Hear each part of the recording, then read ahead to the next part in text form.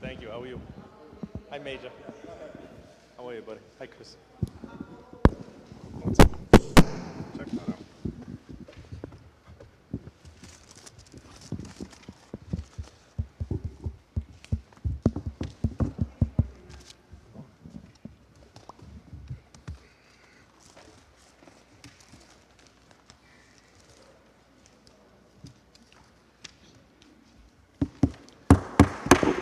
Good evening, everyone. Let the record indicate it is 5:06 p.m. and the Finance Committee of the Warwick City Council is called to order. Need an acceptance of the minutes. There are none. We'll move on to PCR 16019. First item is 2017-064, State of Rhode Island, copiers, printers, etc. State your name for the record, please. Phil Carlucci, MIS Director. This is a request under City Ordinance 612 to increase the award amount on bid 2017-064 by $40,000, bringing the total for the bid to $128,000. At the same time, we would like to extend the expiration date of this award from December 31st, 2019 to July 31st, 2020. As you are aware, we've had some issues with our maintenance on copiers and printers, and my intention, after some extensive research and trying to figure out what the issues are, one of the issues happens to be the way we pay these. We distribute them across all the different cost centers, and the company that we use has some challenges in that area, and we've had some difficulties keeping track of where those printers are. My intention is to take this out to bid, but I would like to do it after the budget cycle in June. I'd like to extend this till then so that we can make some changes in the way we do our budgeting and allow for a little smoother on our part before we get into the new contract with who we go with. Okay, and this contract extension is agreeable by the vendor? It is. Okay. I'm not going to expound on your comments. I'm just going to say that's fine with me if you want to extend it. Any questions from members of the committee? Any questions from members of the council? Any questions from members of the public? Hearing none, I need a motion. Move for favorable action. Seconded. We have a motion for favorable. We have a second. All in favor? Aye. Thank you. 2017-136, Barracuda Backup Server. This is a request under City Ordinance 612 to increase the award amount on bid 2017-136 by $33,350, bring the total for the bid to $117,043.09. We would also like to extend this by 1 year, bringing the new expiration date to October 31st, 2020. This is a late bid to the council or to the committee. It was not intended that we were going to actually extend the maintenance for a year on this particular device. It had been purchased treated as a one-time purchase 3 years ago. So in discussing replacing it, we put money into the capital budget to replace it. In the discussions with the vendor, we were going through the costs, and I said, I see that I got this invoice for the 4th year, and it includes this replacement insurance. I'm not sure what that is, to which the vendor said, oh, you have the replacement insurance. And I said, yes, we do. He said, well, if you spent that money for 3 years, you would lose it. If you spend it for 4 years, that insurance gets you a replacement box free of charge after 4 years. So just to clarify, I said, so if we spend the money on the maintenance and this small portion of a couple $1,000s that's actually allocated to the replacement insurance, and we wait 1 more year, we would get a replacement box free of charge. And she said, absolutely. At that point in time, I thought it made a little more sense rather than spending, the box we have was approximately $75,000. We would probably be spending upward of $130,000 to $150,000 to replace it, along with maintenance for 3 years. It just made a lot more sense to me to extend the maintenance and take advantage of the free box at October of next year. And Phil, so taking into consideration the fourth year lease of $33,000, what's going to be our net savings on that box that typically could run about $150,000?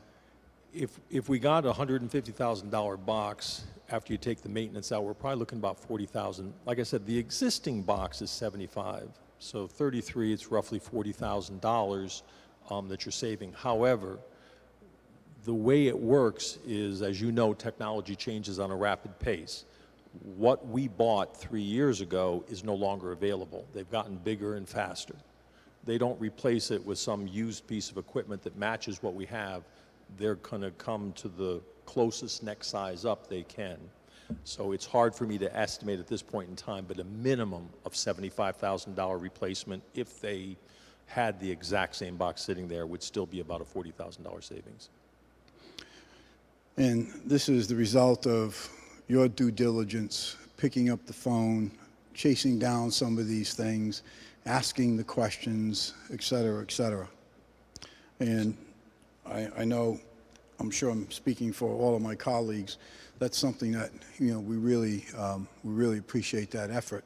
And those savings, that's significant. We're talking significant amount of monies. Had you not picked up the phone and had you not dug into that a bit, we could have wasted $99,000, been on a hook for potentially $150,000, and still have a maintenance contract. Good job. Thank you. Any questions from members of the committee? Any questions from members of the council? Any questions from members of the public? Hearing none, I need a motion. Move for favorable action. Seconded. We have a motion for favorable. We have a second. All in favor? Aye. Aye. Thank you. Thank you. 2019-166, State of Rhode Island ice melt product found on page 26. Christie? Good evening. Good evening. The department's requesting to extend the expiration on this bid to September 30th, 2020. There is no money requested. The state has a little late with their posting of the extension on their behalf, so hence the reason it's technically already expired.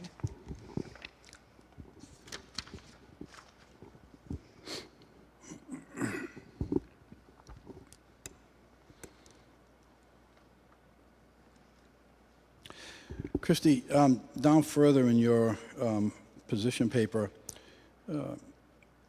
you state that the previous bid expired on September 30, 2019. However, there was a lag in the posting of the new information on the state website. When was this posted? What was the date it was posted? Well, that I'm not 100% sure of, because the way they've since revamped their entire website. On the old website, they used to put the date that it was posted. I check it regularly for the ones that we do utilize, and this one had popped up. I wrote the memo on October 1st, so it came right at the tail end of September, but it didn't allow us to get it to the first council meeting in October or even a council meeting in September, because they probably posted it somewhere in the last week of September. Where do they post it? On the state website? Yes. Well, wouldn't that be on the state website now if we went on the website and looked for it? It is on the website now. That's how I found that it had been Okay. extended. But because of the transfer, they've gone from the MPA website to something different called the contract board. If you look at it, it's completely different from what they were utilizing. So it makes the information a little bit harder to find because they go by contract number instead of MPA number. But it's there. You just have to look for it. But isn't there a date on the posting of There when it was used to posted? be. There isn't on their new one. I couldn't find a date where they had posted it. So how would we know if they posted it in a timely manner? How would we know if, they weren't beyond some requirements of posting if there's no date on it when it was posted? I just check it regularly. Yeah. I go on, pretty much almost every day for the ones that are coming up, or so that's how I find them.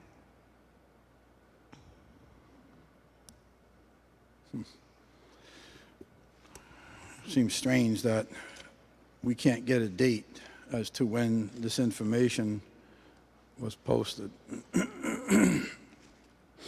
All right. Any questions from members of the committee? Any questions from members of the council? Any questions from members of the public? Hearing none. Need a motion? Seconded. We have a motion favorable. We have a second. All in favor? Aye. Thank you. 2020-157, found on page 38, rodent control. The department's requesting to award this bid to Neogen Corporation for rodent control materials in the amount of $21,000 for a one-year period beginning December 5th, 2019. So this is this something new? No. We've had rodent control before? Yes. Okay. It was a new bid the bid that's expiring December 4th is the new bid. This is the second time it's been bid. And who's our contact in the city for rodent control? Who do we contact? There's an email address, and it's in the highway department. Who's the person? Joe Shalvey. Joe Shalvey? Yes. So he would be the go-to person if we have any of us on the council. If we have an issue with rodents in our ward, we Yes. contact Joe Shalvey? Yes, there's an email, I think it's reep@warwickri.com. It's Wait a minute, REP what? REEP Yep. at warwickri.com, I believe is the email address. And do you have a phone number for him? I don't. Okay, why don't you just send it to all the council members so that, I know Councilman Ricks obviously has had problems in his ward, and I'm sure the rest of us had some different issues. So if you could just email that to all of the members of the council, what Joe's contact information is. I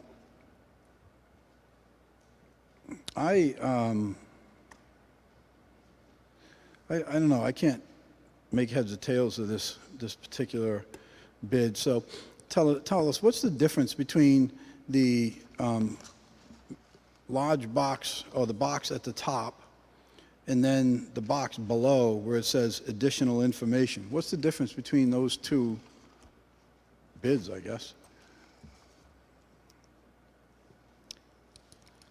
Well, the box at the top is the one that we specified within the bid. And then the additional information was an alternate bid that the bidder submitted. So your RFP that you sent out for this, the original RFP that you sent out, it was specifying just these two particular products right here. Correct. And Neogen did not bid on those at all. They did not, but what they did bid on was an equivalent to, and they were the lowest bidder. It's what they wanted to bid on, right? It's They what they wanted submitted to an bid on. alternate bid. Yeah, I understand that. Did your RFP call for an alternate bid? The bid language allows for them to submit for an alternate product if it's equal to. And with the other bidders, let me back up. So this alternate bid, this material description, easy clean, rat bait, et cetera, where did those products come from? Who put those products out there? The bidder. The bidder submitted it. Neogen. Yes. So the other vendors had no knowledge of these other products being bid on, is that right? The other, I can't speak for the other vendors. They bid, I'm assuming, what their product is. Neogen has an equivalent product too. The Protecta LP Black and the 18-pound pail of the finial block. So this alternate bid, these products, have you ever used them before? No, not specifically. Have you ever requested them before? No. Why did you request the two items at the top? The two items at the top are what we bid last time, Okay. which this vendor, Neogen, actually bid last time. They have an alternate product they're offering to us at a lesser price, which does the same exact job. So what's the difference between Protector LP Black and Easy Clean Rat Bait Station? What's the difference? They're both just the box that Just the they box. go into. Either way, it's So who are you going to buy the box from? Neogen. We would get both items from Neogen. But they didn't bid it. On their alternate bid that they submitted, we would buy it They from. didn't bid K-Clean, Easy K-Clean, or Easy Clean Rat Bait Station. They didn't bid it. They bid the 00560 Cafe Bait Station, Okay. and then the Havoc Attack Block. Oh, I see what you're saying. Okay. Univas Solutions bid the Easy Clean Bait Station. Correct. Got it. Okay. Okay. And this final blocks, 18-pound pail, what's the difference between that and the Decimax blocks? What's the difference? It's all basically a poison, I guess. I understand like that. an But attractant. I would assume for the significant difference in price that there's got to be a difference in quality. There's got to be a difference in the ingredients, what it does, what it doesn't do, what it could potentially impact on wildlife or vegetation, et cetera, et cetera. I don't know. But to me, I would think that there's got to be a difference between those two items for the significant difference in price. You don't feel there was any difference, I don't believe so. but we're not sure. No. Okay.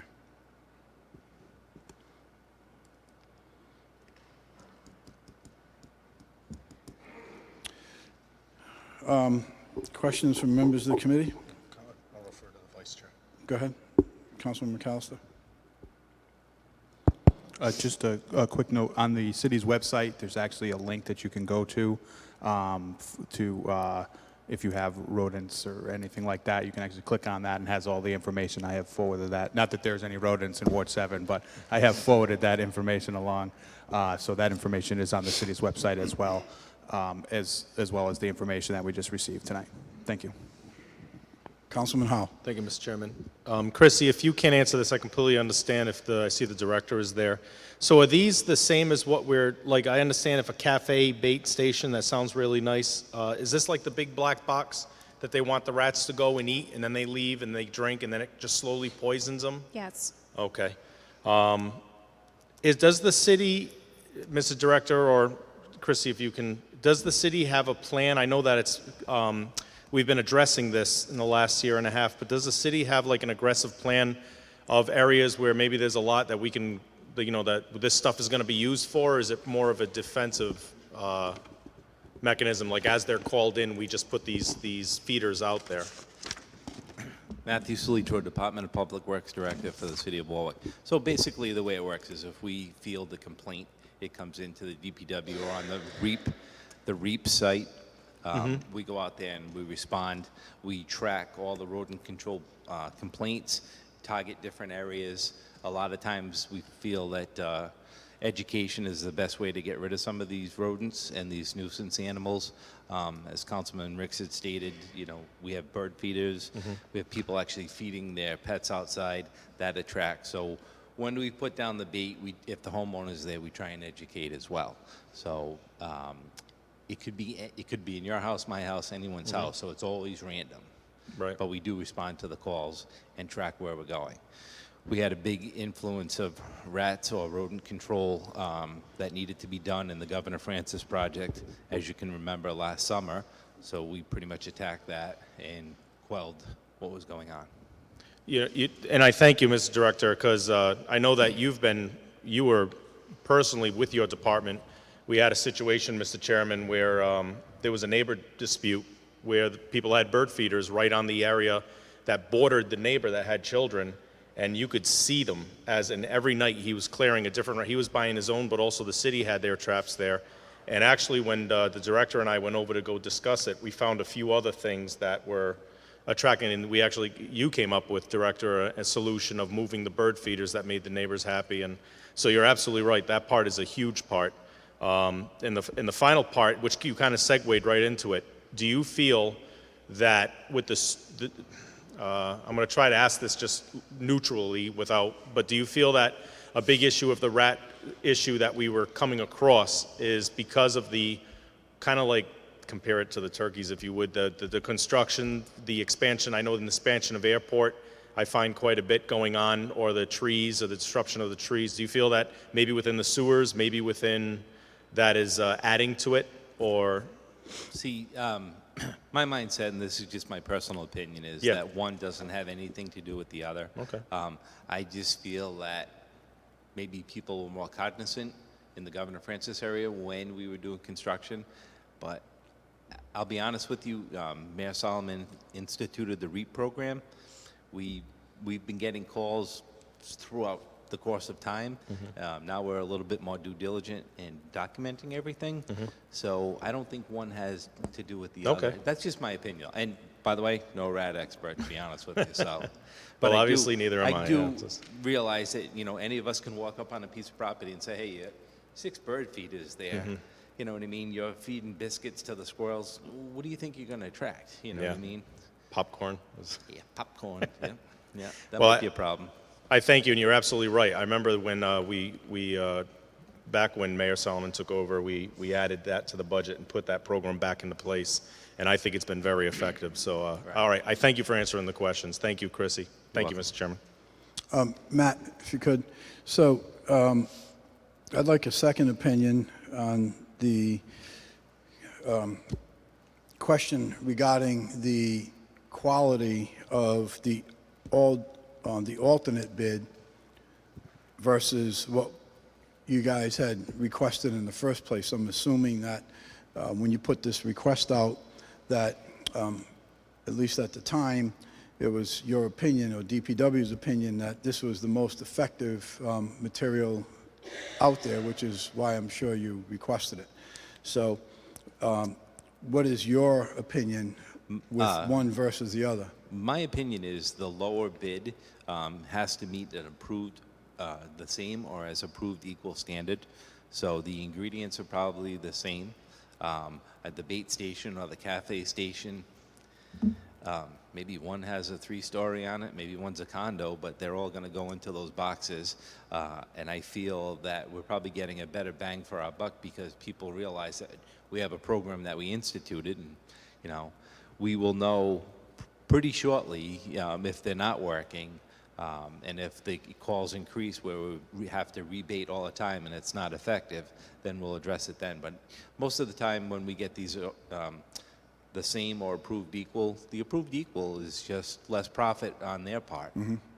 So Okay. personally, again, not a big rat guy, but Right. I would go with it. If you could, next day or two, or Christie, forward me a copy of the RFP for this particular bid. Okay. Any other questions from members of the committee? Any questions from members of the council? Any questions from members of the public? Hearing none, I need a motion. Seconded. We have a motion favorable, we have a second, all in favor? Aye. Thank you.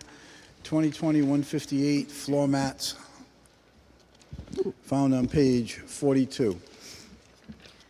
Departments, excuse me, departments requesting to award the bid for floor mats, wet and dry mop rentals in the amount of $12,000 to UniFirst Corporation for a 1-year period beginning January 1st, 2020. Christie, what did you spend, excuse me, on this item last year? I'm sorry. What did you spend on this item last year? $9,627.89.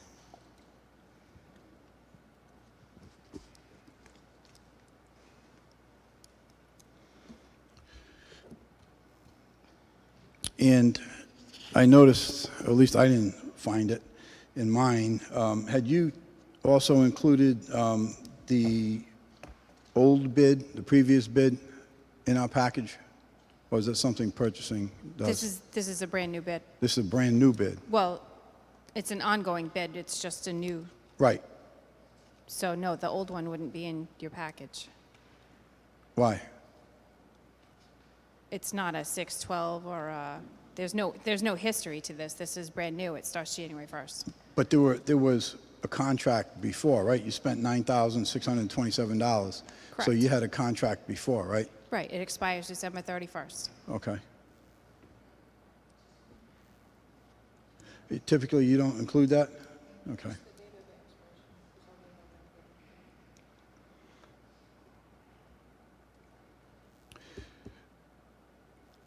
The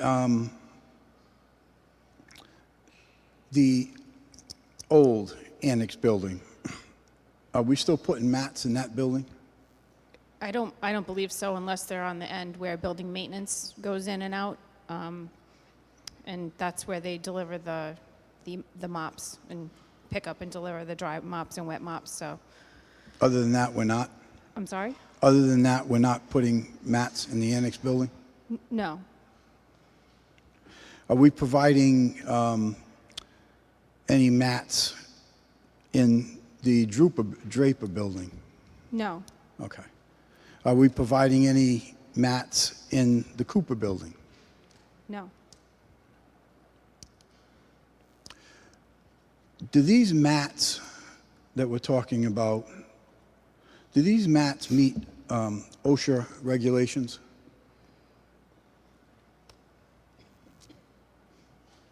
I would imagine this company we've been dealing with for several years, they're a reputable company. I can't imagine that they would give us mats that weren't OSHA regulated. Are you aware of a requirement No. that these mats have to be OSHA approved? No, Well, I'd like to know if these mats that these companies here are bidding, or particularly in this case, UniFirst, if their mats meet the OSHA January 17th, 2017 regulations. Because there is regulations that speak to this. And I just want to make sure that they do meet it and we're not looking for any headaches.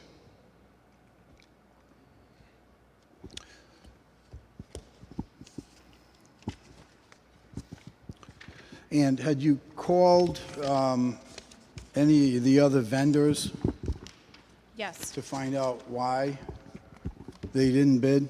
yes. Actually, I actually happen to also have the brochure for this particular vendor right here. So I'm sure that they're, yes, we did call the other vendors. Let's see.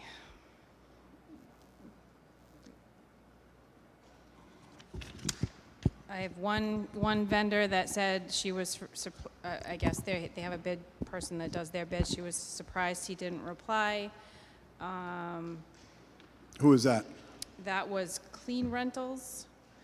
Got the same response from New England Industrial Uniform. And that, I'm sorry, I couldn't hear what you said on the response. What was the response? The woman, Ann, that she said she was surprised that Mark didn't reply. Okay. We got the same response from New England Uniform. He didn't see it. The gentleman, Matt, didn't see it. Crown Uniform, general voicemail. Coin was closed.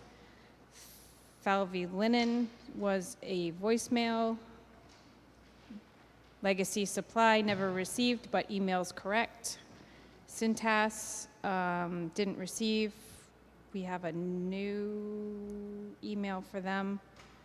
And Aramark didn't know what, didn't even know what we were referring to, so.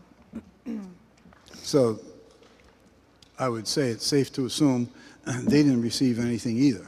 I couldn't speak to that. Okay. Just going by what was said. Okay. They didn't seem to know what was going on. Chrissy, don't you think that it's odd that 4 of these vendors told you that they never received anything? Right email, never received anything? Because I, too, make all these calls, a lot more than I care to have to make, and I'm hearing the same thing. that either it's the wrong email or, yeah, it's the right email, but, I never got anything, et cetera, et cetera. So don't you think it's odd that 4 of the potential vendors are telling you that they didn't receive anything to bid? I can't speak to why, we have a couple that said, yes, the email is correct. I'm not sure why someone didn't reply. That's not, we can't make them respond to our bid. If someone overlooked it, which I have on another bid, I spoke to someone and he said, nope, I dropped the ball, I overlooked it. That's not something that we can do anything about. So I think that, we did our homework and we did the best that we could, and if people aren't responding and saying, yes, we got the email, or yes, that's correct, and not responding to it, then... Yeah, I could see it, one vendor out of, 5 or 6. But when you have 4 vendors out of 5 or 6 or 7 that say, we didn't get anything, I would question that. I would want to know, well, why aren't they getting these bids? Because that's what I'm hearing. And we're going to have other discussions on this further on in this meeting as to why they're not getting the bids. I just find it strange that, we don't have a better answer for that. And I'm not saying just on you, Christie. I'm saying on all departments. I'm saying on purchasing, that we don't have a better answer for it than, well, we sent it out and they didn't get it, so, I don't know what to tell you. I can't force them to bid. I don't know. It just seems odd to me. The bigger question here is whether or not these mats meet OSHA requirements, and you don't know. I don't know if the Director Salitro, would you know if they meet the OSHA requirements?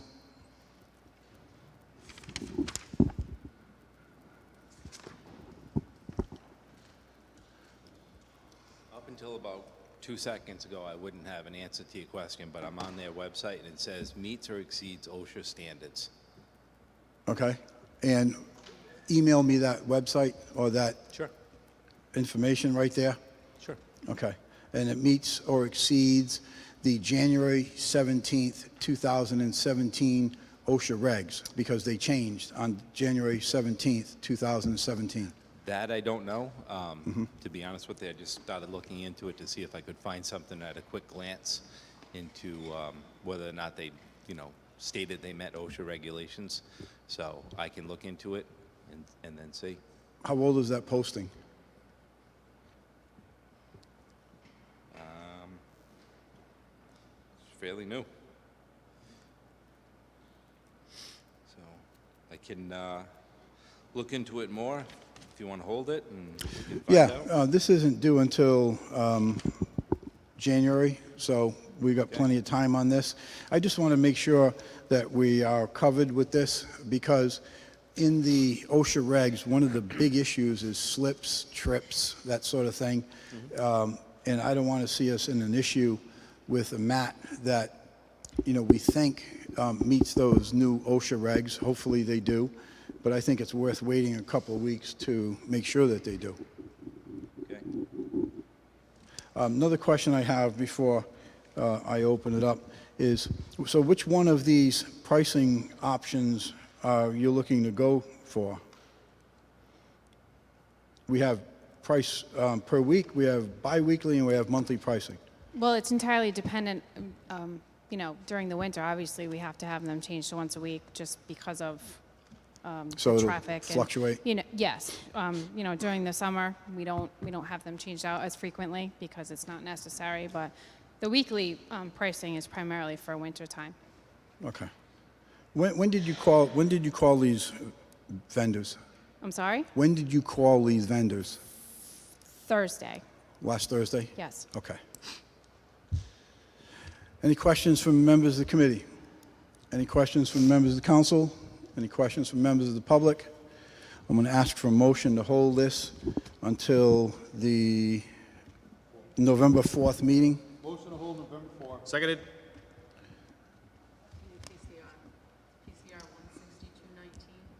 PCR 16219, thank you. So we have a motion to hold PCR 16219, formerly 2020-151, until November 4th.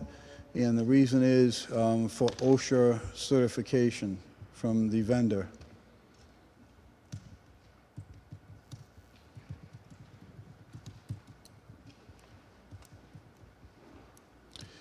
All right, we have a motion, we have a second. All in favor? Aye.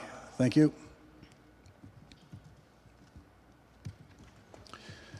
Item 2020-159, purchase various tires, found on page 45. And I'm going to request both Christie and the major to come to the podium. Let's just deal with these right now. Found on item 45. Page 45 is 2020-159, and found on page 52 is 2020-159B.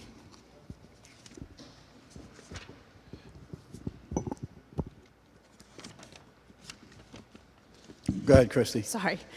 The Public Works is requesting to award this bid for the purchase of various new tires to Sullivan Tire Company for a one-year period beginning January 1st, 2020, in the amount of $100,000.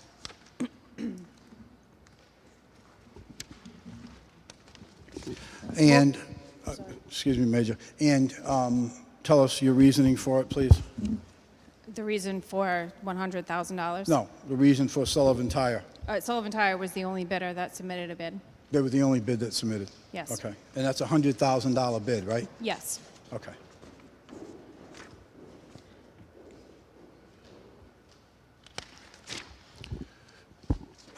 When did you receive this bid? Purchasing? Patricia, do you know? When was the bid opening? I have that as part of my list, and I don't have the list with me tonight. Oh, wait a minute. Hold on.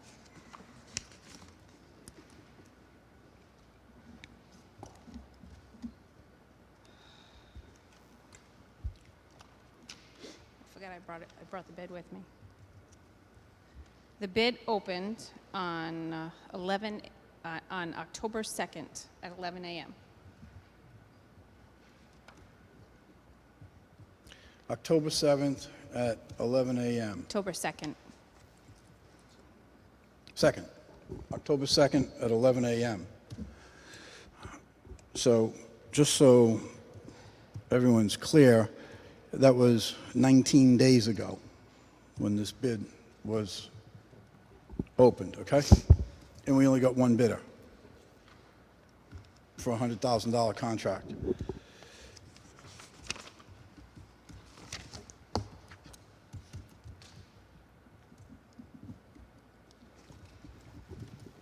Christie, did you call any of the other vendors to I- ask them why? I called all of them. You called all of them? Yes, Okay.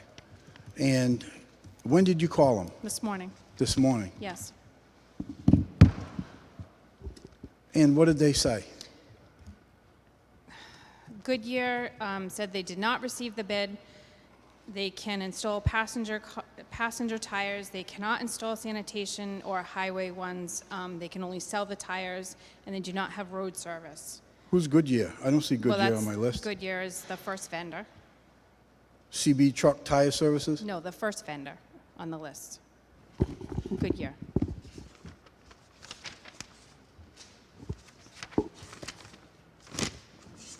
Oh, I don't know how you don't have, you guys, so I have Goodyear, so I have one more vendor than you do. Excuse me, if anyone wants to speak, just be recognized.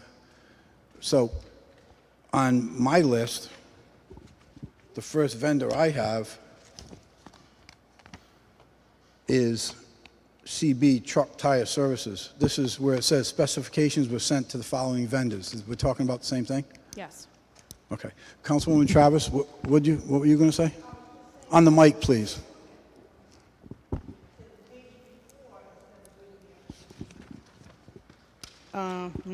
Item 38, it's saying Goodyear, so I mean, they were on the No, list? it says Goodyear is the brand of tire. It's not the vendor. Oh, okay, I see. So, I know, and that's what Christie said was Goodyear. I'm confused because I don't see any Goodyear on my vendor list. So, all right, so you talked to all of the vendors and you talked to them this morning. Yes. And One said they never got the bid. What did the others say? The CB truck tires, the gentleman that I spoke to said he wasn't sure if the owner received it. He gave me an email address for next year. Ocean State Tire said they got the bid. It was an oversight on their part that they didn't submit it. Pete's Tire Barn said that the email was correct. He's not sure why the gentleman that handles that didn't submit a bid. Number 5, Rhode Island Tire, the business is closed. And number 6 does not do the heavy, like our heavy trucks.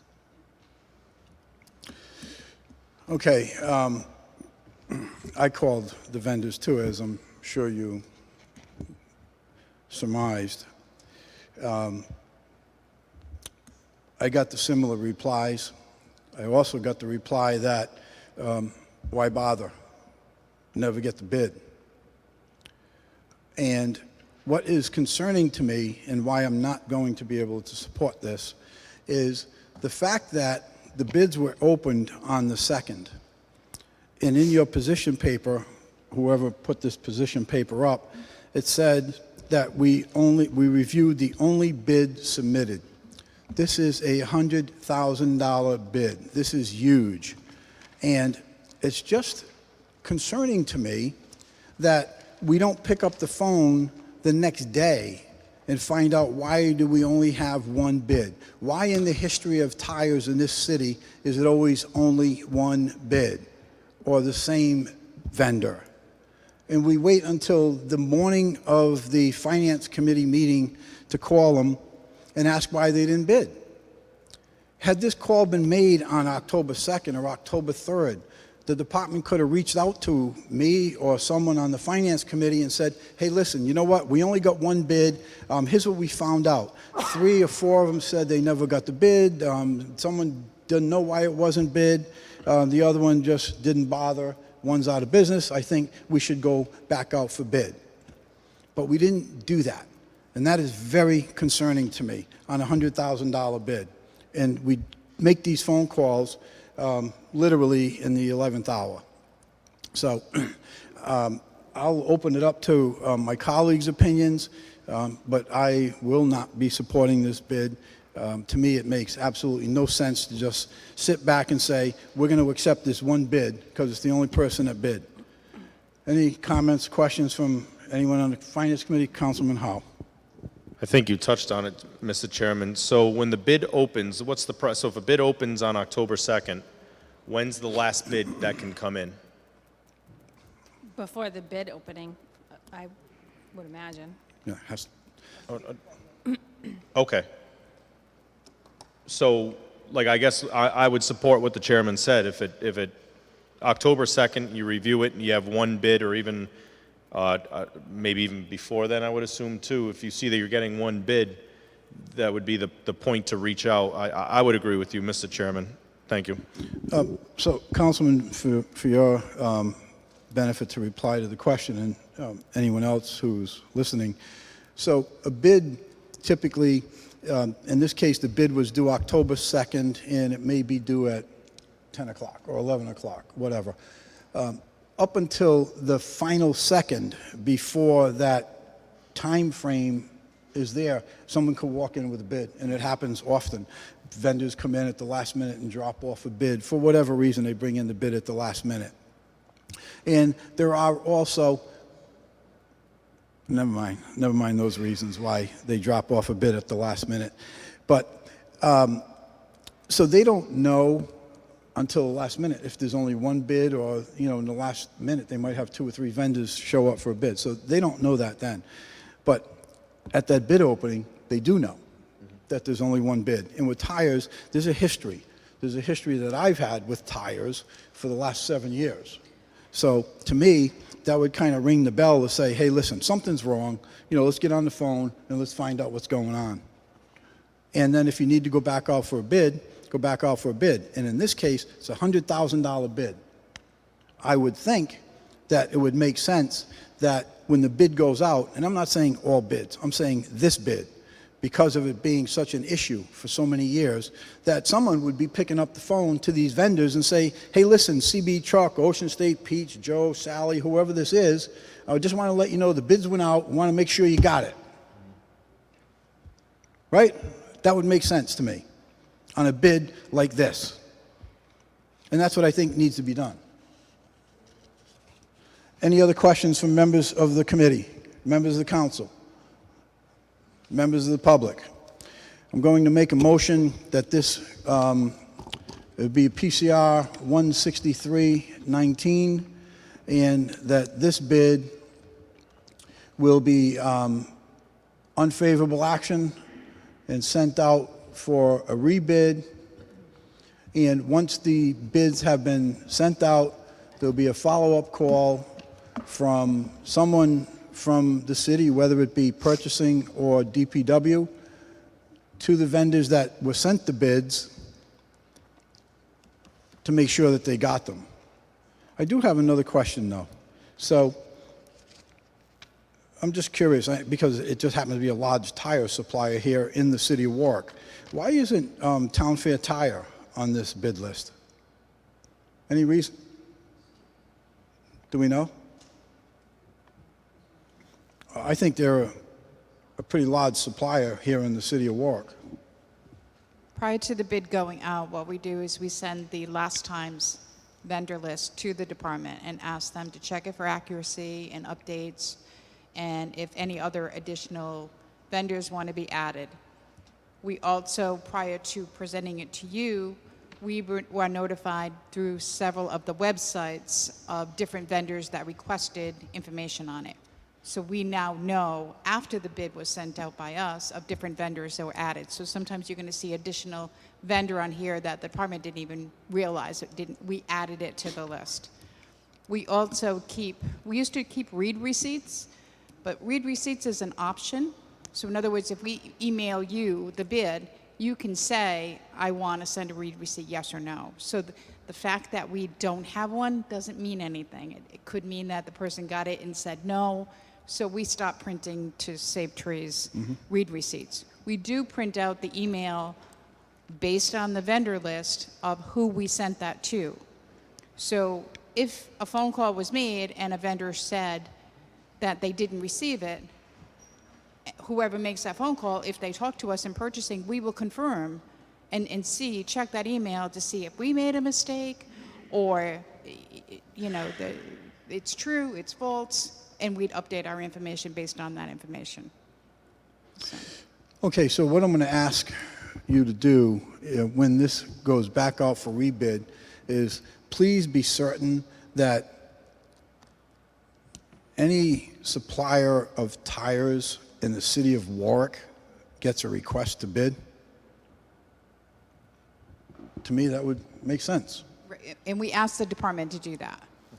We asked them to add those vendors to the list, Okay. and we would gladly send it out. Well, we know there's one for sure that's not on this list that I see here in front of me. Okay, so we have a motion. We have a second. All in favor? Aye. I'm sorry, that's not true. I made the motion. I need the second. Seconded. Okay, we have a motion. We have a second. All in favor? Aye. Aye. Thank you. Thank you, Christie. Major? The questioning is going to be pretty similar. So did you reach out to the vendors? I did. So Jennings and Ocean State both stated to me that they didn't receive the bid, and I confirmed with them the email address that was listed on the purchasing email that I had received. I was CC'd on the same email. So the emails did match up. They did receive them for whatever reason. Maybe it got lost in the shuffle, but those two vendors did receive it. State Tire, if you look on the list under email, it says State Ture, which is a typo. I assumed it was supposed to be a State Tire. I emailed that gentleman.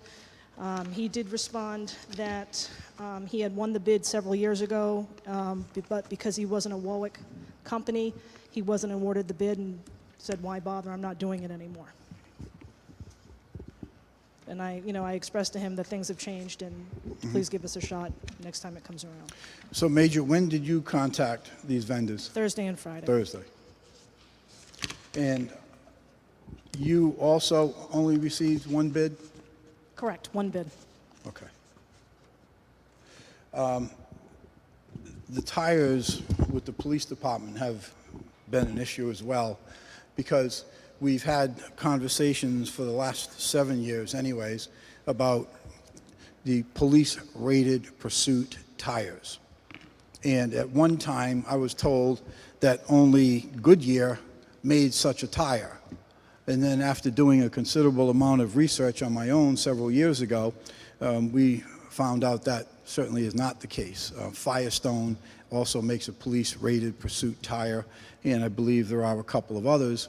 And in some cases, the tire manufacturer are the ones that rate their own tires. It's not even an independent testing laboratory, so they come up with whatever suits their fancy for what we're going to now rate a police-rated pursuit tire. It's not like it sends out to, the tire lab down in Science Court somewheres, and we come up with this, fair and equitable specs on what a police rate pursuit tire is. And those tires, with the Goodyear tires, are, at least the last time I looked at numbers, some of those tires were considerably higher. And I understand and get the necessity for these certain qualifications and requirements for the safety of our officers, et cetera, members of the public that may be in any type of a situation where the police is having to deal with them. But I have the same concern. Your bid is a $24,000 bid, I believe it is. So between the two departments, we're talking $124,000 worth of tires. It's a big number. And I have the same feeling with yours, Major, is that this is something that should go back out for a rebid, and it's something that should have the same protocol as we just had with the last vendor. We're purchasing, well, bless you, where purchasing is going to follow up with those vendors to make sure that they receive the bid. And I just think that it's happening way too often that we're hearing, at least from the calls I make, which are quite a few, that I never got the bid, it's a wrong number, whatever. And I'm not saying that it's our responsibility to babysit vendors. No, it's not our responsibility. But when we hear these same things over and over, that they haven't received it, or we have the wrong information, et cetera, some cases, that person hasn't worked here in 2.5 years. That's a concern. So with the number as large as it is, yeah, I think we need to give a little bit more attention to this particular thing. So any questions from members of the committee? Any questions from members of the council? Any questions from members of the public? Hearing none, I'm going to move for unfavorable action. The same requirements as 16319, go back out for rebid with a follow-up to the prospective bidders to be sure that they in fact receive the bid. That is a motion. I need a second. Seconded. We have a motion. We have a second. All in favor? Aye. Aye. Thank you. Thank you, Major. I'm sorry, PCR 16419 has received favorable action for an unfavorable motion. How do you want to word it? What's the difference between this one and the last one we just did? What's that? It's unfavorable action. Right.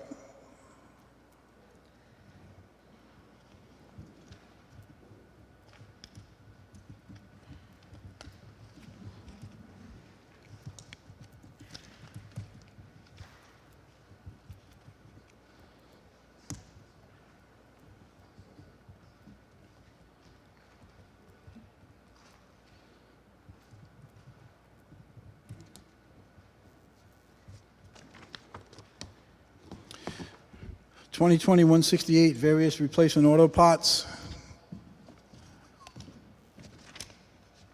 And that is found on page 59. Major?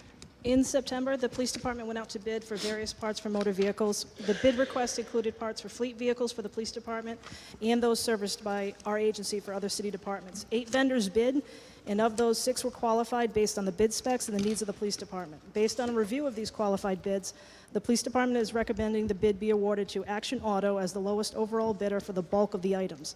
Lawson Products, Tifco Industries, and East Coast Terminals are recommended for specialty products that Action and each other don't duly supply.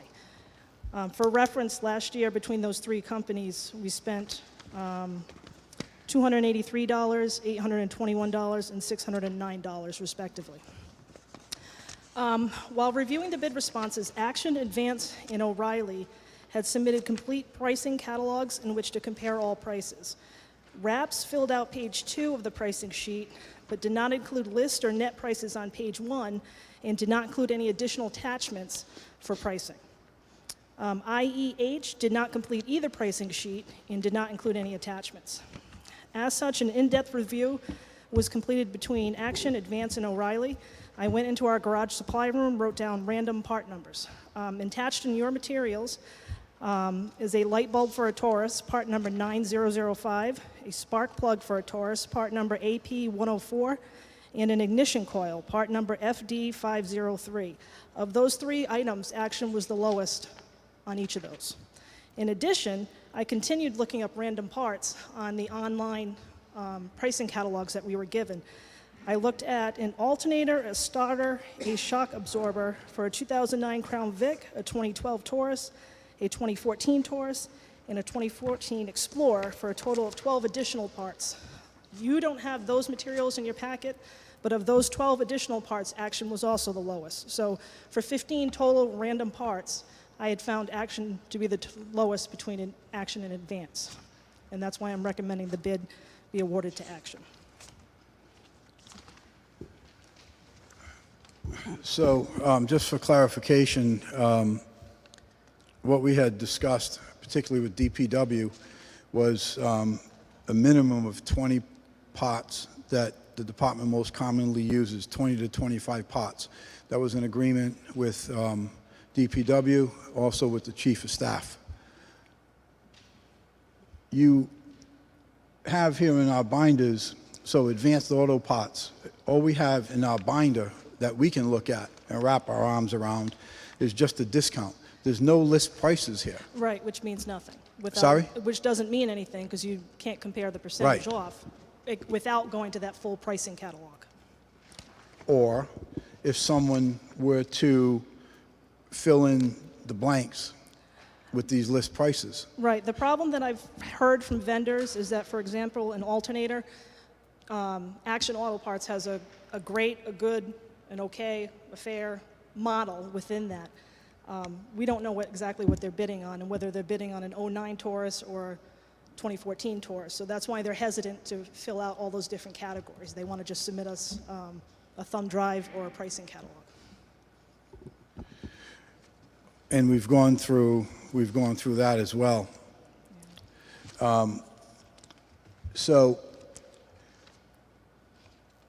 what we're looking for is for the department to come up with the 20 pots. And here's the alternator, here's the starter, here's the brake pots, here's the spark plugs, here's the fuel pumps, etc. So we have something of substance that shows us that Advanced is a better deal at 8% or 65% or whatever. And that's what we don't have. We have it on some of these other pots from Advanced and others. Yeah, 6 of them did it on page 2, but none of them filled out page 1. Which is why I had to go look for the pricing catalogs.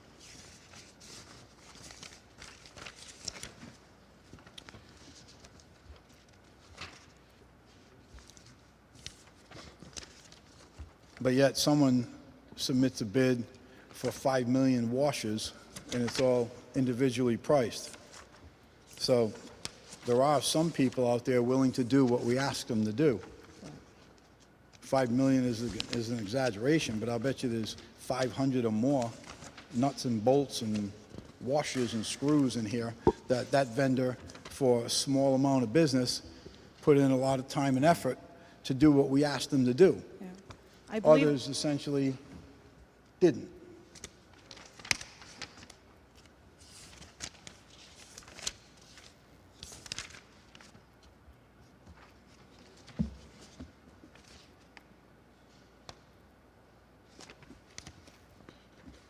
Do any of the vendors ever suggest that their prices, their list prices are confidential? no. No.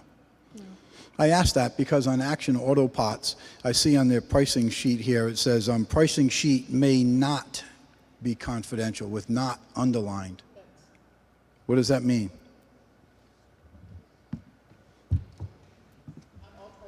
On all bids, we have that statement now. We've had Okay, that's people- us putting it right. on there. Okay. Thank you.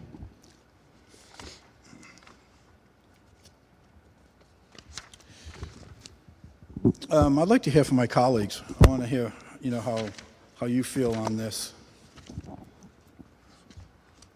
Councilman McAllister. So Major, but you did go through and you pulled out to see and compared the individual parts. You said you listed, and that's Action Auto Parts was the lowest overall bidder for the bulk of the items. So you went through and compared So yourself? what you have in your materials was a comparison between Action, Advance, and O'Reilly. And O'Reilly wasn't in the mix. The other two really were. So the further review that I did was between Action and Advance. And that's what I have here with me. But you went, yeah, so you drilled and drilled down and went through to make sure, Correct. and overall, the lowest bidder was Action Auto Parts from all that went Yes. through, correct? And you said that you pulled about the 15 most commonly used parts that we order from on that.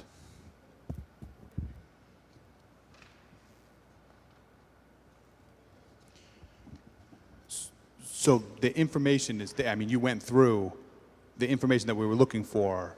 You went and got it. Right. You dug through Unfortunately, to the get it. vendors didn't all list it on that first pricing sheet, so I had to go find it when they referenced on their bid, please see this website, here's your username, here's your password. That's how I was able to go in and compare. To do it, yeah. So you did the extra legwork when the vendor didn't provide it. Correct. So you were looking for the information that you knew that we were going to be asking Correct. for, and you did provide it, and that's how you made your recommendation to us. Correct. Okay. Thank you, Major. So Major, you said that you had contacted 2 of the 4 vendors that you're recommending for price comparisons? Right. I compared between Advance and Action. That's who I whittled it down to at the end. But the 3 other vendors are the specialty components. Ultimately, Action was the one that was the lowest on the bulk of the items that I looked at. Okay. Councilman Howe, any questions? No, I think she explained it. Thank you. So Major, on those items, those 15 items that you had contacted the 2 and got the comparative bids, do you have that with I you? do. I can show you right now if you'd like. Please. To the solicitor.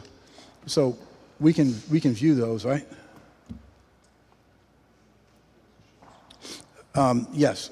She had made the calls to 2 of the vendors for price comparisons, and she has those down. Yes. Okay. Yes, please, Major. Thank you.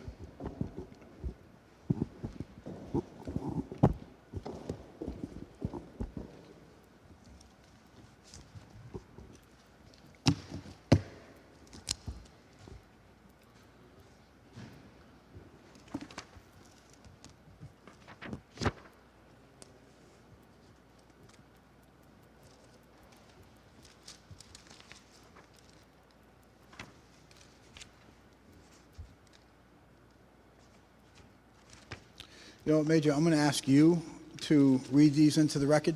Sure. I think you can probably make more sense of it than I can, at least a lot faster. Thank you.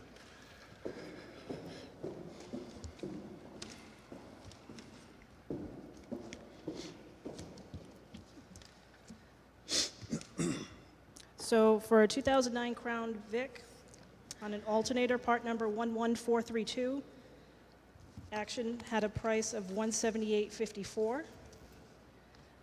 At Advance, part number 11432, same part number. Advance had a price of $239.19. For, again, a Crown Vic, for a starter motor, part number 3221, Action had a price of $69.11. Advance, part number 333221, had a price of $101.19. For a Monroe shock, part number 550018, Action had a price of $34.61. Advance had a price of $52.69. I have 3 other vehicles. Do you want those read in as well? Please. Okay. For a 2012 Taurus, for an alternator, part number 11273, Action had a price of $120.24.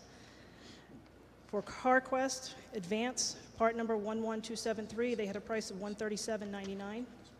For a starter motor from Action, price was $137.55. From Advance, the starter motor had a price of $141.67. For the shock absorber, part number 5648, Action had a price of $52.36. Advance had a price, part number 5648, of $79.89.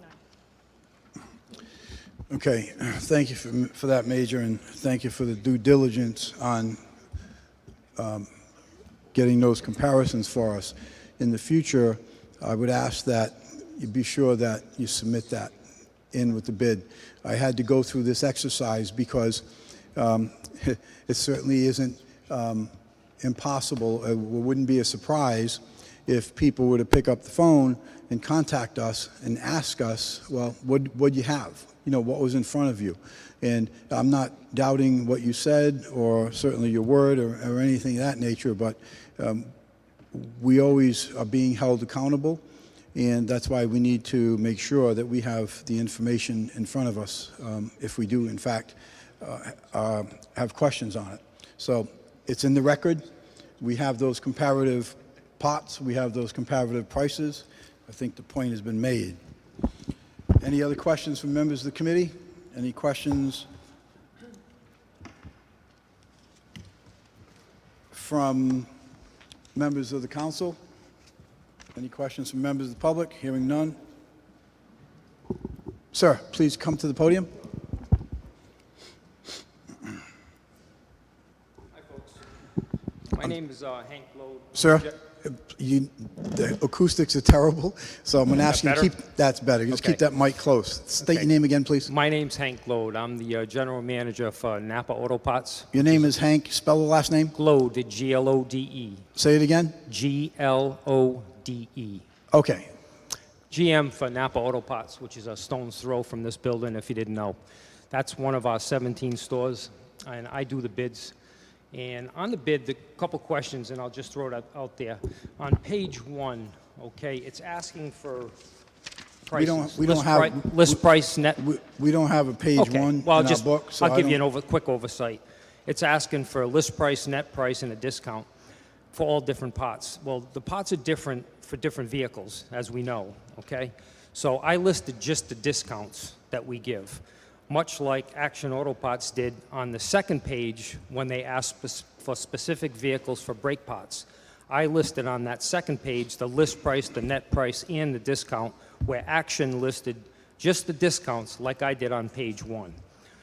When you list just the discount for a specific part, I mean, a discount off of what? It can be, you can make up the list price. So I could do that too, but mine's all legit. So several weeks ago, I came over when the bids were open. I was the only one there, and I was able to look at all the bids. And I felt as though myself from Napa, O'Reilly's, and Advance were contenders, and I didn't think Action was, because when on that page 2, they didn't fill it out completely. They just put the discount.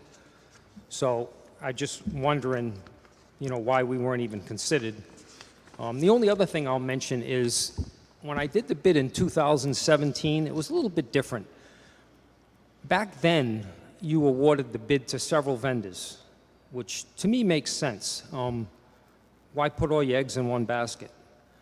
It gives the highway department as well as the police department, able to call and get a price. Or what if Action doesn't have something? They need to get it. They need to get the vehicle repaired. So that's the way it was for years. And I guess in 2018 it changed because I didn't get the bid in 18 and now I didn't get the bid again. I'm just wondering, maybe you folks should consider putting more than one vendor on that list. Back in 2017, I want to say there was probably 6 or 7 vendors for the highway department as well as 4 or 5 for the police department. And, we all got our share. So as far as where I'm going with this is I just don't think, the bid was looked at the way it should have been. To say mine was incomplete. If mine was incomplete, so was an Action, because he did on page 2 what I did on page 1, if that makes any sense. You don't have that in front of you, I understand that, but if possible, I'd like someone to take another look at it.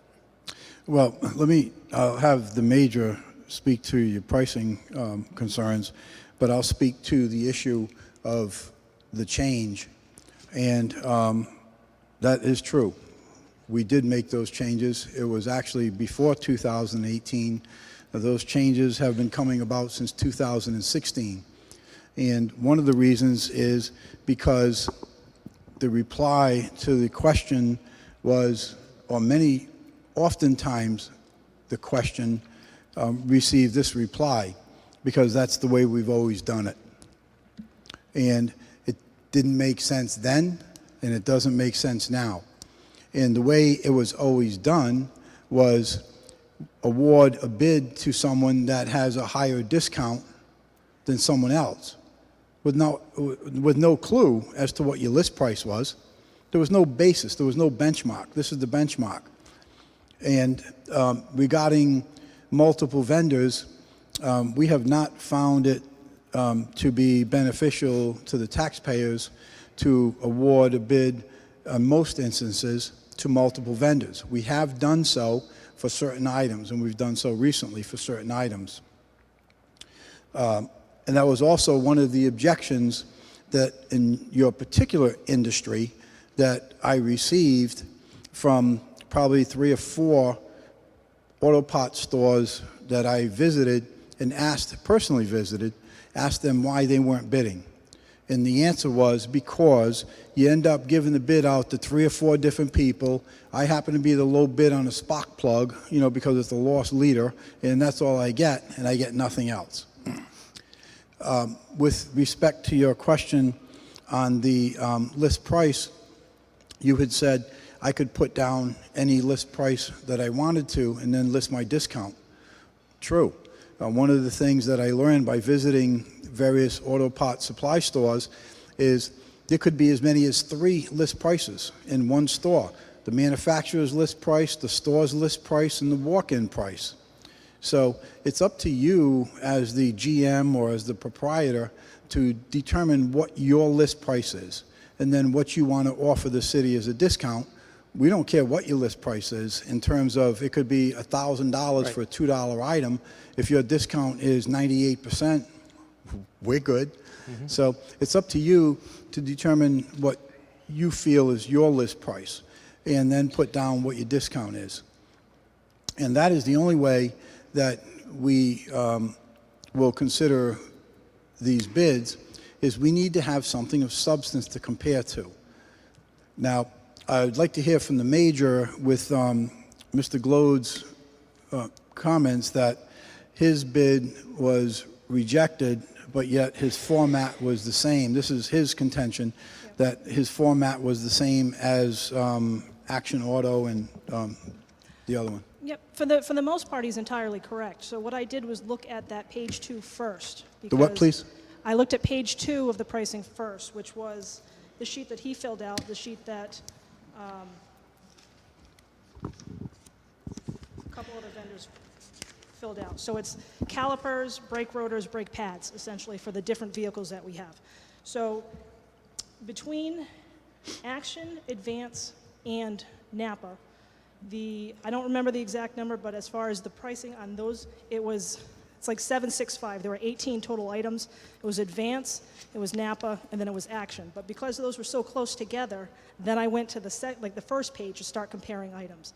Action Advance had given me the online pricing catalog where I could go through those two catalogs. Napa did not give me a pricing catalog. So that's why I wasn't able to go further reviewing the page one items with his items. So you had no way to clarify. Right, his first page had the percentages like the other ones did, but the other ones also included the full catalog, so I Okay, could look it up so and do they the gave legwork. you the full catalog, I would have needed that, then I could compare apples and apples.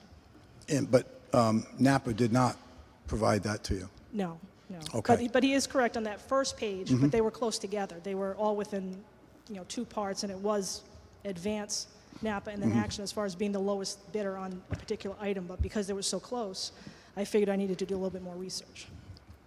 Okay, that clears it up for me. But to take it a step further, partly for Mr. Glow's benefit in the future and any other vendors, initially when this Finance Committee sent this item or one of these items back out for a bid requesting all these list prices, and I'm pretty sure it began on pots. I can remember some folks in the former administration saying they'll never get any bids, nobody's going to bid, nobody's going to provide them with the list prices on all these items. It ain't never happening. And if I remember correctly, I think we actually increased the count on those new bids. I think it was 11 bids that we had received, which was much greater than what we had before. And we had a much more competitive situation, and we certainly had something that was fair and equitable because the benchmark was there. It was established with the list price. And I know I have no intentions of changing my feelings on this or my position on this, how we do this, because that is the only fair way for all the vendors. You can have whatever your list price is. Whatever you need for list price is fine. Whatever you want for a discount, that's cool. The net price is what we're concerned with here. So it's very important that the vendors realize that you need to submit it on a CD, a catalog, a thumb drive, whatever you need to do, because believe me, we are always looking to support our Warwick businesses, and we're always very anxious to have our Warwick businesses bid successfully on whatever it is that we happen to be working on. But we have set protocol, we have set policy and procedure, and it's been beneficial to the taxpayers in the city, and I certainly believe that that's the way we're going to continue with it. So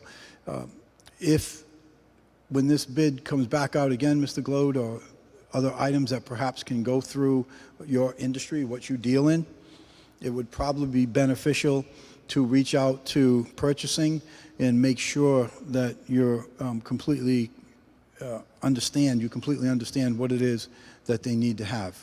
And for the pots, it's simple. Boom, hit the button, burn off your whole book, send it over. And then, as the major did, they can start chasing it down, or they'll request what they need to do is give you 20 items of pots and say bid on it. Okay? All right. Sir, back to the mic, please.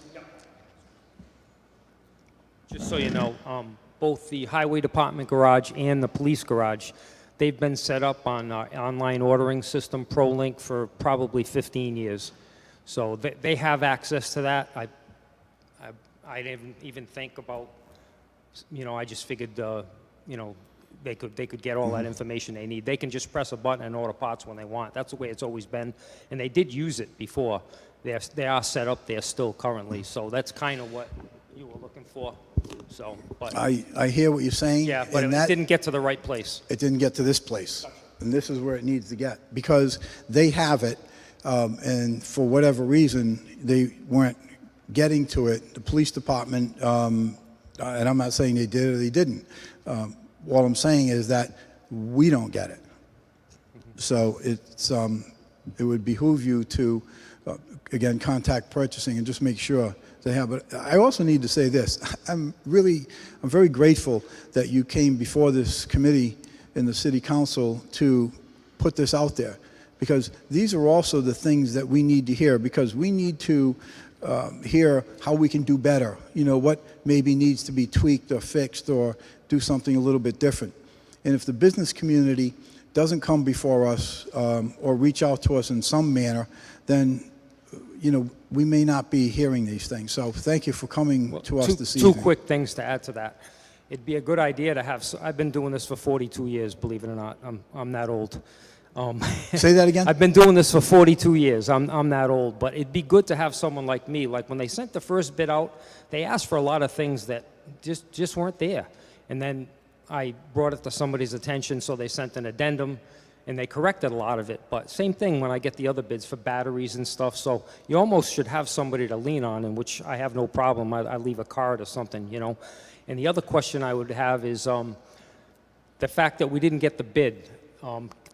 Can't they still spend a certain amount of money if they're in a jam and they need to get some hard-to-get pot that Action can't supply? I think, isn't there a number? There is. There is. It's called, they can do it under a 56.6 if it's under a certain dollar amount, or the mayor can always issue a 3.3, which is an emergency requirement, and get a battery. Because that's what we'll get. We'll get the calls for the hard-to-get stuff that we have, because their inventory is huge, and, with 17 stores in a distribution center, and we usually can bail them out of trouble. But I just want to make sure we can still sell them some stuff. So you get those calls from who? From both, from the Public Works and the Police Department. Got one today. So the store manager called me because he knew I was coming here. They bought some brake pads and they didn't come with hardware, and they couldn't get the hardware. So guess who got the hardware? Boom. $13. Interesting. Yeah. Thank you All for right. that. Okay, thanks for coming. Okay, any other questions from members of the committee? Any questions from members of the council? Any questions from members of the public? Hearing none, I need a motion. Seconded. We have a motion favorable. We have a second. All in favor? Aye. Thank you. Item 2020-170, Scott Air Pack, found on page 139. Good evening, Jason Umbenhauer, Assistant Chief of the Fire Department. Good evening, Chief. The bid for Scott Air Pack X3 Pro SCBA and related equipment has been carefully reviewed by the Fire Department. One vendor submitted a bid. After evaluating pricing, the vendor has fully satisfied the specifications. Therefore, we recommend the bid be awarded to Shipman's Fire Equipment out of Waterford, Connecticut. After contacting several vendors that did not submit a bid, we are made aware that currently only one vendor is authorized by 3M Scott Health and Safety to sell Scott equipment inside the state of Rhode Island. Therefore, Scott Fire Equipment is the sole source vendor for this product. Purchase of this equipment is required for the fire department as we begin to replace our SCBA and cylinders that are approaching maximum service life in accordance with NFPA 1981. Funding for this project will be from budget 35218 SCBA cylinders, $30,000, and 35235 firefighting supplies, $20,000. Current bid expires on 10/22/19, and if approved, the new bid will have an effective date of 10/23/19 through 10/22 of 2020 for a total amount not to exceed $50,000.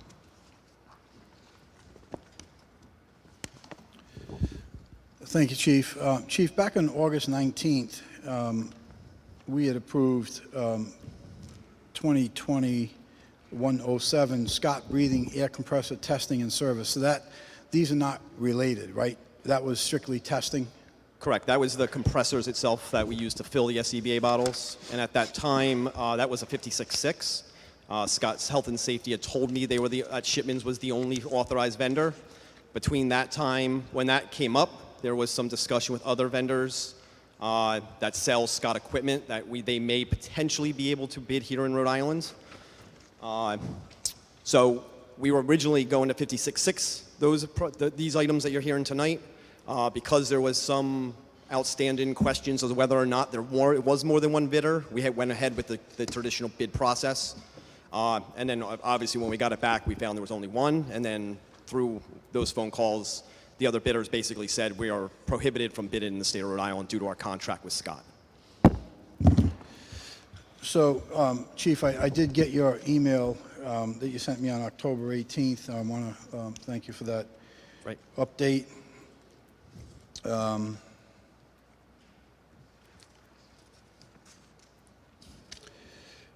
You stated that also the vendor did note in their proposal that they are willing to submit a very lengthy list of all pot pricing, et cetera, as requested in the bid specifications. You said that you can forward that document to you, meaning me, on Monday if you receive it. Did you receive it? That's going to be the next bid that's up on our agenda, not this one. That's going to be Oh, the I'm sorry. service bid. Okay, that's 2021-71. But to answer Got your it. question, Okay. no, I did not receive it from them yet as of by the time I left today, but I can definitely still get that to you. But we could discuss that in the next item if you want. And tell us again why this bid has to go to Shipman's here.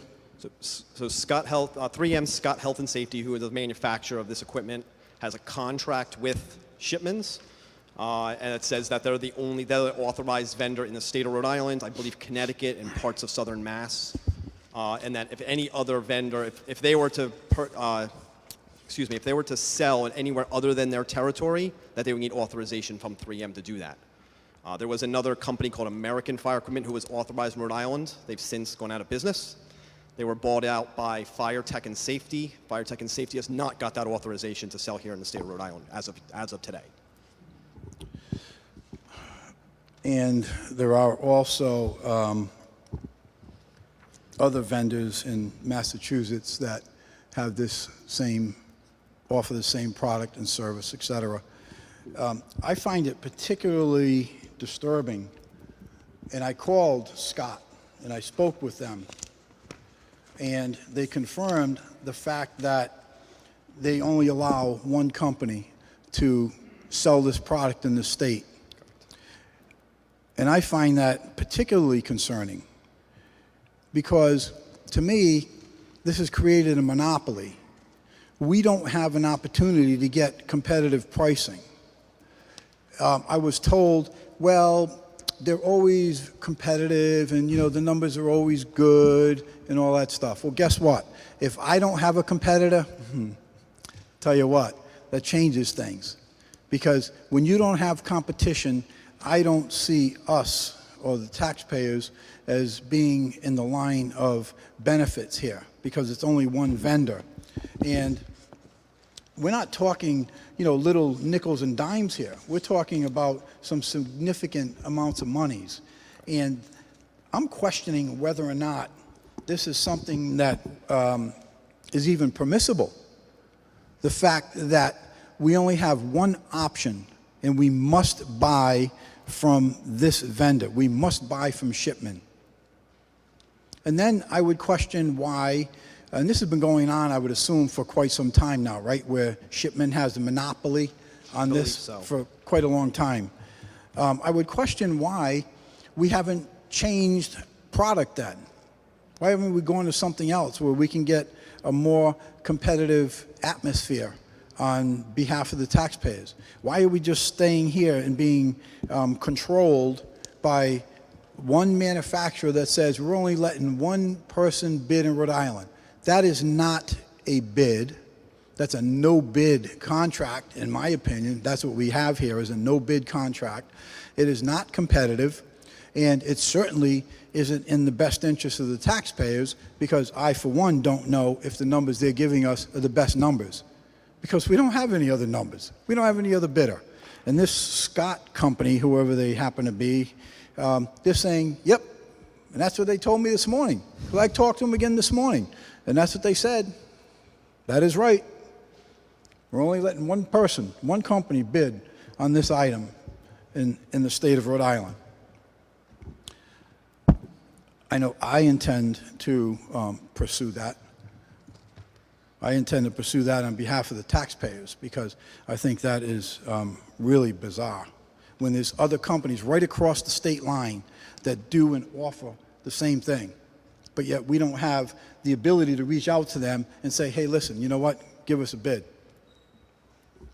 I have the same frustrations. I've been 4 months of back and forth between vendors trying to square this away, and it doesn't seem right to me. That's why I argued and argue with vendors. Like, somebody has to be able to bid on this. We have to be able to piggyback a Massachusetts NPA or something, but we can't. I have asked the vendor if we could use Mass NPA pricing, and they said they can't offer that because we're not in Massachusetts. They say they can't offer that. They can't offer us Yeah. Massachusetts NPA pricing. Well, I'm glad to hear that the fire department is sharing the same frustration. Very frustrating. As I have, because, I'm plenty willing to work with you on venting some of this frustration.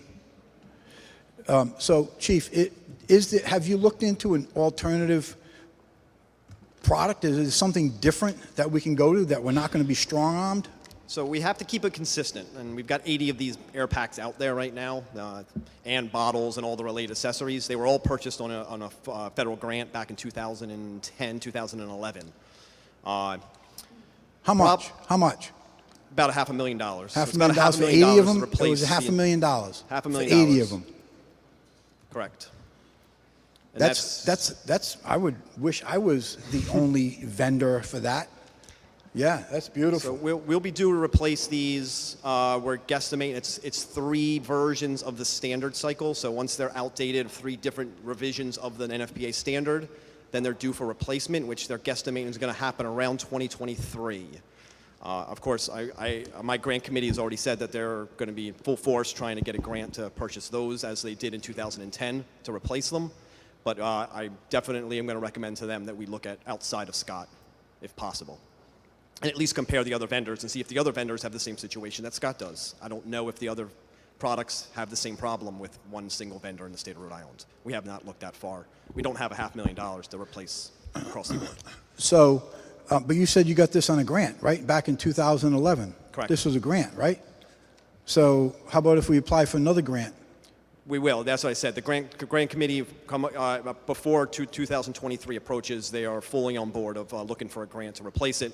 And we will be looking at more than just Scott when that. Why can't we do it before 2023? Well, these air packs are going to be good until 2023 All at of them? minimum. All so 80 of them? I would not request to replace these until we need to replace them. So all 80 of them are going to be good until 2023? No, enough of them that are frontline units. We only have about 56 that are frontline units. The others are spare and older dated ones that we use for training and those type of exercises. So how many are you looking to purchase now? Right now, we're not looking to purchase any of the air packs themselves. This is mostly going to be bottles, which are coming up on end of life. That's Okay. the $30,000 to replace cylinders. That's something that consistently has to be replaced. And then we have to replace a lot of the masks. Everybody's got an individualized mask, and we get those start to get worn and need to be replaced. That's the other $20,000 of this. We don't anticipate buying any actual item number 1 SCBA. But we need a bid in place in case we do need to purchase one in an emergency.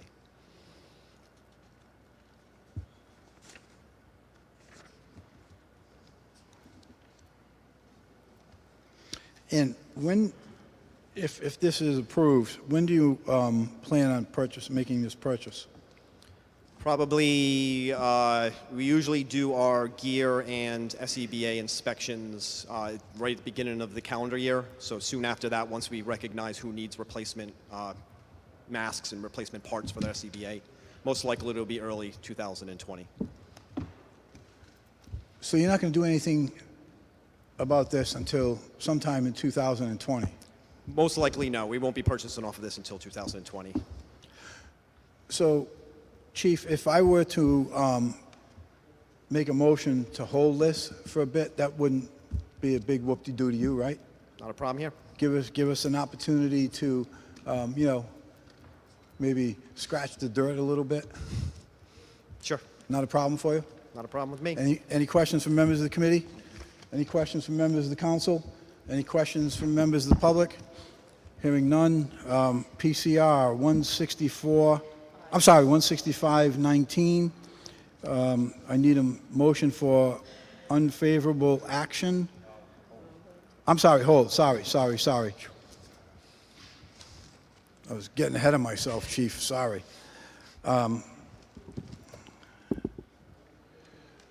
November 18th? Hold till November 18th. Motion to hold November 18th. Seconded. We have a motion to hold. We have a second. All in favor? Aye. Thank you. Thank you, Chief.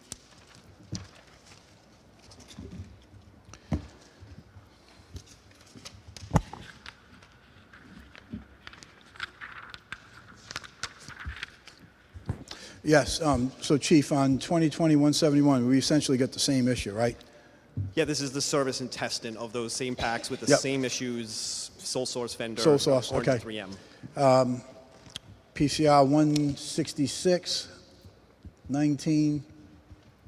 Any questions from members of the committee? Yes, sir. Sir? And this is the same, I know that the chairman asked the last time, this is okay if we hold this, like you have enough on supply of everything you need? I wouldn't hold it past December. This doesn't expire actually until December 15th. This one's actually within the 2-month window for the first one, and more to come. Okay. So we have time. I do need to get this testing done around the end of the year, early beginning of next year, as required by the standard. But Thank you. to hold it for the next 2 months is fine. Yes, I still have a current contract in place until December. So as the chairman recommended, the last one, November 18th, is good for you? That's fine. Thank you, Chief. Thank you, Chairman. Thank you. Okay, any questions from members of the council? Any questions from members of the public? Hearing none, need a motion to hold till November 18th. Motion to hold November 18th. Seconded. We have a motion to hold. We have a second. All in favor? Aye.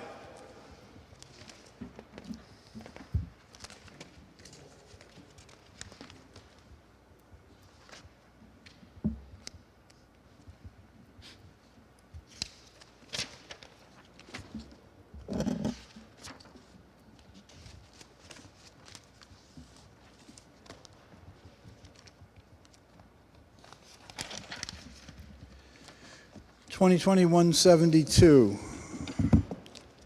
and that is found on page 147. Chief? Bid for FLIR K53 thermal imaging cameras and related accessories has been reviewed by the fire department. 5 vendors submitted bids. After evaluating pricing, vendor that fully satisfied the specifications and had proposed the lowest price. We recommend Harrison Schrader Enterprises from Lewiston, Maine. This past summer, the grant writing committee of the fire department applied for and successfully awarded the maximum donation of $25,000 from Firehouse Subs for 5 thermal imaging cameras. We've received those donated cameras and are requesting this award to purchase an additional 4 cameras in order to equip all frontline fire apparatus with this thermal imaging technology. The cameras are a vital tool that assists the firefighting crews in locating trapped victims and fire in heavy smoke conditions. Funding for this product will be budget code 35235, firefighting supplies, with $10,000 being allocated from fiscal year 20 and $10,000 from fiscal year 2020 or 2021.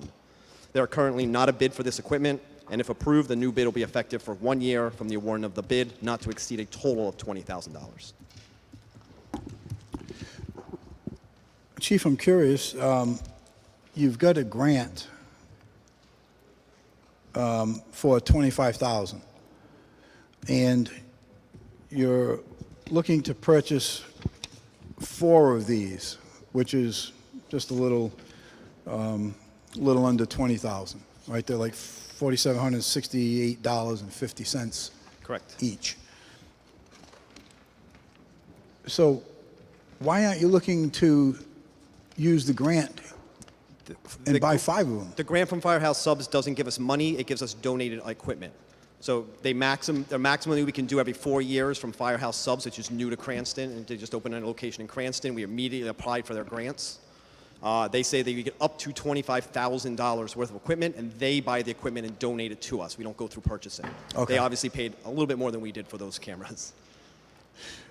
Okay, so it's not like you're going to spend $20,000 on 4 of these and there's $5,000 left floating around somewhere. No, we already Okay. have 5 in our possession. Okay. We have 9 frontline engine companies. We want to supply all 9 of those companies with that exact camera, so they're all consistent. They all have a frontline camera. Okay, all right, you cleared it up. I was like wondering, where's the other 5K going? Okay, any questions from members of the committee? Councilman McAllister. And again, good work on getting the grant. We love any help that we can get, the grant. And these were the cameras that they were, you had fire safety day. This was one of the cameras that they were using. Correct, we for did demo that. this Yeah, it's for the very public. impressive, and it helps locate victims and that could be trapped in very smoky areas and stuff like that. Does it pick up pets as well? It does. Anything with, it's just body heat. So. Thank you. Thank you, Chief. Any questions from members of the committee? Any questions from members of the council? Any questions from members of the public? Hearing none, I need a motion. Seconded. We have a motion favorable. We have a second. All in favor? Aye. Item 2020-177, found on page 151. Structural firefighting coats, pants. Chief? Bid for structural firefighting coats and pants has been carefully reviewed by the fire department. 5 vendors submitted bids. After evaluating pricing, 1 vendor fully satisfied our specifications and proposed the lowest price. Therefore, I recommend the bid be awarded to Fire Tech and Safety out of Tinsboro, Massachusetts. Purchase of these products is necessary for the fire department's annual replacement cycle of turnout gear, as specified by NFPA 1971. The standard requires replacement of turnout gear that does not meet inspection or testing standards of turnout gear or reaches a maximum service life of 10 years. Funding from this will come from Budget Code 35282, which is turnout gear. Current bid expires on 12/11 of 19, and if approved, the bid will have an effective date of 12/12/19 through 12/11/2020 for an amount not to exceed $85,000. Chief, we have 3 items here. We have coats, pants, and suspenders. How many coats are you looking to purchase? With that, we're looking for about 37 sets of gear total, so 37 sets of coats and 37 sets of pants. And why aren't you looking for 37 sets of suspenders? Because they're included with the pants. They're included with the pants. Correct. The specification outlines that the suspenders come with the pants. They're a matching set. Only one manufacturer's suspenders will work with one manufacturer's pants. So they're included with the specification. We added item 3 as an additional replacement. Suspenders are something that typically gets worn out pretty fast, and we replace them pretty consistently. And we need to make sure we have a bid for that specific suspender to match that pant that won the bid award. So I can't use the $31 Black Ops suspender on the pants of the gear vendor that won the bid award for the lowest price gear. So I looked into some of the warranty issues, and there is a difference between, as an example, Brigham Industries and Fire Tech and Safety in terms of the cost. But there's also a big difference in the warranty. And with Fire Tech and Safety, they have a 1-year warranty. And their warranty is actually, it's in the packet. Almost impossible to read because the print is so small. But in addition to limiting it to 12 months, they also put a stipulation on there. They zero in pretty big time on this warranty. And they actually zero in on 750 hours of use as part of the warranty. And then they also go on for excessive usage in operation defined as greater than 85 hours per month or 1,000 hours per year. So how do you keep track of that? We don't. So this is a generalized warranty for Fire Tech and Safety for all the equipment they sell. It's not specific to the gear.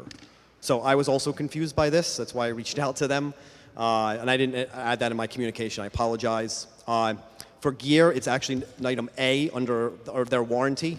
It says for PPE, it warrants all firefighter and emergency responder protective gear, equipment to applicable NFPA standards that's in effect at the time, and manufacturer further warrants that all products are free from any defects or workmanship for any patent material defect. So that is the lifetime of the material. So as long as it's a current NFPA standard gear, they will warrant that for workmanship up as for the useful life of the gear itself. Okay, and it also states on item G, number 10, item G, says supplier must be informed of more intensive use as soon as it becomes clear that the product is likely to be used more than the indicated in the general terms. And you've indicated that the fire department doesn't keep track of those hours at all. So how would you be able to document to them that you haven't exceeded these terms? From what I understand, we have the warranty specifications are actually outlined in the bid specifications that they have to meet those warranty standards that we sent, which was the useful life of the gear, and they did not take exception to that. I believe, from what I understand from talking with the vendor, is those other items other than A under warranty pertain to equipment, like like a thermal imaging camera or a fan or some other piece of equipment they sell, not for protective gear. Protective gear is only covered under A of the warranty issues. Those would be useful life if you use the fan, you ran it 24/7, obviously they'd have an issue with the warranty. Those type of things we do keep track of, are how much and how often we use the equipment that we use on fire scenes. Okay, and one of the things it does not cover, I just need clarification, it says claims made after 60 days from the date of shipment for damage to materials. I would assume that means, you open up the box and you look at something and it's damaged. You need to notify them within 60 days from the fire department's receiving these goods, correct? Correct. So where they stipulate in their warranty that's attached to ours, and this is the only warranty that you included, we didn't get the other warranties from the other companies, you're telling us that their warranty is in fact a lifetime warranty. The useful life of the gear, which means as long as it passes our inspection and testing standards, it's fine. And if there's a workmanship issue that causes it to fail the testing standards, we do that annually as per an FPA standard. If it's a workmanship issue, they'll repair it under warranty. If it's a wear and tear issue, then it's not covered under the warranty. So if the sewing comes out in a seam in a pocket, something like that, that's covered. If it's just they wore a hole in the pants or it got caught on something and ripped, clearly that wouldn't be covered. So they call it the useful life of the gear, or 10 years, which is the maximum life of the gear. So what the cost of the combined between the coat and the pants, we're looking at about $2,250, right? Exactly. And you're purchasing about 37 of them, so I rounded up to 40. So how does that figure out to 85,000? I believe 37 times 2250 comes less than 85. It's what? I hope. 2,250? It's 2250 per set times, if we buy 37 sets, that's 83,250. Okay. Okay. Any questions from members of the committee? Any questions from members of the council? Any questions from members of the public? Hearing none, I need a motion. Move for favorable action. Seconded. We have a motion favorable. We have a second. All in favor? Aye. Thank you. Thank you, Chief.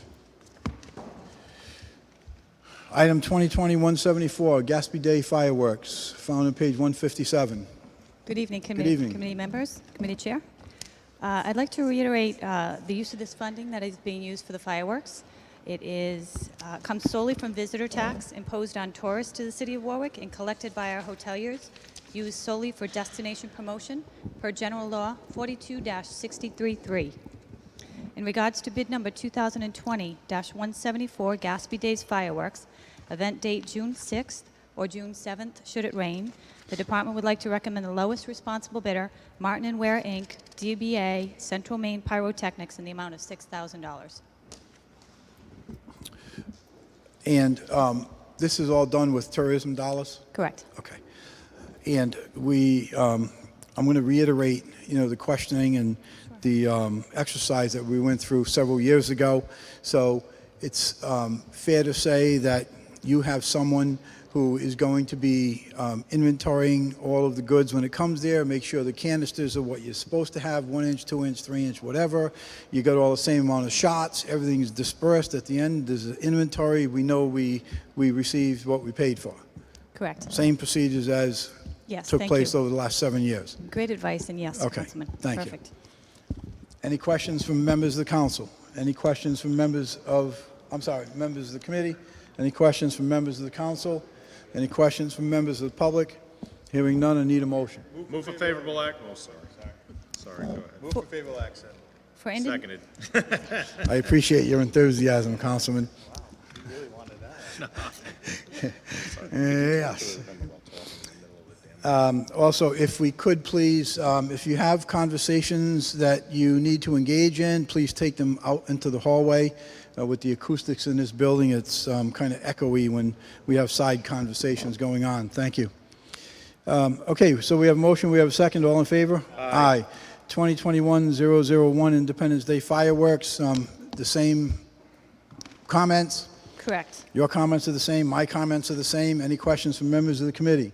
Any questions from members of the council? Any questions from members of the public? Hearing none, I need a motion. Seconded. We have a motion favorable, we have a second, all in favor? Aye. Item 2021-002, found on page 163. Karen, same position? Correct. Mine's the same. Any questions from members of the committee? Any questions from the council? Any questions from members of the public? Hearing none, need a motion? Seconded. We have a motion favorable, we have a second, all in favor? Aye. 2021-191, dumpsters, found on page 166. Christie? Public Works is requesting to purchase 4 6-yard dumpsters from Rhode Island Container Products in the amount of $4,800 to replace dumpsters within our location.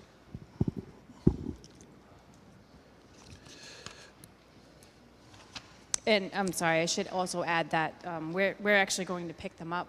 We have the means to pick them up, so we won't pay the $125 How much? delivery.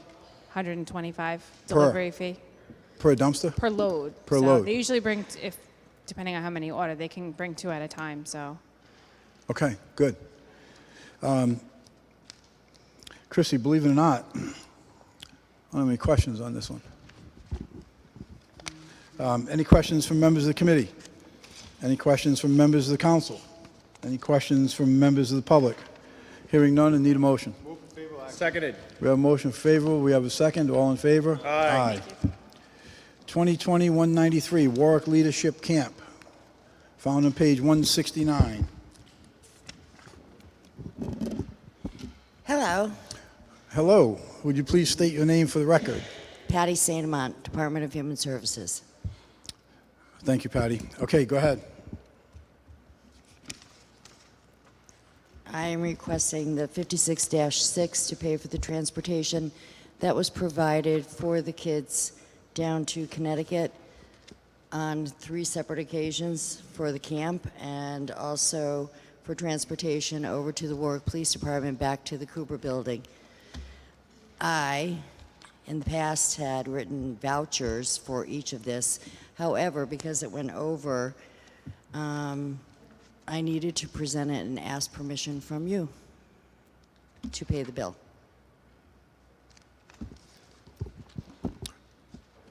How long have we been doing this? I have been doing this for... No, not, how long has the city been doing this transportation thing here? I'm for asking over because... 18 years. How many? 18 18 years. years. Or more. Excuse me. Major, would you please ask them to take the conversation out back? Thank you.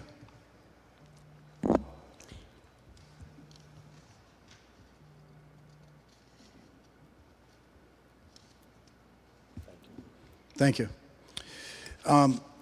Because I don't remember seeing this before. Well, you probably hadn't. I've been here for 23 years and never had to do it this way. However, the process changed. So I've included in your packet the explanation, and I also gave you copies of the vouchers. And because they totaled $2,534.50, I was told that it had to be prepared as such, and that's what I did. In the past, these were individual items, right? So you'd submit an invoice for this particular thing, and then you'd submit an invoice to that. That is correct. And because they came under the 2,500 cap, Correct. that you didn't come before us. That is correct. Okay. I'll ask to hear from, I see Brian is here from Finance, I'll ask to hear from him in a minute. But something else that I noticed in reviewing this item, because it was kind of a surprise to see it, it says on 7/18, Cooper to Stores, Connecticut, 725 Cooper to Stores, Connecticut, 1, and there's 3 others from the police department. So when it says Cooper, I'm assuming it means the Cooper building? That is correct. Okay. And I'm also assuming, given the description of what this entails, that that's strictly a pickup point. It doesn't have anything to do with the Cooper building as such, or its occupancy or anything of that nature. That is correct. Okay, I'm glad to hear that. Okay. So I don't need to ask any more questions about that one. Brian, if you could please come to the mic.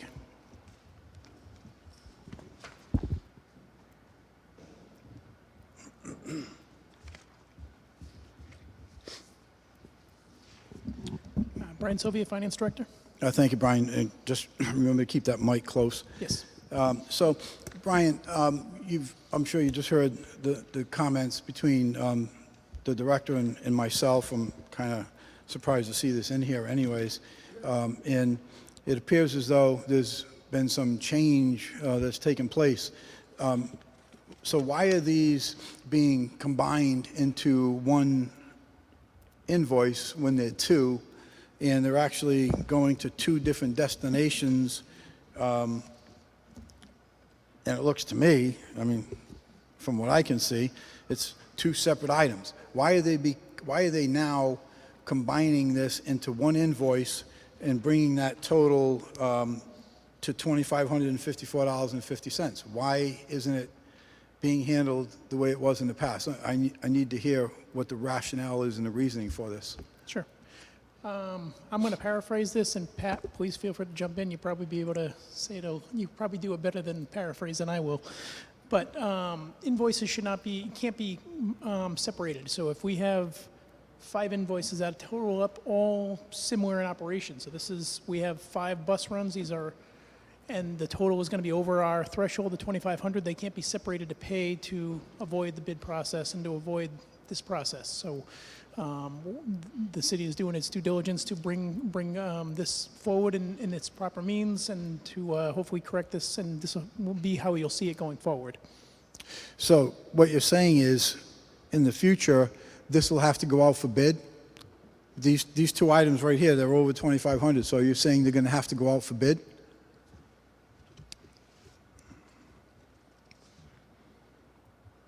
This particular case is going to be a sole source. It wouldn't have to go out to bid, but it would have to come before you.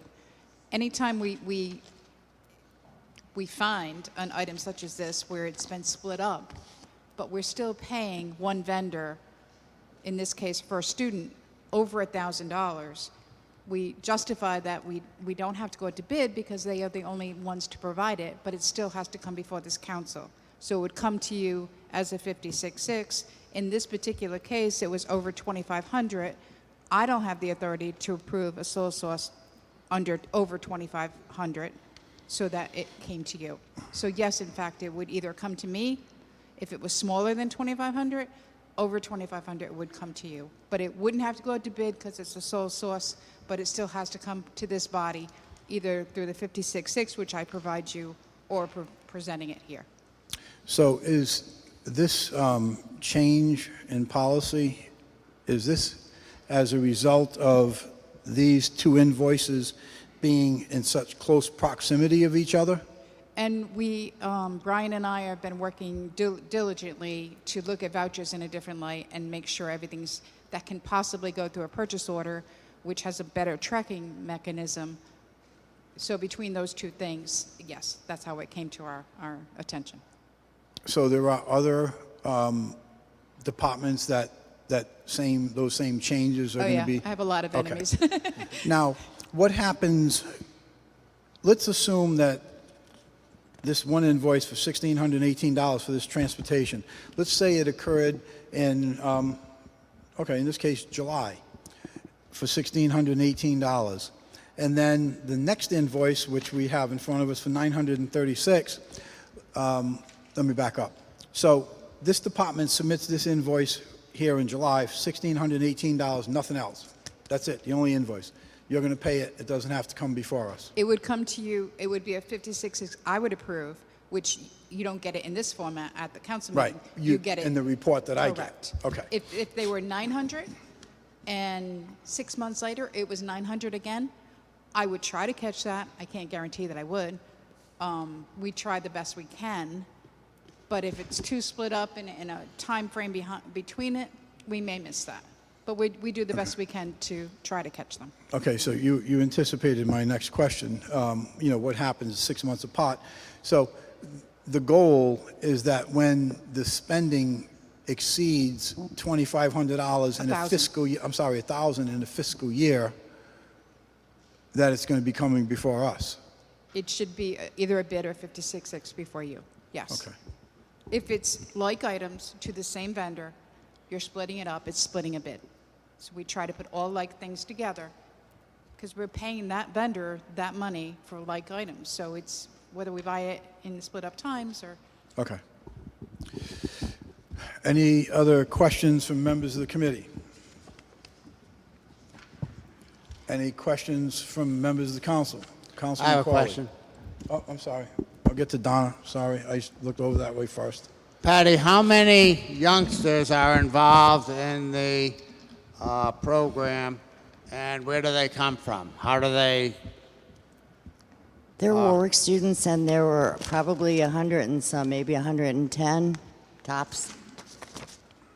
And this is a summer program? That's correct. And the students, what is the age category? Middle school and high school. And is it the same group of students that basically took all of the bus trips that we have the bills for now? There were 3 separate camps, and so there were 3 separate groups of children. There were 3 separate camps in Connecticut, right? 3 separate weeks.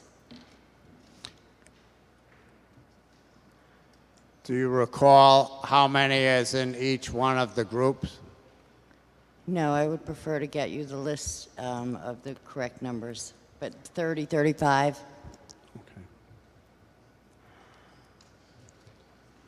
And all of these bus trips were taken last summer, and these bills have been outstanding since then? Pardon me, please? All of these trips were taken, bus trips were taken last summer? That is correct. You have the dates. Okay. Okay, thank you.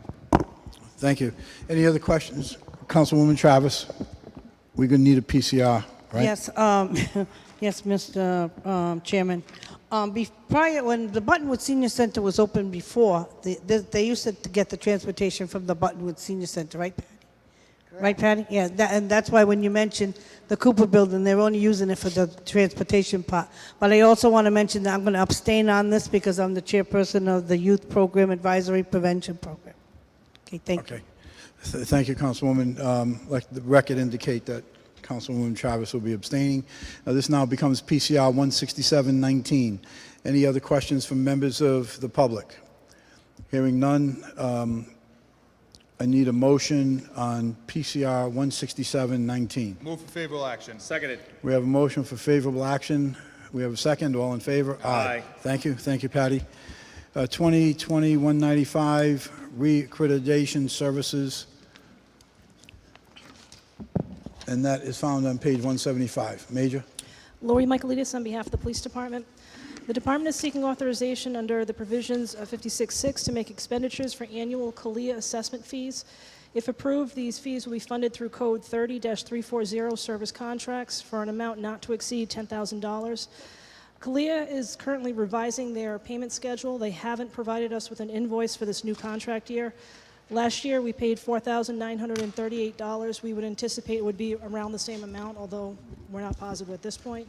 These fees are required to maintain our accreditation status. And Major, how many consecutive accreditation awards have you received? In a couple of weeks, we'll be receiving our 8th. 8th consecutive. Yes, sir. And this is a significant benefit to the police department, to the city, to the taxpayers, for grants, for funding, et cetera, right? Absolutely. Good job. Any questions from members of the committee? Any questions from members of the council? Any questions from members of the public? Hearing none, need a motion. Move for favorable action. Seconded. We have a motion favorable, we have a second. All in favor? Aye. Item 2020-197, that is found on page 178.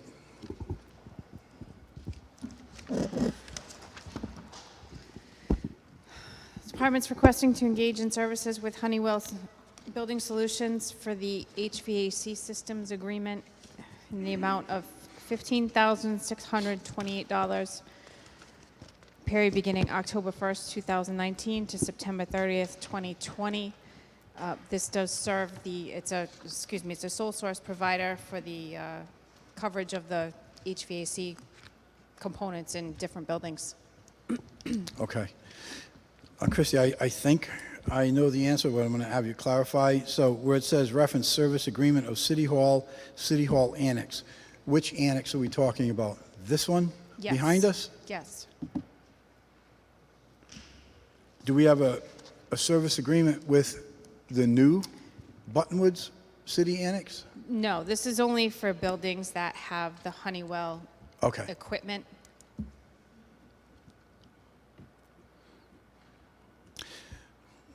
And it might seem a minor point, but maybe we can come up with a clarification, because I'm certain that there's going to be other discussions about this one behind us. So maybe if we can just kind of make note that it's this one or the Buttonwoods Annex. And is there anything in this item right here, in this service agreement, is there any maintenance that's going to be done, HVAC maintenance systems, whatever, in the Cooper building? No. Okay.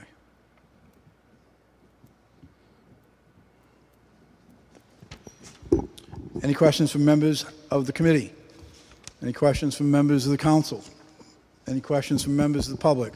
Hearing none, I need a motion. Move for favorable action. Seconded. We have a motion favorable. We have a second. All in favor? Aye. Thank you. Item 2020-201, police undercover operations, found on page 186. Major? The Police Department is seeking authorization under Ordinance 56-6 to make expenditures for police undercover operations. This exception to notice is requested in order not to compromise any undercover narcotics operations undertaken by the department.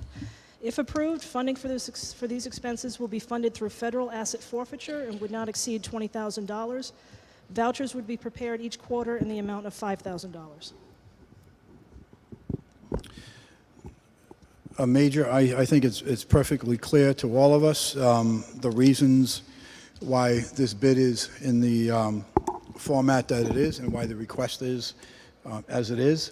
It's all due to undercover narcotics operations. End of the conversation. Any questions from members of the committee? Any questions from members of the council? Any questions from members of the public? Hearing none, I need a motion. Move for favorable action. Seconded. We have a motion favorable. We have a second. All in favor? Aye. Thank you, Major. Okay, moving on. Acceptance of the minutes, there are none. PCR 160-19, resolution relative to bids. We are going to go to PCO 7-19, that is pension board. And I am going to hold that.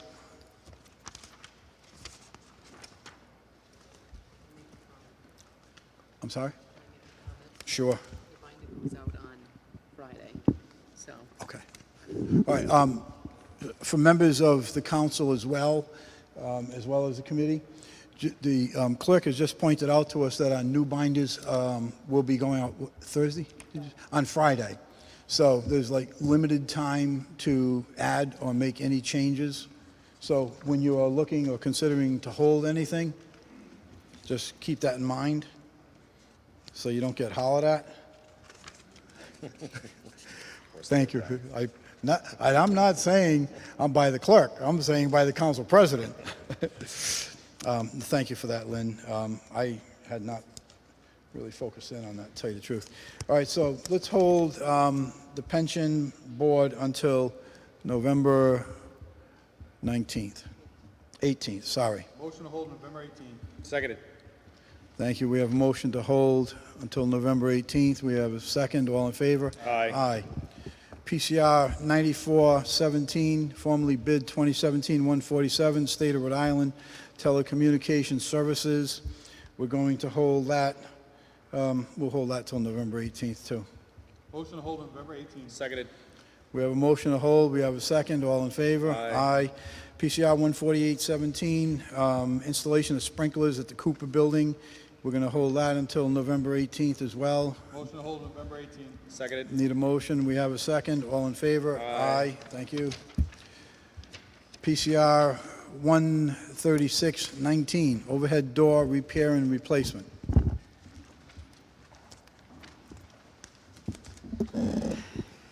This bid was held for the price list, which I had emailed to you on September 6th.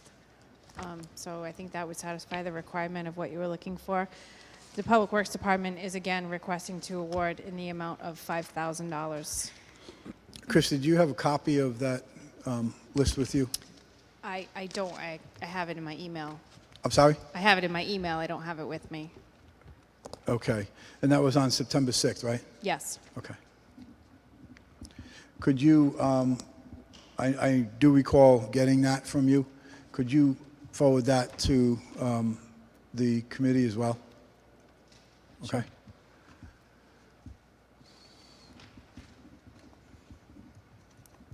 And were there any other bidders on this? No. They were the only bidder? Yes. And the reason that we held it is because they didn't include a itemized list of Parts. the list price of pots? Yes. Along with their discount? Yes. Okay. And that is all in your possession as well now, obviously, right? Yes. Okay. Any questions from members of the committee? Any questions from members of the council? Any questions from members of the public? Hearing none, I need a motion. Seconded. We have a motion, we have a second. All in favor? Aye. Thank you. PCR 15119, electrical maintenance and repairs. It was my understanding that this one was... Christy, I'm sorry, just state your name for the record again, So- please. Christy Moretti, Public Works. It was my understanding that this was unfavorable at the last meeting, and we had to go back out to bid. Okay. So we made a revision to the bid and sent it up to, because of the parts issue. You know, your concern was Right. they weren't bidding on the same Correct, thing. So exactly. I'm not sure why it was held. Okay, so then, I don't know, there was obviously some confusion. So your request is we'll hold it? Is that what you're looking for? No, the committee, it was my understanding that the committee made a motion to reject the bid and have us... I'm sorry, you were going back out for a rebid? Correct. Okay. Does anyone have a note on that? I don't. I recall that because I remember the conversation. If you look in the bids we had on the pots, I'll just review it quickly. So we had 3 different vendors. We had a whole bunch of pots. Not one pot matched up with the other vendor, or very few. We weren't getting fair and equitable comparatives, and because of that,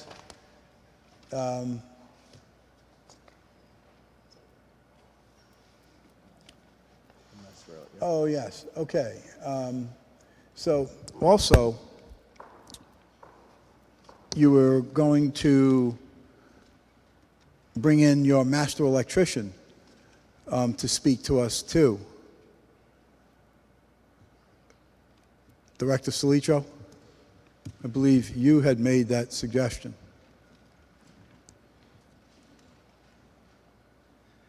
Because Matthew Sulitro, what we have Department here of is it Public is... Works Director for the City of Warwick. Okay, thank you, Matt. We did make a motion to hold, and the reason was because of the discrepancy in the POTS list. Correct. And get updates on that. Correct. And you were also, you had said that you were going to be bringing in your master electrician if we had any questions.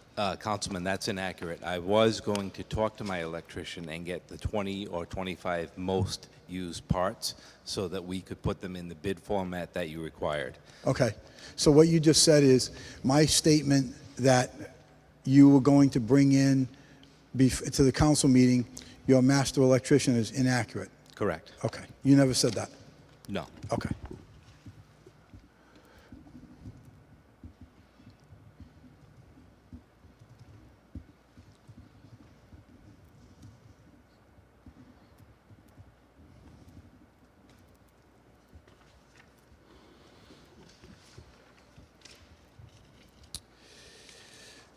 And do we have any new pricing for us to look at? We went out to bid as requested by the Finance Committee. It's in the bid process right now, currently, with 20 to 25 generic items that are most commonly used. When the bids come in, we will award the bid, and we'll bring it to you before this council. Okay, I'm going to ask to hold this, Matt, because in the notes that I have right here, it says that we voted to hold, and that you were going to, or DPW was going to bring in the master electrician. So that's disputed right now. We do have a note on this particular sheet from the council meeting saying that it was a hold. It was a 5 to 7. It was a vote made by me, seconded by Councilman McAllister, with a vote unanimous of the Finance Committee. So I'm going to hold this until we can get clarifications on whether this was a hold or a rebid, and whether or not the electrician was going to be coming before us or not, okay? Sure. Any questions from members of the committee? Any questions from members of the council? This will now become, Madam Clerk, what's the next piece here? It already is. Oh, I'm sorry, we already got one, sorry, thank you. I'm looking to hold, we're going to hold this one until November 4th. Sorry. Motion to hold November 4th. Seconded.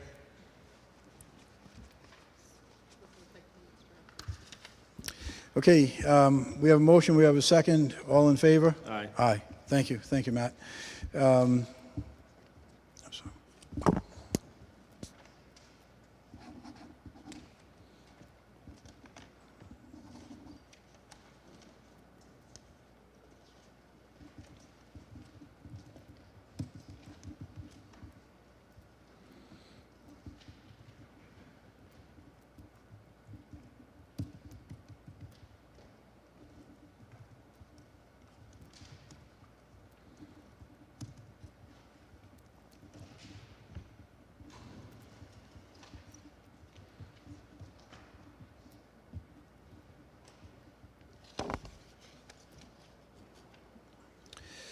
Okay, last item, PCR 15719, net motion mobility. Phil Carlucci, MIS Director. I would like to respectfully withdraw this at this time. At the request of the sponsor, looking for a motion to withdraw. Motion to withdraw. Seconded. We have a motion to withdraw. We have a second. So we got to do unfavorable action. Okay.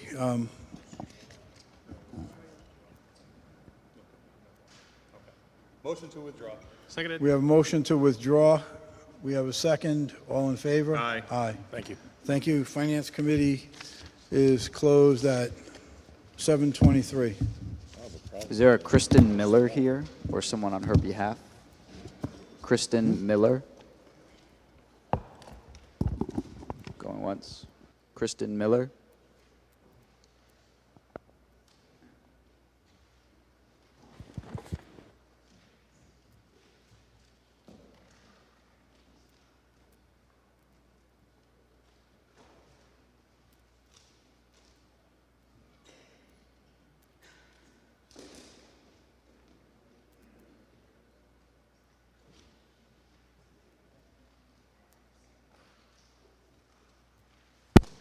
Last call. Kristen Miller, are you here or someone on your behalf?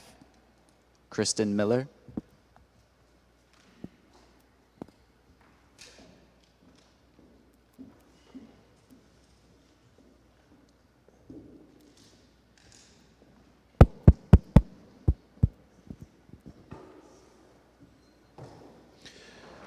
We have a few subcommittees left to go through, but I know there's people here that wanted to talk about a project, so I didn't want to keep you here late. So the council has agreed to open up the council meeting to allow you to speak first, and then we'll go back into our subcommittees to get recommendations on other projects. I do think that we do need a recommendation, though, to bring it to the floor.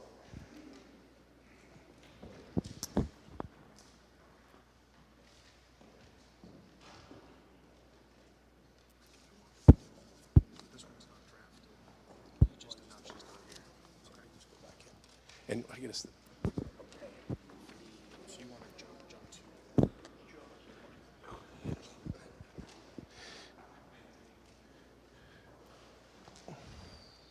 So I think Public Properties just has to open up and recommend public hearing.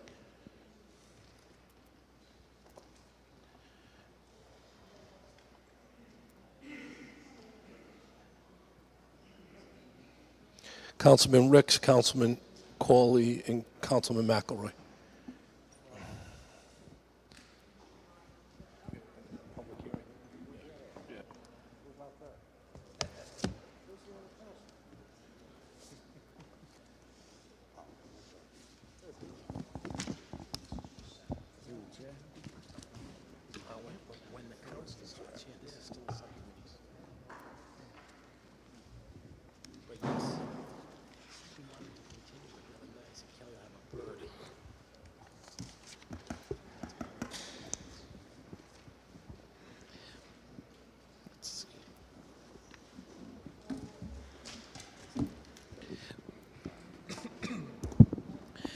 City Council Committee on Public Properties, Land Use, and Community Affairs comes to order at 7:26 p.m. We have two items. We are meeting at this time for the purpose of moving one item to the floor. We'll just do these two items, I think, very briefly, so that we can move on as the Council President recommends. First item, PCO 16-19, an ordinance amending the zoning of the City of Warwick, 2574 West Shore Road, Carpianato Group, LLC petitioner. Councilwoman Travis, do I hear a motion for public hearing based on Councilwoman Travis's recommendation? Where? Committee. I make a motion for a public hearing. All in favor? Aye. And before we close out this committee meeting, we have our last item, PCR 146-19, resolution to remove a deed restriction. Councilman Latter, sir.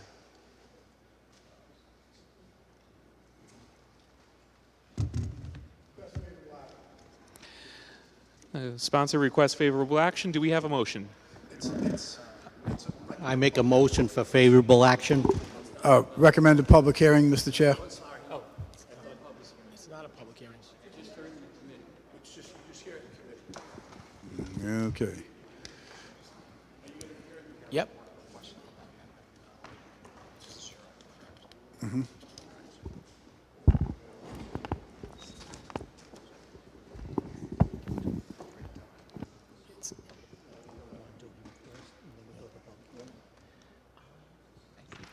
I don't believe this is a public hearing. Just the committee. Just a committee, that's correct. That's my understanding. So I can be extremely brief. I know that there's a long agenda this evening. So thank you very much, ladies and gentlemen of the committee. Attorney K. Joseph Shikachi representing the applicant, Michael Capuano. The request for you tonight is to remove a deed restriction that was placed some 41 or 42 years ago for a piece of property the city no longer owns. This has been part of a long and ongoing process with the city planning department and the city solicitor. There was a restriction that there could be no structure built on this particular property. We're asking that this restriction be removed, even though the city doesn't own the property any longer. We have offered, and the city has accepted through the solicitor, a title policy. We don't believe that there's any validity to this restriction any longer because the company that held the restriction has been revoked for over 30 years, and the city sold this property in 1977. But out of abundance of caution, we think a legislative action would be the proper way to go. We have offered to provide the city a title insurance policy, the sum of $75,000, if some were to come forward as well. We also have a letter of no objection from the city planning director, Mr. Billy D. Pasquale. Your action tonight is solely and strictly to remove this restriction. The property would then, if it were to be built, which is the ultimate goal, would still have to go through the normal and regular process of planning and zoning. There is one additional point I'd like to add. Part of this property was abandoned, and the planning director, I want to be fair to his intent, specifically stated in his letter that he would not support any structure on the abandoned part of the parcel. And it is our clear intention, as I state here tonight, on behalf of my client, that we would abide by that restriction and we would not construct anything in the abandoned portion of that lot. I'd be happy to answer any questions. I know Councilor Harrington has also issued a memo and prepared something on that. We have reviewed that and we are in total agreement. Be happy to answer any questions. If not, that concludes my presentation on this very brief matter. Any questions from members of the committee? Councilman Corley. Mr. Shikachi, are you saying that there will be no building on the abandoned portion, but that it might be part of the lot, whether it is... That is correct. And thank you for pointing that out. We had received copies of the planning director's recommendations as well. Any other questions from members of the committee? Any questions from members of the council? Councilman Lattiser. Yes, thank you, Mr. Chairman. Thank you, Mr. Scacci, for coming before us this evening. I just want, for everyone's benefit, to know that this has been something that has been being worked on for quite a lengthy period of time. It's nothing that anyone just said, okay, this is, a good thing, let's go. This is in Ward 5, that's my ward, obviously. And right now, this property isn't doing anything for anyone. It's not generating any revenue. It's requiring some maintenance, et cetera, et cetera. So I, for one, I agree with this request. I think it's a good request. It's good for the taxpayers. It's good for the neighborhood. I would add that I've also received communication from numerous residents that live around this particular property, voicing no objection to this taking place or the building of a single-family home. So it's something that I'm requesting, respectfully requesting favorable action on this. It's good for the city, it's good for the neighborhood, it's going to generate certainly much needed revenue that we all know we need. I will have an amendment to this, if you would like me to read it in the record now, Mr. President, Mr. Chairman.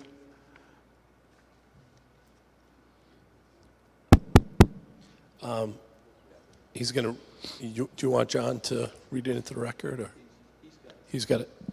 You can request a committee, make a motion and read it. I'm sorry, make a motion for what? Make a motion for an amendment to PCR 14619. Let's see if right, we have a request for the amendment. If one of the members of the committee would like to make such motion.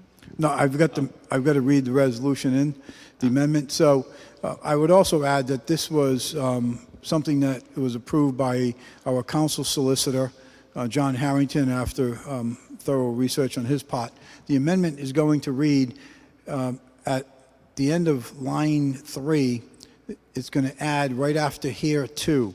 And the owner of said parcel of land shall provide a title insurance policy insuring the city in the amount of $75,000 with no exceptions in Schedule B of the title policy.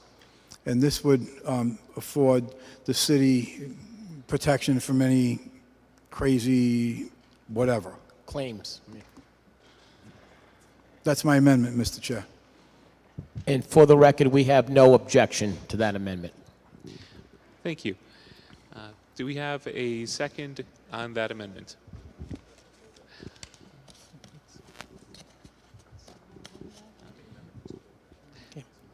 I move acceptance of the amendment. Let's see. Do we have any further discussion by members of the committee or of the council as to the amendment? Any, let's see, I believe we would need the public comment on the amendment. John? No. As part of the committee, Yes. whatever Yeah. Any public comment on the amendment, not on the, as separate from comment on the overall item, the removal of the deed restriction? Hearing none, we can have a vote on the amendment. All in favor? Aye. All right, moving to the substance. Any further discussion by members of the committee or the council? I just wanted to state that I did receive a package of material, I believe at the end of last week, which described the background, and I did go through it over the weekend, and I wanted Mr. Cathy wanted to know that, as well as the information that's been provided within the package that we received from the city. Any comment from the public as to this removal, proposed removal of a deed restriction? Hearing none, all in favor? Or, I would move that we give a favorable action. Second. all in favor? Aye. Aye. Thank you. Thank you very much. The Committee on Public Properties, Land Use, and Community Affairs closes at 7:37 p.m.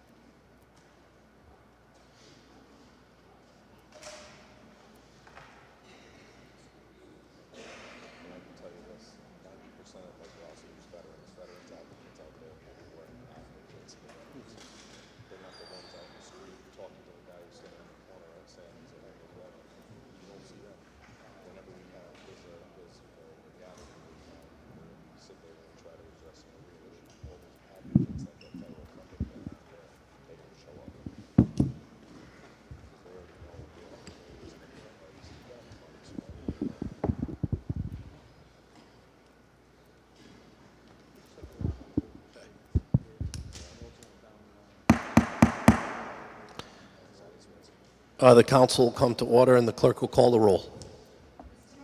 Here. Here. Here. Here. Here. If we could have a salute to the flag, and if Councilman McAllister could lead us in the salute to the flag. Allegiance to the flag. And to the republic for which it stands, one nation, under God, indivisible, with liberty and justice for all.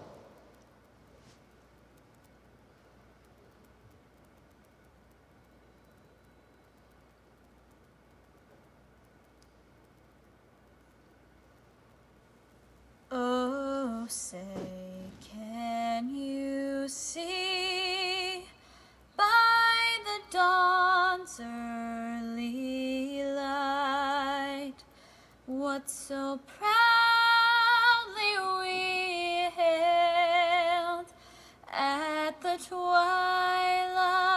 last gleaming, whose broad stripes and bright stars through the perilous fight o'er the ramparts we watched were so gallantly streaming, and the rocket's red glare, the bombs bursting in air, gave proof through the night that our flag was still there. Oh, say, does that star-spangled banner yet wave o'er the land of the free and the home of the brave.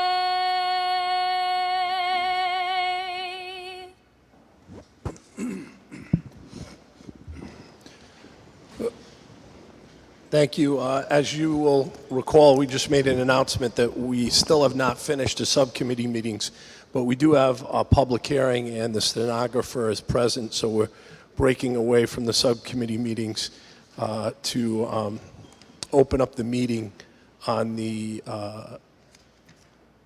first item on the agenda, which is advertised for public hearing, which is PCO 1619, an ordinance amending the zoning ordinance of the City of Warwick, 2574 West Shore Road, Capianata Group, LLC. And it's for a public hearing, committee report, land use. You recommending public hearing? You recommending public hearing? Committee recommends public hearing. Okay, for action, Councilwoman Travis, if you could make a motion to open the public hearing. All those in favor? Aye. All those opposed? Public hearing on PCO 1619, an ordinance amending the zoning ordinance of the City of Warwick 2574 West Shore Road, Capianato Group LLC petitioner. Is there anybody here to speak on behalf of the petitioner? Good evening, Attorney Karen Browning, on behalf of the applicant Carpinato Properties. This is a zone change petition for property at 2574 West Shore Road. The property is currently zoned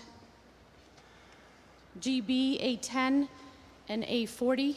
The petitioner requests a zone change to the rear portion of the property to open space, along with certain other conditions. The property received master plan approval on September 11th for some upgrades. This is a former Benny's location that the applicant is seeking to redevelop.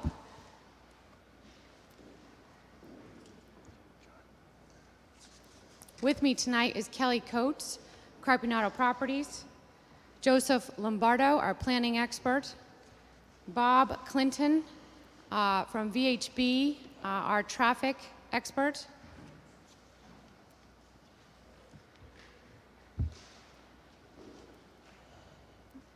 one of the conditions that was discussed at the master plan hearing was that the access to the rear portion of the property to Spring Grove Avenue would be opened.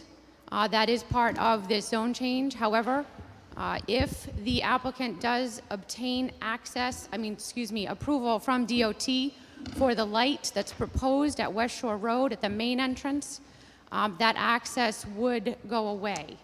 That DOT approval is pending. DOT moves at its own pace. We don't expect to have an answer from DOT until at least end of this year, beginning of next. That said, we would not be able to go forward to the next stage of preliminary plan hearing until we have that approval. At this time, I will turn it over to Kelly Coates to give you a brief introduction to the project. I saw many of you at the ribbon cutting for the new Ocean State job lot on Warwick Avenue. So somebody said, what's different? That building is ADA compliant. It's building code compliant. It is fire code compliant. It's compliant. And sales are through the roof, by the way, since they've moved. Same tenant, same street, blocks away, and they have explosive growth. They're doing great. It's a great Rhode Island company. They support lots of Rhode Island adventures. And so that's the same story here. So with Dave's, we'll invest north of $11 million. We'll have no tax treaty. We'll hire lots of people, all Rhode Islanders, for jobs here. And it's a great Rhode Island company, a great one. It's not a good company. It's a great company. And so with my neighbors, they have one great objection: any trucks using that street that was used by Star Market for many years. Dave's is part of its, Benny's is part of its agreement to put in the Taco Bell, said they wouldn't use that. But Dave's feels that without a signal, they need it, and that's a condition of their lease. So we're requesting that the council remove that restriction, provided I cannot get a signal. But let me give the update on the signal. We've met and reviewed the plans on many occasions with RIDOT. RIDOT officials have assured us that a signal will be approved at the location. It then has to go to the State Traffic Commission. They never approve a full set of plans for traffic, and the State Traffic Commission doesn't give it. They're political appointees that rely upon RIDOT. We'll have to connect those two signals. The signal at the intersection of Sandy Lane, Strawberry, The World, and West Shore Road needs to be optimized. When that's optimized and speaks directly with our signal, they speak at the same time. The boss is not the Dave's development. The boss is West Shore Road. so that you keep people going there. Sometimes people will have to wait to get out, but it's called platooning, and if you do it right, and so RIDOT will make sure it's done right with us, and we have VHB, their number one engineer is our engineer, and they'll get this and we'll get over the finish line. So when the building gets done, it'll be fire code compliant. It'll be ADA. Right now, if you go across the street to that store, the very first Benny's, you look at it, the parking lot's like this, right? You can't get in and out. The only way to get in and out is with an officer. And so we'll have a traffic signal, we'll have controlled access, we'll have proper parking, we'll be fully approved with the latest standards by RIDEM, CRMC, the City of Warwick. So this is an early step in the process. Before we can get, all the permit for the buildings out front and for the change in the parking lot, we've got to get RIDEM, CRMC, and the City of Warwick to sign off.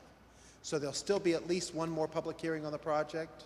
Well, if you grant me first passage, that'd be second passage, and then a planning board hearing at least. Sometimes planning board does formal is a hearing. We hope they don't.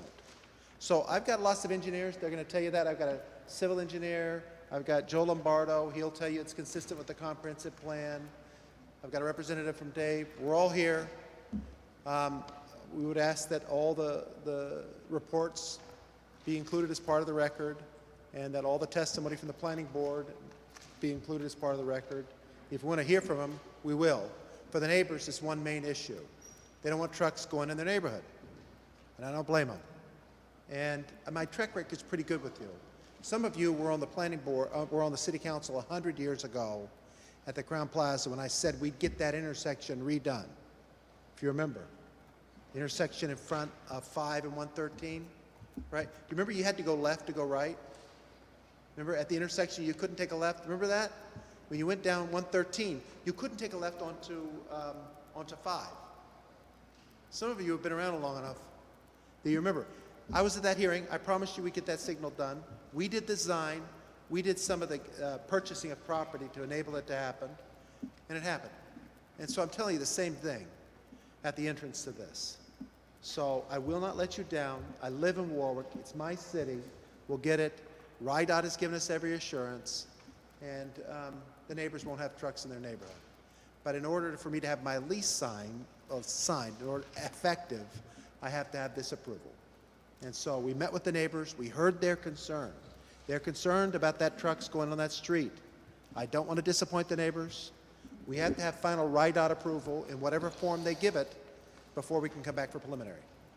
And unless anybody has questions, my team's over here, but they won't come and make presentations. Does any council members have any questions? Councilman Corley.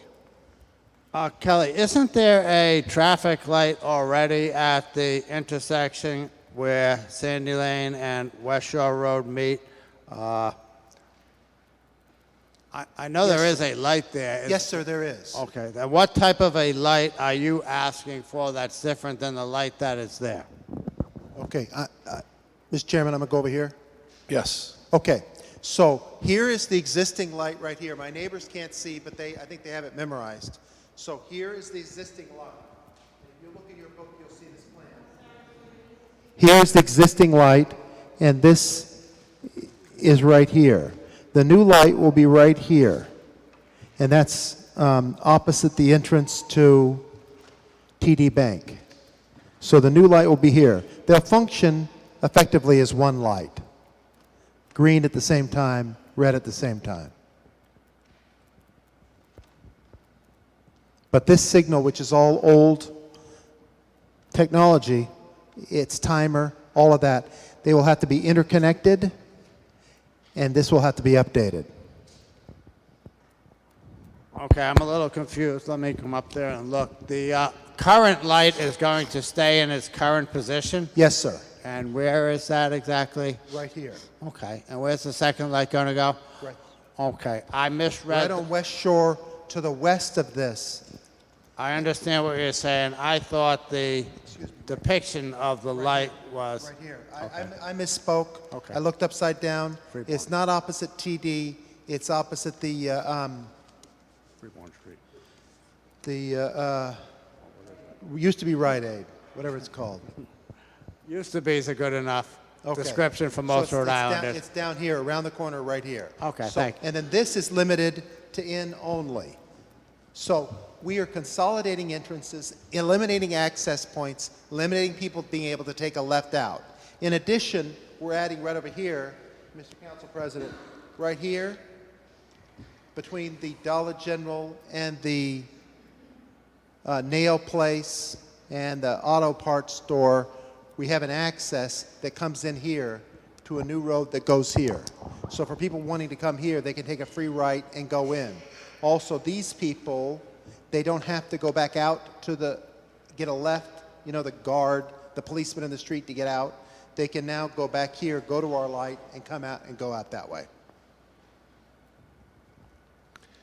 Is there any other questions? Councilwoman Travis? Yes, the main thing is the new light, of course, and I know you're working very hard. We've been talking to the DOT, and hopefully everybody's listened.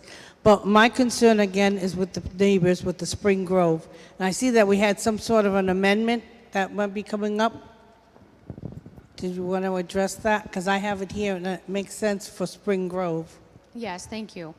On paragraph 2, page 2, paragraph 2 of the proposed ordinance, it states that all truck delivery routes shall be limited to the major arterial roadway, West Shore Road, with Spring Grove Avenue limited to local access. After the words local access, we propose to add of cars, motorcycles, and similar non-commercially registered vehicles only. The purpose of that change is to be clear that local access is not just pedestrians at this time. The applicant is proposing cars, motorcycles, and similar non-commercial vehicles at this time for this ordinance. Okay. I saw that, and I just wanted to put that on the record. Councilman Lattiser? So, hearing that with the non-commercial vehicles, there are a significant amount of people who have a pickup truck as their primary vehicle. How would that be affected? Because they're registered with commercial plates. The language is not focused on the registration. It's focused on the type and size of vehicle, meaning no delivery trucks to the facility, no Dave's drop-offs, pickups through Spring Grove. So it's going to be restricted to a certain GVW, is that it? More of, I think, the use, so no trucks that are dropping off goods to the stores. Okay. The other question I have is, do I understand it correctly that the current light that is there now near Sandy Lane and West Shore, that's going to remain? And then about 100 feet up the road is going to be another traffic light? Is that what you're saying? Well, Mr. Council President, is it all right if I approach the plan to him?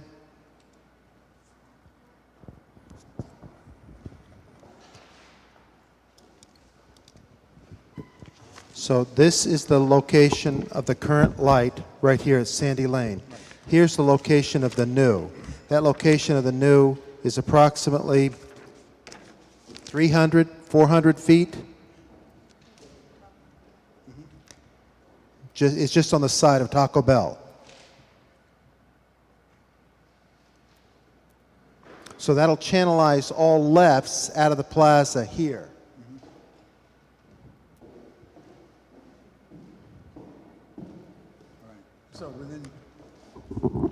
So within about a 300-foot area, we're going to have two traffic lights.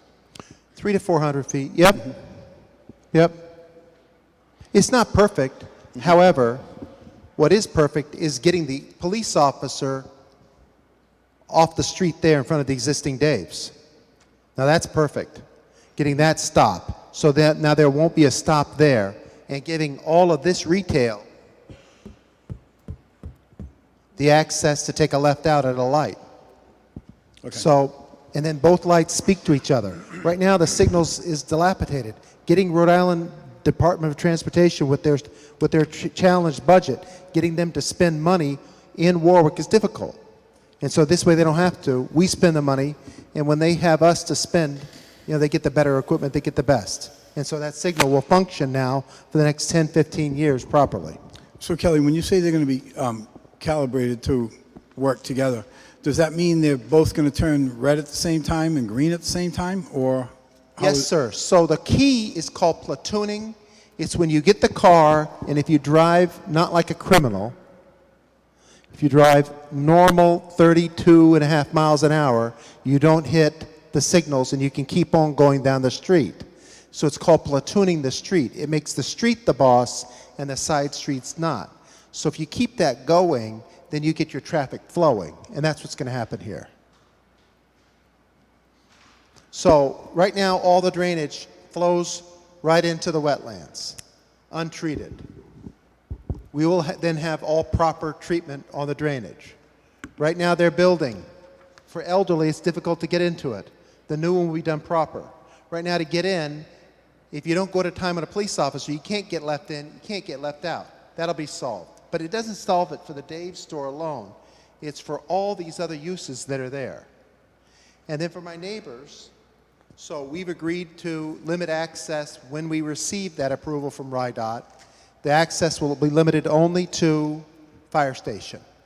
So we'll put up whatever the fire department wants us. It'll have a crash bar. It'll have a, the comm that communicates with it, whatever it is they require, and that's the only access it'll be. But we will have a sidewalk, pedestrian access. We actually have neighbors that want to have access there. So we'll have sidewalk and have sidewalk access in, a wide sidewalk in. Councilman Sinapi. I actually grew up right on Spring Grove, and because of where my office is, we regularly go to that exact plaza, whether it be for food or otherwise. And right now, it is actually dangerous to take a left out without a light. So getting one there would be very important. Plus, having lived there, now I regret not living there anymore because I would have very much liked to be able to walk to get my groceries just a couple 100 feet. That being said, I do think having the light is vital for the neighborhood, given the alternative, which you've already spoken of. You're well aware. So this Dave's will be the latest Dave's within their chain, the highest tech Dave's within their chain, the best looking Dave's within their chain. A great amenity for the neighborhood. That increases property values in the neighborhood, not just because we're spending all the money for ourselves as a plaza, but it helps raise the value of our property. Now, clearly, none of us want to have the trucks go through the neighborhood. I don't get any benefit through that. So we've already agreed, this vote which we're asking is not to have any Dave's delivery trucks go into the property. Our vote is only to allow vehicular access in until we get a signal. So the signal should be finalized and permitted sometime in the late this year, early next year. And then the construction will be finished. We have to redo the other signal. Construction will be finished sometime late summer, early fall of next year. Thank you. Any other questions from council members? Okay, is there anyone else here to speak on behalf of the development? Anybody else here to speak on behalf of the development? Anybody else here to speak on behalf of the development? If not, we'll move to, if there are any people here that would like to speak against the development, you would come to the mic. Any people here? Yes. I Mr. Cody. just have a question. I want to talk about 2 o'clock. You have to state your name for the record. Rob Cody, Ward 7. So let's talk about 2 o'clock for a minute. So since I've lived in that area, I no longer. I live down off of Long Street, but I've lived in that area. My business was right there at the next plaza after Salk's. And at 2 o'clock, everybody realizes what happens at 2 o'clock in that area, right? Warwick Vets gets out of school. And without this additional traffic for 18-wheelers and delivery trucks, It's 20 minutes from Burger King to Oakland Beach Avenue. It's 20 minutes. I've made the trip 7,000 times when my business was on that corner for 30 years. So, as a business owner, a former business owner that was a block away, I would be saying to myself, well, how is this going to affect my business? Because traffic is going to be at a standstill. It already is at a standstill. Mr. Marola, Mr. Lattiser, you guys are into boating. You know what it's like to try to get to a marina in that end of town on West Shore Road. It's impossible, right? So what's going to happen when you add this extra traffic light? And being in construction, I can tell you, that's going to create havoc in that neighborhood for everyone. Notwithstanding the fact that it's going to create, at 2 o'clock, a hazard for the children. Because you're going to have increased stop-and-go traffic. You're going to have aggravated drivers that want to get to where they're going. And I think east of the former Benny's location, you're going to have aggravated business owners that are now losing business because of the traffic ensnarlment that's going to take place. So I would like to know, has anybody done any type of studies as to the impact between 2 and 3 o'clock when school gets out? And if there has not been any impact studies done at that particular time, then there should be.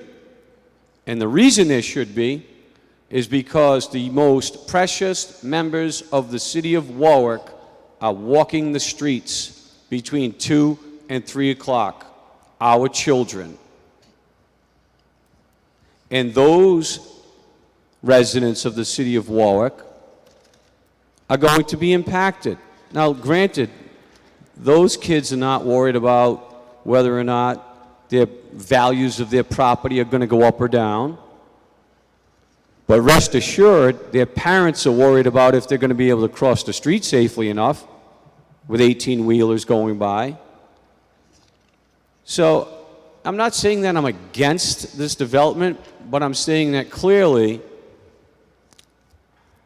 there are issues that residents and parents and students and teachers and other business owners are concerned about, but may not necessarily be here tonight, because as you know, it takes a big commitment to be here. So I would respectfully request that until such time as you have a specific study that protects the children crossing the streets, as you know, there's a lot of crosswalks in that area, until such time that you have a traffic study of, during that time limit, how many vehicles pass that area, how many vehicles are obstructed because of children crossing the streets at that area, at those local, you have a couple local restaurants, you have a couple of local convenience stores that the kids are always hanging out at. And if I lived there, rest assured, I would make a big stink as to, I want to know exactly what the impact would be between 2 and 3 o'clock when my child is walking across the street. And I would ask that everybody in this council be in full support to protect the children and ask for that study, because in the absence of asking for that study, you're ignoring the safety of the children. Thank you. Thank you. Is there anybody else here to speak against the development? Hi, just introduce yourself for the record. I'm Maureen McNamara. And you can pull that down. Thank you. Okay. Hi, I'm Maureen McNamara from Spring Grove Avenue. It's nice to finally put some faces to the names. I know I've reached out to many of you about our concerns from the neighborhood. Our biggest concern is the children and the walkability of that street. Does anybody need a copy of the packet that didn't get it that I sent out? Does anybody need a copy of the packet that I sent out? Originals. As far as walkability in our neighborhood, I walk every morning with my dog. and there are no crosswalks. There's a crosswalk down by Citizens Bank over there at that intersection. The next one is down in front of the school. Opening the access to Spring Grove Avenue is beyond comprehension to the neighborhood right now. You're looking at just dumping traffic into a dead-end street. And as the gentleman before me mentioned, yeah, you're going to see a lot of aggravated drivers, with or without the light. And our feeling, too, is if Carpianato and Dave's can give up the traffic light, so give up the access with the traffic light, they don't need it without the traffic light. There's just, doesn't make any sense to any of us.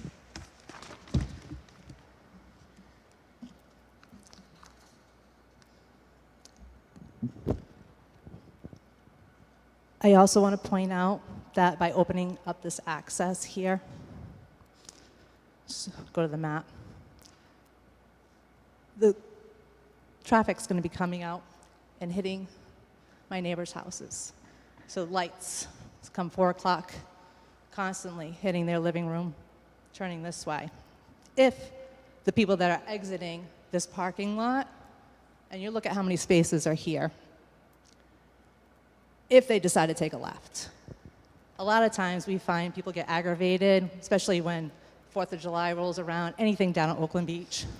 They try to come down our street and find out that it's a dead end. And I know they can put dead end signs up, don't take a right, all that, but let's face it, nobody looks at signs anymore. They come all the way down, find out it's a dead end, and they get ticked off and they come all the way back.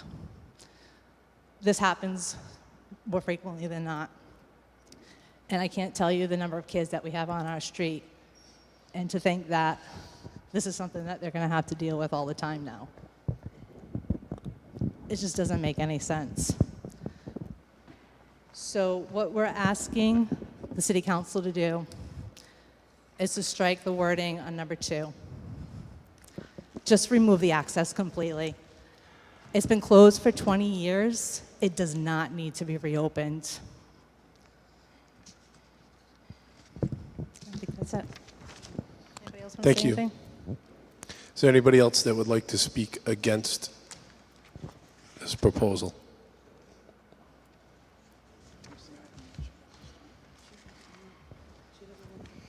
Hello, Michelle Marandola. My only question is for the access that most of us are not against Benny's coming there. That's not Dave's coming to Benny's. That's not the issue. The issue is opening up onto our street. So I want to ask Ms. Kelly that how many entrances are you planning for the parking lot there for those stores? From what I understand, there's at least 4. If we get a light, Spring Grove would be number 5. Is that correct? You want to come up and answer? Okay. Could we get your last name for the record? Because we couldn't hear your last Marandola? Marandola. Marandola. You were talking about one of the access points into the parking lot is going to be kind of where the original one is right now, that they go in only. There's going to be a light. That's going to be the second one. The third one is going to stay at Taco Bell, which is already there. The fourth one is going to be by the old days right now, going through where the dollar store and the auto parts is. That's the fourth one.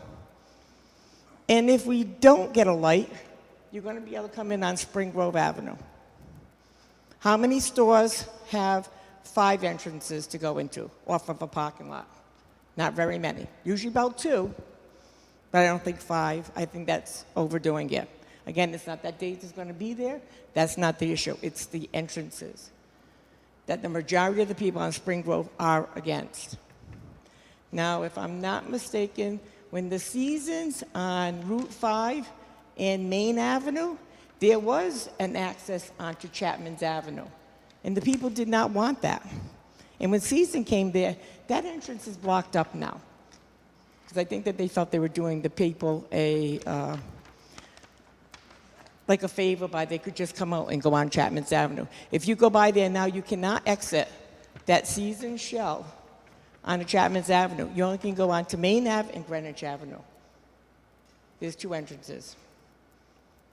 So I just don't understand why we have to have 5 entrances possibly. That's all I wanted to say.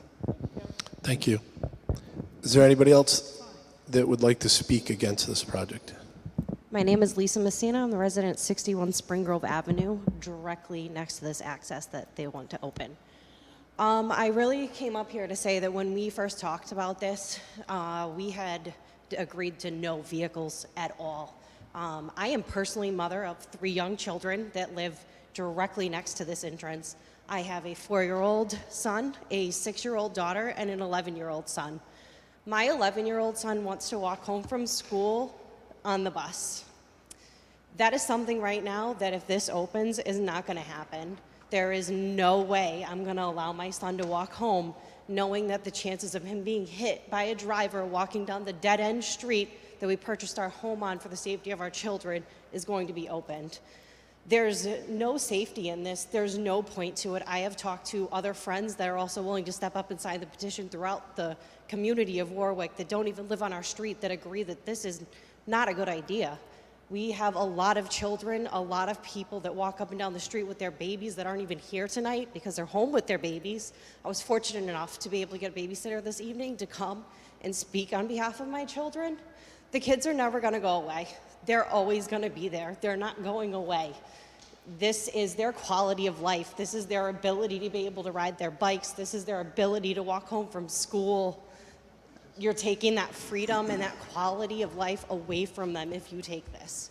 If you open this and you tell them that it's okay to open this, my children will have no quality of life. I will not allow them out front and know that there's a risk of the 3 lives that I created, that I love so much, being hurt severely or even dead by the hit of a car. A 4-year-old's not going to survive being hit by a car. We've seen what comes down these roads. As Maureen had said, people ignore the sign that says that we're a dead-end street, and they go down the street, and then they speed back up it because they realize, well, they're not getting anywhere. We're a dead end.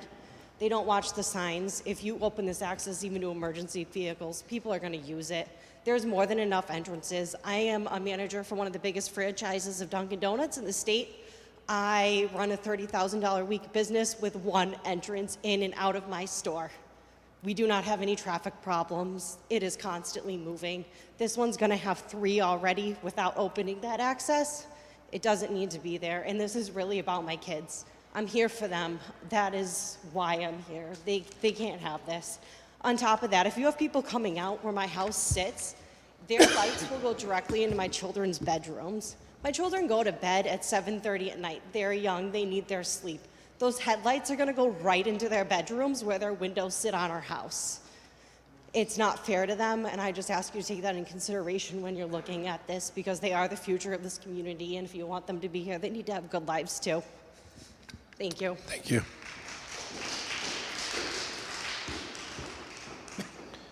Is there anybody else? Good If you evening. could just state your name for the record. Certainly. Marjorie LeBeau. I live at 135 Spring Grove Avenue, and I've been there for 30 years. I missed the to speak for because I was waiting for you to say public comment, so I'm here now.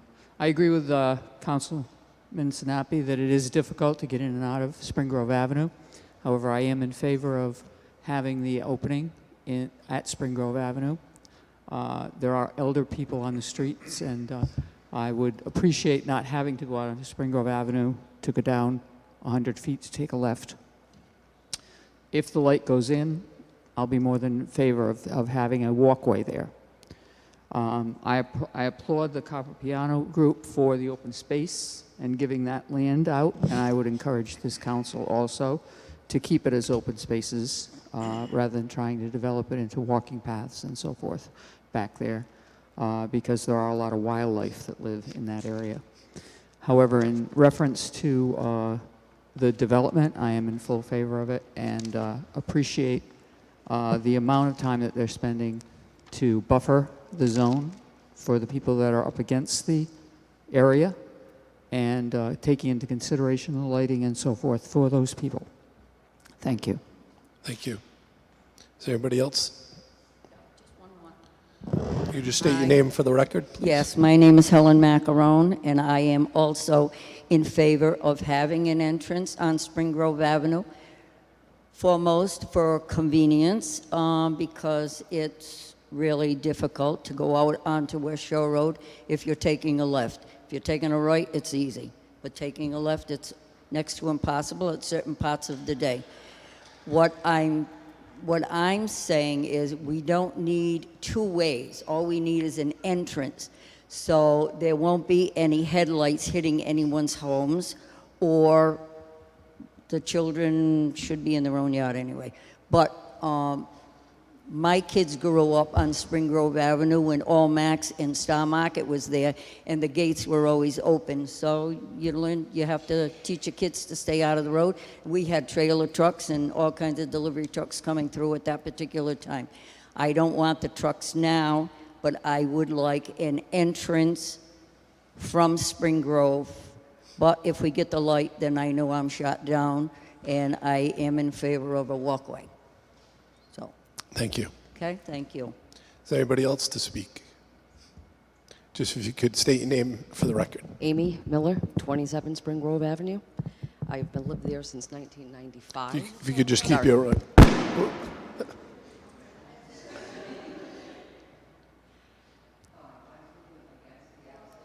So you got to put these mics are designed. You got to almost put your mouth on top of them to hear. Sorry about that.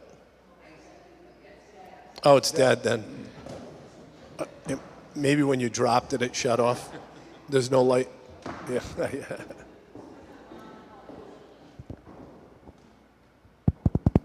There you go. That one's working. Start over. Amy Miller, 27 Spring Grove Avenue. Okay. Can all hear me? No?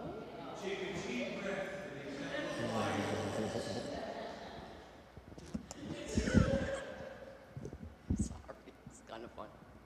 I am here to speak against the access road.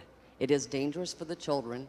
The road itself is traveled at excessive rates of speed despite the signage. The signage does not prevent people from trying to make it a cut through. They learn it's a dead-end road. They come back twice as fast in the other direction. Our neighbors who are at the face of the road will have a constant string of cars hitting their living room, their bedroom. This does not end. The ultimatum that if they don't get the light, we, the neighborhood, has to suffer is inappropriate. There should not be an ultimatum in a contract that says that if they don't get what they want, we suffer. They need to figure out a different way to configure the traffic. We don't. Running it through our neighborhood is inappropriate. Period. Thank you. Thank you. Is there anybody else to speak? If you could just state your name for the record. For the record, my name is John Reese. I'm a resident, 48 Spring Grove Avenue. I'm actually located directly across where the proposed access is going to be. And if you think of it logistically, there are 4 entrance points as it is. Regardless of whether there's a light, there's no need to have an access point going out to a dead-end street. And certainly there's no need, because that's been closed for years. I believe Benny's purchased the property maybe in 1995, if I'm not mistaken. And it's been shut ever since. And clearly Benny's was able to operate where they were. So there should be no issue as far as Dave's being able to operate by having people pull out to West Shore Road without coming in through Spring Grove Avenue. Now, living directly across, you got to understand, I mean, if you get people pulling out of there, those headlights are going to be shining right into my bedroom, living room, kitchen. I mean, it's like we're not going to have any privacy. And all this, I mean, I like Dave's. I like having local businesses around, but I really think that clause is very obnoxious to even just state that if they don't get a light, they want to put an access point over there. There's no rhyme or reason for it other than maybe an egotistical whatever for one of the owners at Dave's. And quite frankly, I mean, if that's the way they're going to be, I just won't shop at Dave's. I'll be honest with you, because you don't need, Dave's never approached any of the neighbors. They never had a discussion with any of the neighbors about this access point. And so for them to just come in and say, well, we're going to put this access point in unless we get a light, and even that was a fight. And I'll be honest with you, I don't appreciate that type of business. And if they're going to be that way, I'll go to Stop and Shop. I'll go to Shaw's. I'll go to anybody. But I won't go to Dave's if they're going to do that. And so what I'm asking this committee to do is basically just consider the fact that there are residents on the street that don't want the access, period. It's a majority of the residents. I don't know how many pages. I mean, so over 80% of the neighborhood already signed petitions. So I don't even know why this thing is even on the board as far as proposals. It should be taken off the board, period. And you know, and I got to be honest with you, if an access point goes in, I would be talking to an attorney, and I would be going after everybody with deep pockets. I mean, I'm just telling you the way it is, because there's no need for this. And basically, that's basically what I'm saying. And so, if you can just consider that and have them just remove the access point, then I'm fine with everything else that they're doing. And I think everybody else here would be more than happy with that same scenario. So thank you. Thank you. Is there anybody else that would like to speak? Yep, if you could just state your name for the record. My name is Edward Finnegan. I've lived on Spring Grove Avenue for a better part of 50 years. And it's always been a dead-end street, except for a certain portion of time when Star Market was there and they were using it as delivery trucks. And, you know, that came about, that Benny's took it over. And now what happens is, I live at the top of the street. If I'm trying to go out and make a left-hand turn onto West You got to speak into the mic, sir. If I'm trying to make a left-hand turn onto West Shore Road, it's almost impossible. I have 2 lanes of traffic that are approaching me from the left-hand side if I'm going to make a left-hand turn. And it is probably one of the worst intersections in Warwick. You have 2 lanes of traffic that are biting for 1 lane of traffic going west on West Shore Road. You know, there is just no one that's going to let me out of that street. We have a sign that is put up high on the pole, opposite, on the west side of West Shore Road, that says something to the effect of, please let traffic out. Do not block intersection. That's what it is. Do not block intersection. And that goes nowhere. It signs up there for a reason, because the intersection gets blocked all the time. Traffic cannot get out of West Shore Road. Now you're proposing to let traffic come from West Shore Road all the way through this parking area, this project area, onto West Shore Road and cut through Salk's parking lot, right, to avoid all of that congestion from a 2-lane road to a 1-lane road, which is, I mean, it's a traffic nightmare. And you're proposing to add much more traffic to the side street just to avoid those lights that are going to be on West Shore Road. Thank you. I'm not in favor of opening up that at all. Thank you. Is there anybody else here to speak against this project? Is there anybody else here to speak against this project? Is there anybody else here to speak against this project? If not, Councilwoman, if you could make a motion to close the public hearing. Make a motion to close the public hearing. All those in favor? Aye. All those opposed? The public hearing stands passed. Mr. Di Pasquale, could we just get you down here with regard to the Planning Department's recommendations?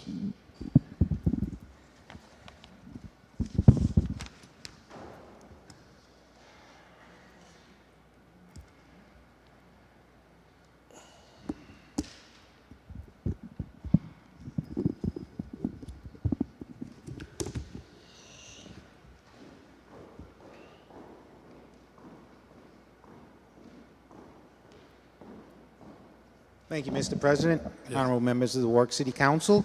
Within your packet, you will see the Planning Board recommendation as a memorandum to this honorable body. In that memorandum, which you'll see is 5 pages, it outlines what this petition is tonight, which is a master plan seeking a zone change.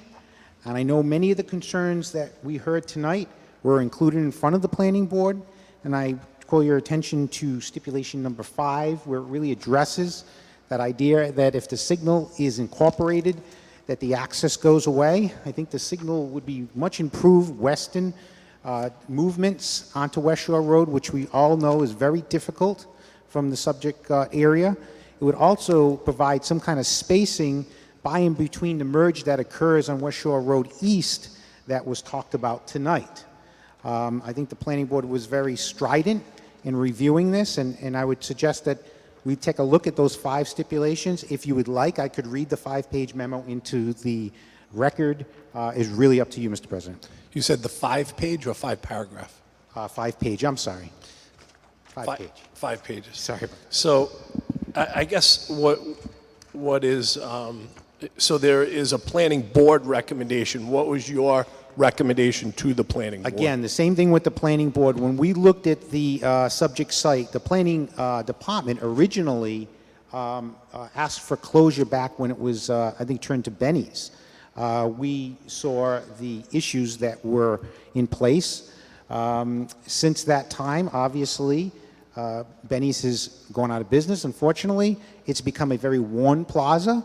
We always desired to have interior circulation. We always knew the main arterial roadway was difficult prior to any kind of development. The existing developer has the means to mitigate some of this.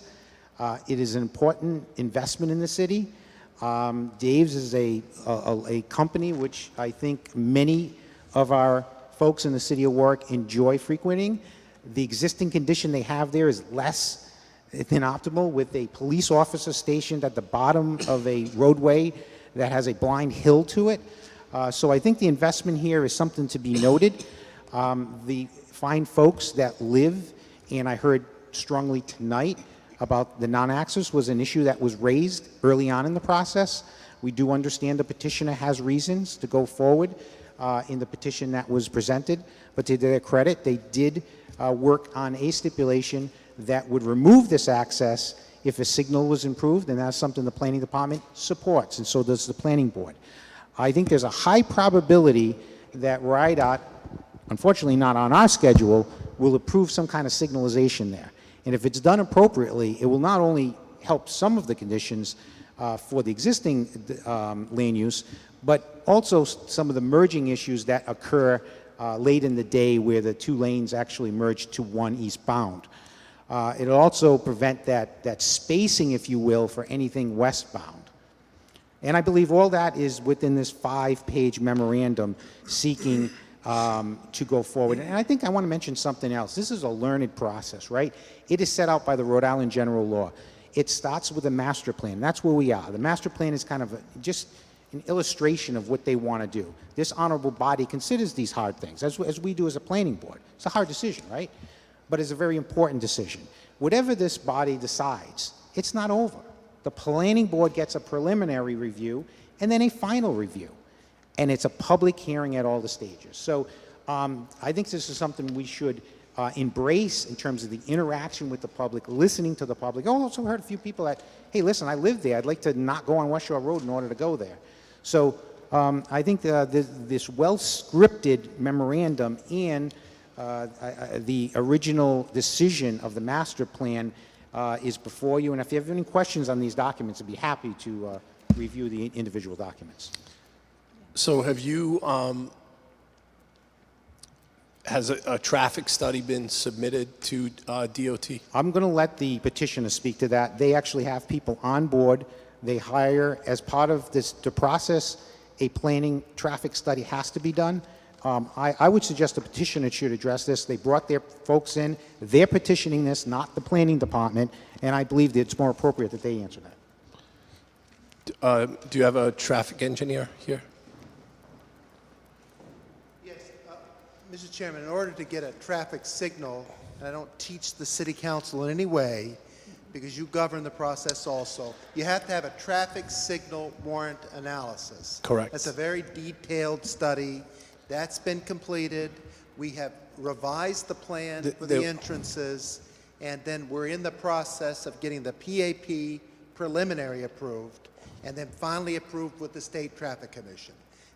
All indications are that we'll be fine. They have communicated with planning staff, with the mayor's office, and we believe that this will all be done within the next few months. I'm very familiar with the physical alteration permit process. So there was just questions by some members of the community indicating that we should do detailed traffic studies. Well, we will definitely But as part of that process, to get a light, to get a PAP, you have to submit those. have to. And there is typically a grading process, if you will, to whether if you have a light or you don't. What's the level of service going to be without it? What's the level of service going to be with it? And that was an issue that I was wondering if you could address. I mean, does it go from an E or a D to a C, or what's that? What is it now? What would it go to? I would first say, of course, backing up, Yep. the warrant analysis and signal analysis has been completed and was submitted to the planning staff. Okay. So of course that's been done, of course. And so in terms of level of service will be improved. It will go from, I would say it's pretty bad out there, but I won't grade, but you know, it's pretty bad.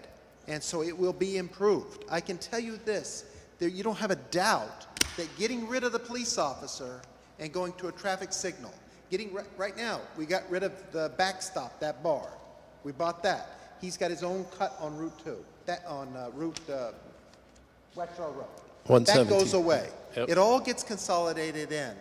So there's fewer cuts than there are now. I feel for my neighbors.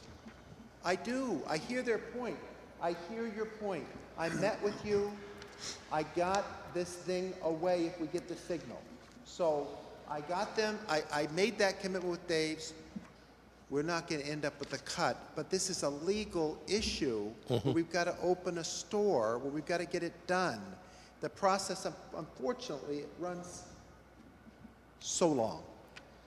But we will commit to you to give our best blood to get this done. In the past, you got a track record of me working with you. As a resident and as the president of the company, I'm here tonight. I hear you.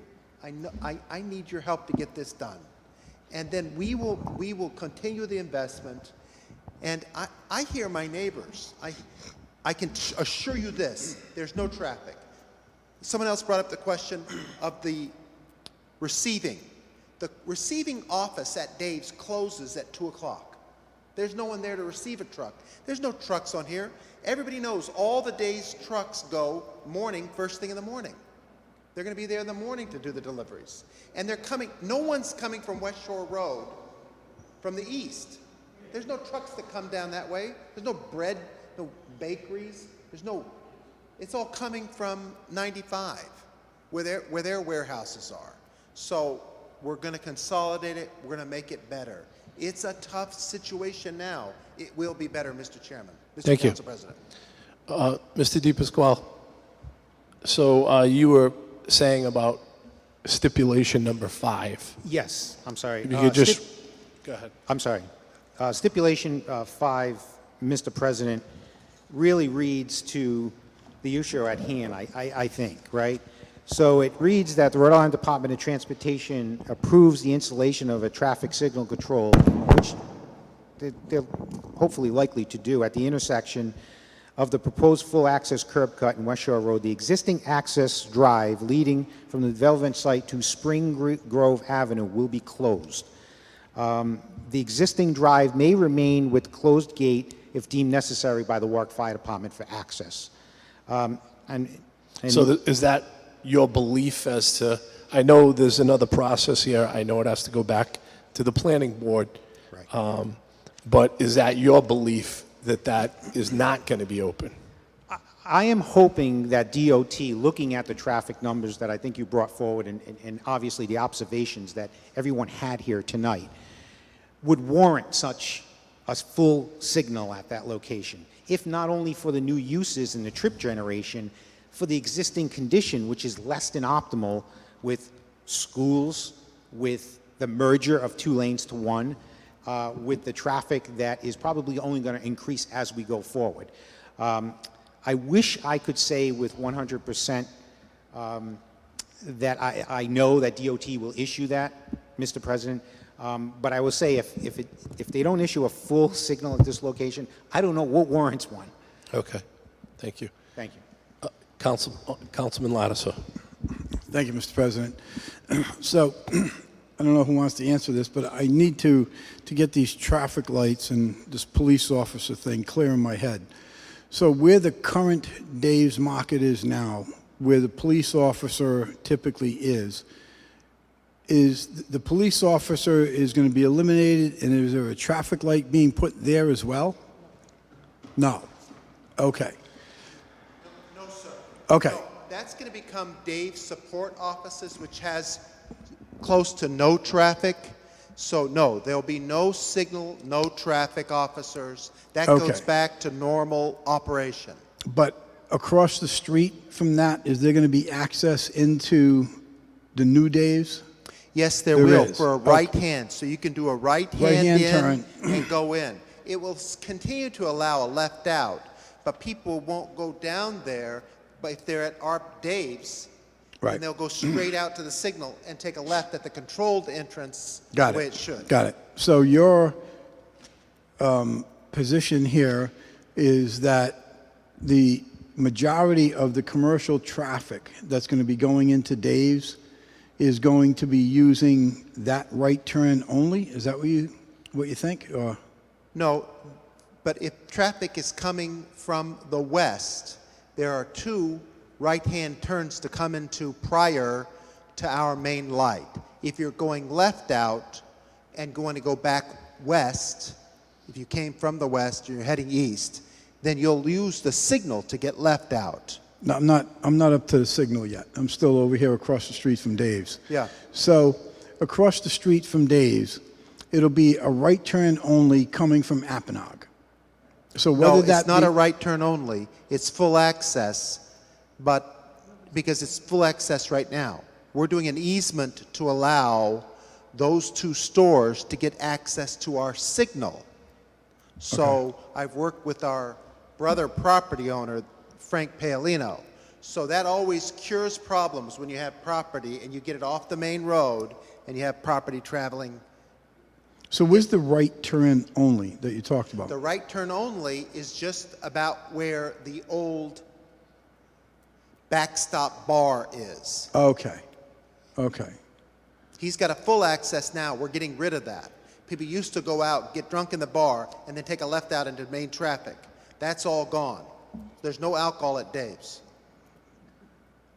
So that traffic light right there at Wiles Corner, and then we're going to have that other traffic light about 300 or 400 feet up the road. Yes, sir. So how do you think that's going to impact this merge thing? Because that's a nightmare now. So how do you think that is going to be impacted with that traffic? Typically what happens is you head out of that traffic light heading up West Shore Road, and it's a race with who's going to get to the single lane. That typically is what occurs, because I travel this thing like daily.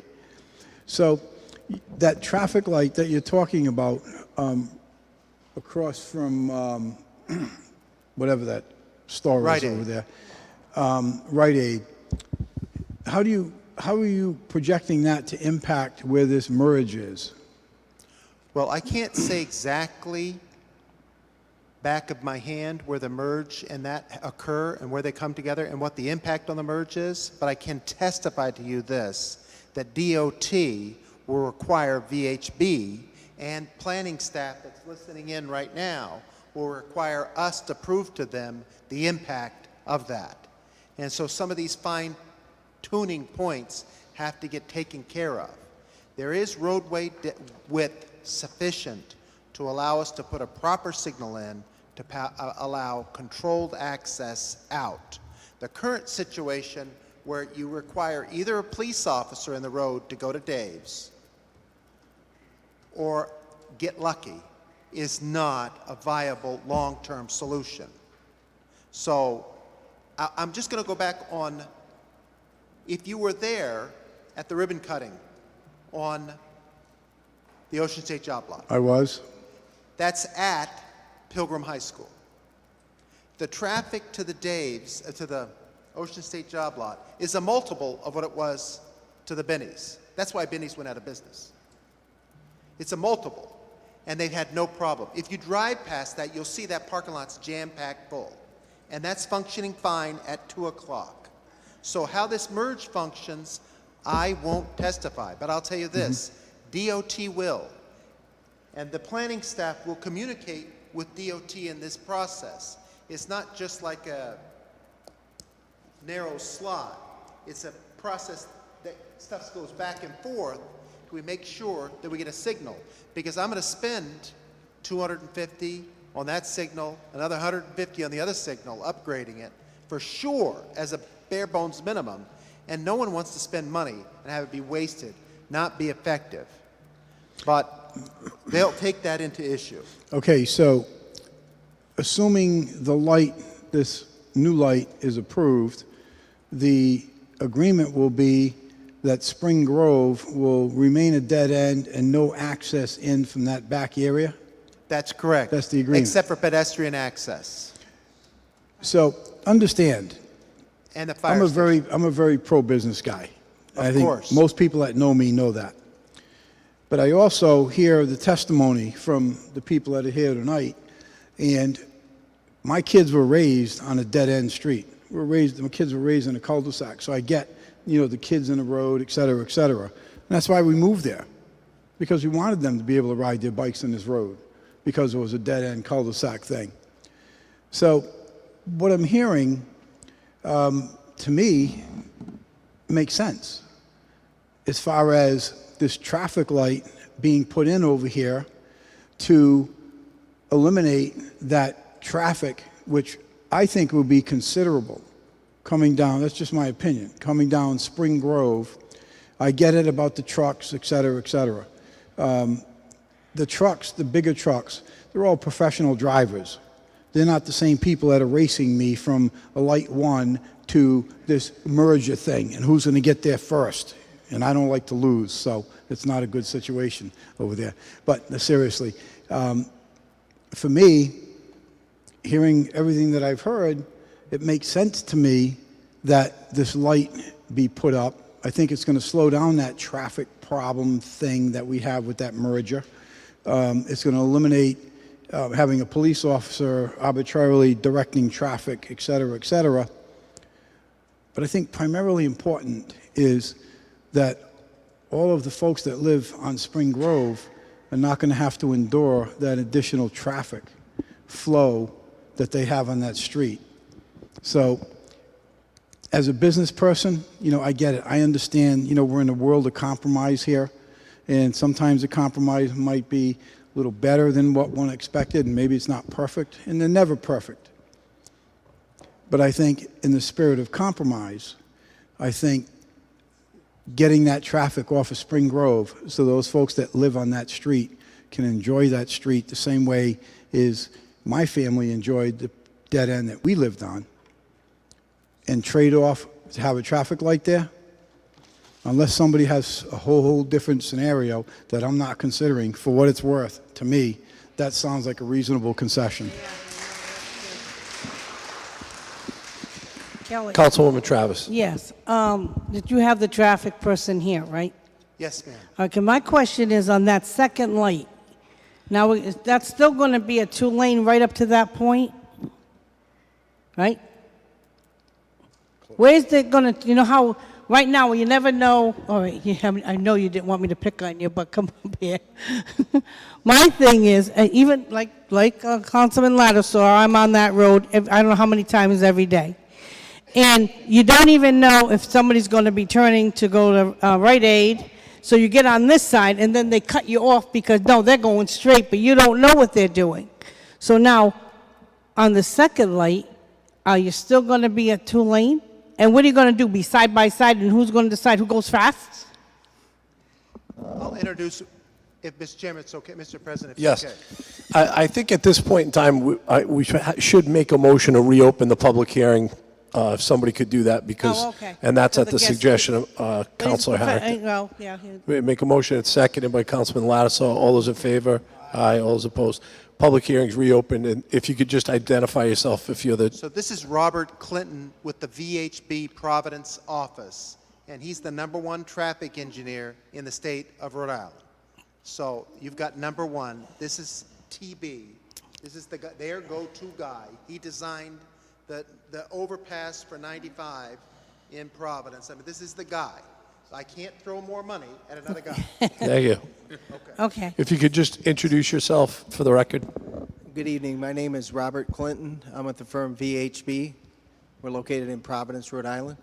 And as discussed before, we do about 60% of our work for the Department of Transportation and the other 40 for private developments and municipalities. The way I understand the question, heading eastbound on West Shore Road, there will remain 2 lanes at that location. The left lane will be a shared left turn through. And so if somebody's waiting to take a left turn into Rite Aid, a car going through would be stuck behind them if somebody is doing that, and then they'll be able to go around them to the right in the other lane. Now, what if both of them wanted to go straight? If you wanted to go straight, the left lane is, like I said, a left turn lane and a through lane. So if you're in that left lane, you can either go left or through. And if you're in the right lane, you're able to go right into the site or through. So it's a shared left through and a shared through right. And what the signal is going to do is it's actually going to be easier for people to get out of the neighborhood, because it's going to occasionally stop eastbound traffic at the new signal at the Rite Aid, and to allow vehicles to get out of the site drive, the new site drive across from Rite Aid. Okay. And that's going to create a gap for not only the vehicles to get out of the site, but downstream it's going to platoon the vehicles, and they'll all bunch up at the signal, and then they'll be released. So it's actually going to be a positive thing for the neighborhood. Yeah, sounds good. That sounds good. I mean, the main thing, like we said, is that we got to stop that access in the back. And I have faith that we're going to get the light. I really do. Well, I think... And, I mean, it's so much needed. And I think when they see the project, it's a beautiful project. They know the impact it's going to have on our city, the impact it's going to have on our neighbors. I believe we're really going to get that light. And that would give us the perfect example, so we could close out that, the back road, and there'd be only walking access for the people. And I think they'll enjoy it, because they can go shopping with bags or carts or carriages and get their groceries, not worrying about cars. So Yeah, I hope that works. We have done a full traffic study. The DOT is going to be reviewing that. We've been very conservative in our numbers.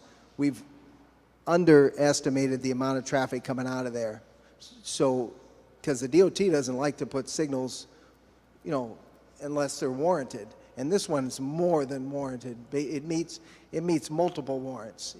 Sometimes people try and get off just getting a peak hour, 1 hour of the day. But this one meets the 8 hour, it meets the 4 hour, it meets the peak hour. So it meets 3 of the major warrants for a traffic signal. So, and we've had preliminary discussions with the DOT. It looks very positive that the traffic signal is going to be implemented. Councilman Lattiser. Thank you, Mr. President. So, with having said what we just said, which is that the additional traffic light gets installed, that the access off of Spring Green is not going to exist into Days Market. That's correct. Okay. And if that being the case, the traffic light's going to be installed. Once the traffic light's installed, the only folks that will be coming down Spring Green are the folks that live there or their guests, that sort of thing. No traffic coming into the back entrance of Dave's. That's correct. Then, through the chair to Councilwoman Travis, I think that your amendment would need to be modified to state that. The current draft does provide that the signal, that the access, any access goes away upon our approval for a signal. But that's not what this amendment says. What this amendment says is that all truck delivery routes shall be limited to the major arterial roadway, West Shore Road, with Spring Green Avenue limited to access, to local access. The amendment says of cars, motorcycles, and similar non-commercially registered vehicles only. That does not preclude cars, motorcycles, or similar non-commercial registered vehicles from coming down Spring Grove Road and accessing the rear entrance of Dave's unless that is stipulated in the agreement. So the purpose of the amendment is just to be clear. The way that it was drafted initially, it just said local access, and we wanted to be clear that it's not just pedestrian access that's being proposed at this time. The section that you're talking about is directed towards the access as it will exist unless the DOT approval is obtained. If the DOT approval is obtained, in paragraph 5 down below, it says the access goes away. Okay. Okay, I just wanted to make sure that we're all clear with that. Okay. Councilwoman Travis. When do you think Dave's is going to open? We hope for Dave's to open prior to spring. So there'll be a period in that gap. So before spring, but yet we're talking about the traffic light might be the end of the year, we'll get the word, or the beginning of the new year. That's right. It'll still be before we open. Okay, thank you. Councilman Corley. It seems to me that the people who live on Spring Grove have had that road closed to access to this shopping area for over 25 years. It's a dead-end street. They have been living in that atmosphere for at least 25 years. It sounds like the petitioner is being optimistic that they are going to receive approval for the light. Why do we need to open up the access to Spring Grove if that is the case? Because closing something that has already been opened up is a lot more difficult than coming back and asking to open it up if you are denied the traffic light. So if you don't open up the access to Spring Grove, the people on Spring Grove, if they want to walk, fine. But they don't, it sounds to me like the vast majority of people that testified do not want that road reopened to vehicular traffic. So if you are correct and that your expert is correct that this area warrants a traffic light, it seems that we should not open up the access to this neighborhood that will have their quality of life changed for simply a matter of a few months. Well, Mr. Council President, should I respond? Yes. Okay, that's the crux of the matter.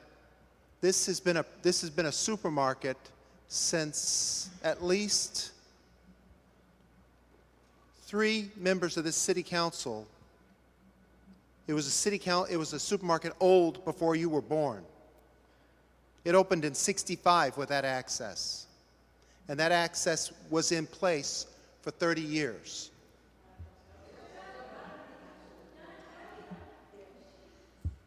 And so, the Daves has that as a condition of their lease. Number 2 is we are before the city council for 2 purposes. Number 1, to lift that restriction. And number 2, to rezone the back of the property all to open space. To make it clear I'm not building with my neighbors. So this is going to have to be one where, number 1, these are the benefits. And you'll have to weigh them. You have to be Solomon. On the left hand, the existing store, which breaks every law we have regarding buildings. Access, fire, all safety rules, closes as a supermarket. It's primarily elderly. If you've walked that parking lot, you know what I mean. Getting in and out is not right. It's not right. So a vote against this tonight is a vote to keep that Dave's open. A vote against this tonight is say no open space in the back. And a vote against this tonight is I can't invest any more money here because I don't have a tenant. So I'm paying for the work that's going on there right now because I believe I can get a signal. So I'm in a conundrum. And so you're right. That's the only reason before this council. If I didn't want to change this back land to open space, I don't need to go to the city council. If I don't want a Dave's, I don't need to go to the city council. We can put in a worse version of Benny's. Or I can put in a Dollar Tree, a Dollar Family. I can put in all those kind of users. But to come in and put the right neighborhood use, the thing that adds benefits to everybody's house, there's been scientific studies. It adds quality of life to everybody. So, unfortunately, for these people that live on that street, well, if you want me to lie. Folks, everybody can speak in a minute. We're just gonna try and do this one at a time. And if there's a misrepresentation, people can get up and talk about it. But I think Councilman Qualley had the question. Councilman Qualley, you have any follow-up on your question? My question was, why can't the project go forward and the petitioner can come back and ask the council for access to Spring Grove if they are denied the traffic light? Because then I don't have a Dave's lease. Then I don't have a Dave's lease. I'm sorry, you're saying you don't have a Dave's lease? That's right. Well, I don't know what that means. Then there's no Dave's lease. There's no Dave's supermarket. So it's subject to. They signed the lease subject to there being access, full access. So the head of real estate for Dave's used to live on that street, 2 houses down from that access. Okay. Well, let's make that clear, because I understand what you're saying, but the people, Dave's that is investing in this land has signed a lease that has a condition that they have to have access to Spring Grove in case they don't get the traffic light on West Shore Road. Is that what you're saying? Yes, sir. So I understand that the project will not go forward unless the access is granted, and you have built in as many safeguards as you can. As a businessman that I've known for a long time, that likes to try to address the needs of the people that are affected by his projects. Yes. I understand that, and I've seen that over the years. But the fact that the contract that's going to allow this project to go forward has this stipulation in the lease makes the issue something that has to be decided this evening, at least as far as the city council goes. Yes, sir. You still have several more hurdles to get over before this can be a accomplished fact. Isn't that correct? Yes, sir. Okay. The fact that you have a lease that binds you was something that was unknown to me, which is why I brought it up. Well, thank you. But you have answered that question. Thank you. Thank you.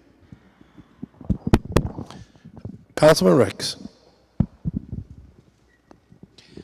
I'd just say briefly, and there's no need to respond to this, I understand that some of us may be partial to Ocean State Job Lot, but I would also say that Dollar Tree, Family Dollar, stores like that, they're not attracting different people into neighborhoods.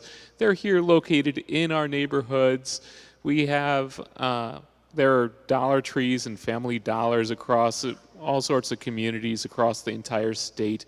People aren't driving from, far-flung communities one to another to visit these stores. So I think that, many of my constituents, good people, go to Dollar Tree, Family Dollar, and I'm not going to cast any judgment against them or against those stores. Thank you. Thank you. Any other questions, Councilwoman Travis? No, I just want to state that I think anyone, especially my colleagues who have been to the Dave's that on West Shore Road, can understand the fact how aggravating it is to come out of that area. You cannot come out of Dave's Marketplace. I mean, even the Dunkin' Donuts, I don't even try to come out. I go down to Strawberry Field Road, and I come out at the light. I think that's why this light is going to be so important, because I'm not going to, take the risk of getting in an accident there, because those people do not stop. They do not even slow down. I think this project is a great project, and I know as much as that we have, it's not like there's a lot of problems with it. The fact that says that the road is going to be open if the light don't, and that's not going to happen. I mean, I see this as a great project. I think we should move forward on it. I can foresee that street being closed, and everybody's going to be happy later and say, oh, I know we talked about it for a long time, and I think we should just go forward, because I really, really believe that light is going to make a big difference right there, and it will close that street and hopefully it'll get done in time before it opens. But I don't think we should be, when you consider what we have with Dave's now and what we could be getting, there's no question in it. Thank you. Councilman Sinapi. One thing of note, and correct me if I'm wrong, Mr. Coates, but it looks like based on the plans that if everything goes forward and the light goes in, this access road not only is not used, but as long as the fire department doesn't demand it stay open, it's gone for good. This doesn't come back again with some specter that the road is going to be reopened when some new business comes in. It'll be gone forever, and this will be a moot point going forward, which I think is obviously a good thing for the neighborhood, because I'm sure they don't want to come back here in a decade or however many years when a new owner takes over. And I know this is not ideal for them. It's not ideal for us in this position. It's not ideal for Caprignano Group or anyone really, but it definitely seems like in the long run this is the best bet. And assuming we get the state on board, which it seems like they're going to be on board no matter what, because even if this development wasn't going in, this light was needed. So I'm fairly confident we'll have their support. Thank you. Councilman Corley. I come from the area of Hoxie Four Corners, and Hoxie Four Corners was known and stated to be the busiest intersection in the state of Rhode Island. When Dave's moved into Hoxie Four Corners, they were able to do it in a way that was a seamless entrance into an area where they were expanding. They improved the traffic flow, and it works. If they can do it with the worst intersection in the state of Rhode Island, I am hopefully optimistic that, having heard from the traffic engineer, that the traffic light is going to go in, and hopefully the fears of the neighbors that live right in that area, who I do feel for. I understand what you said. I am hopeful that the dire consequences that you have brought up never come to fruition, and that if any company can get it done, I believe that it would be the Dave's Market and the Caprignano Group, because they have worked on quality projects and improved the areas that they have developed. Thank you. Any other council members Any members of the public? Yes. Just state your name for the record. Maureen McNamara. First, I'd like to state through this whole process that Days Markets claims to be a good neighbor. But right now, our good neighbor is bullying themselves into our neighborhood to destroy it, basically is what's coming down to it. We bought our homes on a dead-end street to enjoy a dead-end street. What they're proposing here, and correct me if I'm wrong, this is a permanent change, right? This zone change, it's going to be attached to this property, the access, even if it's just for 3 months, if they get the light approved? So I think they read the stipulation, but I'll refer to Councilor Harrington on that.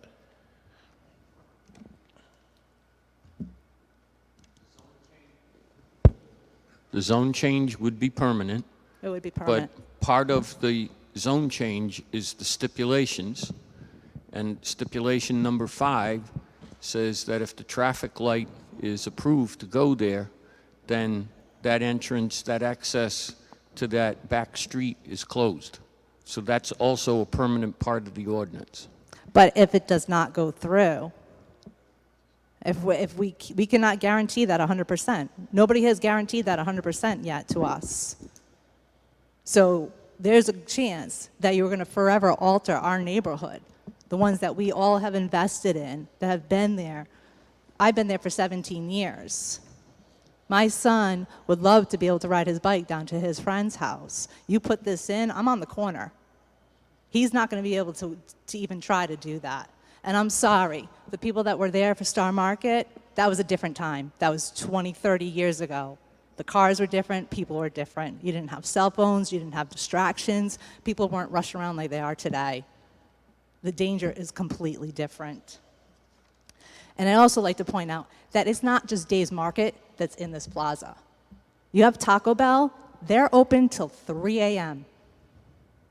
So that's not the only traffic. And they're proposing another restaurant, and they're proposing a bank. So there's much more than Dave's that's going to have this access. We're just being bullied, and I just don't think it's right. Thank you. Is there anybody else that'd like to speak? Just identify yourself for the record. Rob Cody. Just an observation, being in construction, and I find that whenever there is the implementation of another traffic control device, there is a stark difference in the speculative impact on how that device will move traffic and have impact on traffic volume than the actual reality of when that traffic control device is implemented. Case in point, very recently here in the city of Warwick, we heard how the Apponaug circulator was going to solve all of the problems, right? And then we instituted that ridiculous rotary in front of the Cumberland Farms, which now backs up traffic to Main Street in East Greenwich every single day. So what happens is people come flying through there because everything bottlenecks. So if you're looking at westbound on Sandy Lane at Wilds Corners, you have 2 traffic control devices within 200 feet of each other, correct? So we see people coming out of the Burger King, coming out of Thayer Arena, coming out of Citizens Bank, coming out of the bar that's there, all congested. And also, bear in mind, they're coming southbound on Strawberry Field Road to make the right, because you can't take a left. So those 2 traffic lights, as of this date, are not coordinated to run westbound at the same time. So that backs up traffic way, way down Sandy Lane. So now add into the fact that you can have an additional traffic light eastbound where people are trying to get out, right, to go westbound, and that are going to merge through the existing light in front of Burger King and the dual traffic lights that are on Sandy Lane right there. You have unintended consequences of traffic volume and how that traffic is going to back up both eastbound and westbound. But I haven't seen any studies on how that's going to impact the neighborhood and the businesses and, most importantly, the children, right? So where is that study? So it seems to me that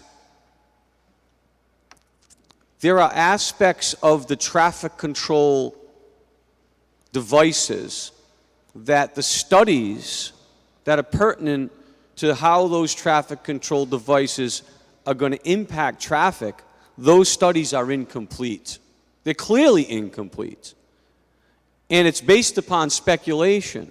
And we've already seen numerous examples in Warwick with traffic control devices and speculation, how it impacts us in a negative fashion. So I would really like to see some type of study that has been done or some type of standards that have been produced on how the coordination of those lights all together are going to work in conjunction with the existing volume that you have now within that 200 or 300 yard period. You're going to have 6, 7 traffic lights within a couple of hundred yards.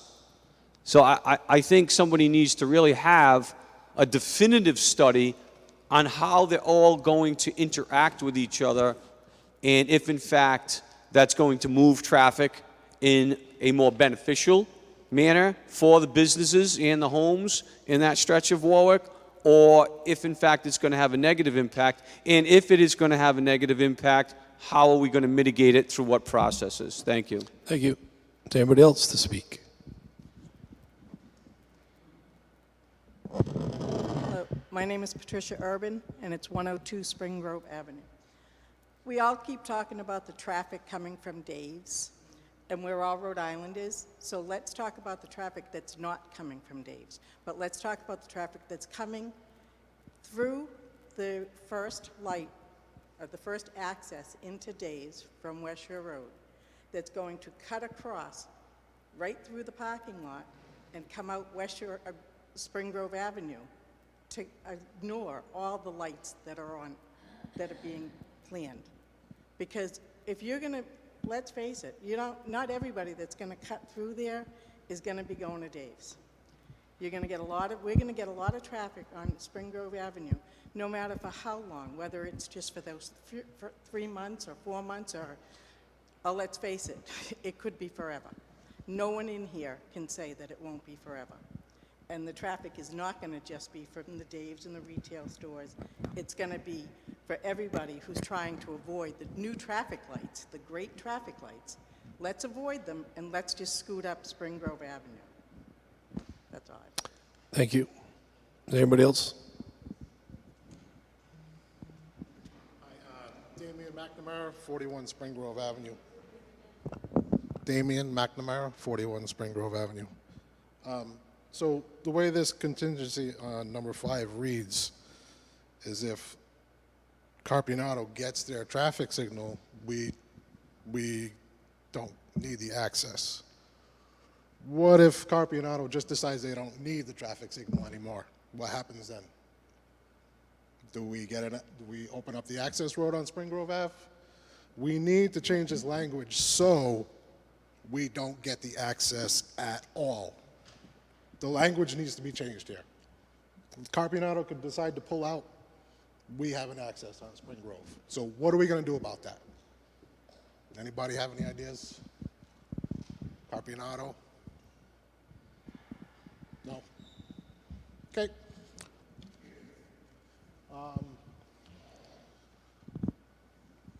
Are you going to continue putting an access road in even if you don't have the approval yet? Are we moving forward with the access road if we don't have an approval? I think the answer was if the light doesn't go in, they're going to use the access road. That's what. Well, what are we doing in the meantime till we get the approval? You want to answer that? I believe they need a physical alteration permit from the state of Rhode Island before they can access the site completely. a physical alteration permit is required for the Signal and State Traffic Commission. Correct, but what are we doing with the access road till we get that approval? I'm not sure what we're going to do if there is a signal granted and the store open and accessing that neighborhood back. I'll cross that bridge when I come to it with Dave's. But if we get a signal, we won't use the back access. What are we doing in the meantime? Are we ignoring the access, or are we going to move forward with trying to push an access through? What are we doing? I can't solve every problem tonight. We have other public hearings, other opportunity to meet with the neighbors, meet with RIDOT, and get that solved. But I came and I got Dave to come off their position, and I got a long-term solution for the neighborhood. I met with the neighborhood. I got Dave's to move its position, and so I'm confident we're going to get this and get it solved and make the neighbors happy because they won't have access. Again, we don't have a guarantee. We need a guarantee.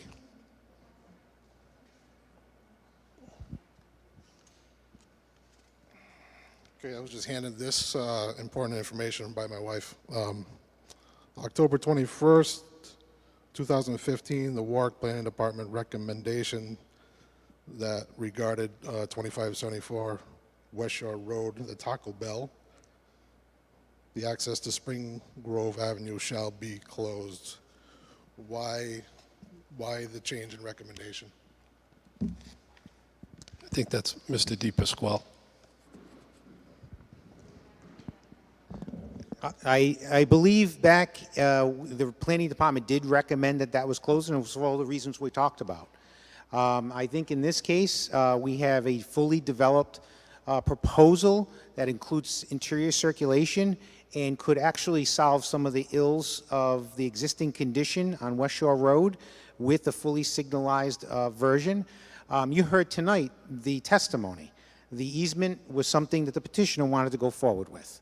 And that's what the petitioner needs to go forward, and that's why the position is that if they get the signal, they'll remove that roadway. It is not a position that, was developed by the planning department. It was a position we had as opposed to the Taco Bell, who did not object to that. This petitioner is choosing to elect to try to keep that avenue open just in case the signal doesn't go forward. And that is really the petitioner's choice. Thank you. Thank you. One more point. The fact that the opening of this road, this access road, is contingent on a signal, does that throw up any red flags? So if they don't get the signal, they're going to dump traffic into our street. Do they really need to do that? That's why we need this guarantee. We need to change the language for this to say we will not build an access road regardless of a traffic signal. I hope everybody hears my point. Thank you. Is there anybody else here to speak? This is John Reese again. I just wanted to follow up with what I was saying at the other meeting, the very first meeting that we had. When two parties enter into a contract and there's no guarantee that they're going to get what they want, they call it a contingency. And if Dave's is going to pull out of the development as a tenant, then, that just opens up the door for other marketplaces. I mean, we have Market Basket around. I'm sure if you approach Market Basket, they would jump on board in a heartbeat. And you know what? Dave's, they would fold like a cheap suit because it's a small operation. The last thing they want is competition right across the street. Not to belittle Dave's or anything, but, I know the owner that's behind all of this, and I don't care if the guy lived on the street. Past tense, he lived on the street. He doesn't live there now. What I would say to him is just get over it. There's no need for an access back there. And, and this contingency that's in these contracts, Dave's is not going to fold. They want a bigger store. They want the competition. They want to be able to compete with Stop and Shop down the street because they're a little tiny operation where they are, and people don't want to deal with pulling in there and they only have half the stuff a bigger market has. So the reality is Dave's is going to go across the street regardless of whether or not they get the traffic light, whether or not they get access to Spring Grove Avenue. So I guess in short, what I'm basically saying is, why don't you guys just deny it as far as the back entrance to Spring Grove Avenue? You could do that now. Dave's is not going to pull out. It's a joke. You know, it's a game plan. That's all it is. Everybody knows that. And that's all I'm going to say. Thank you. Anybody else here to speak?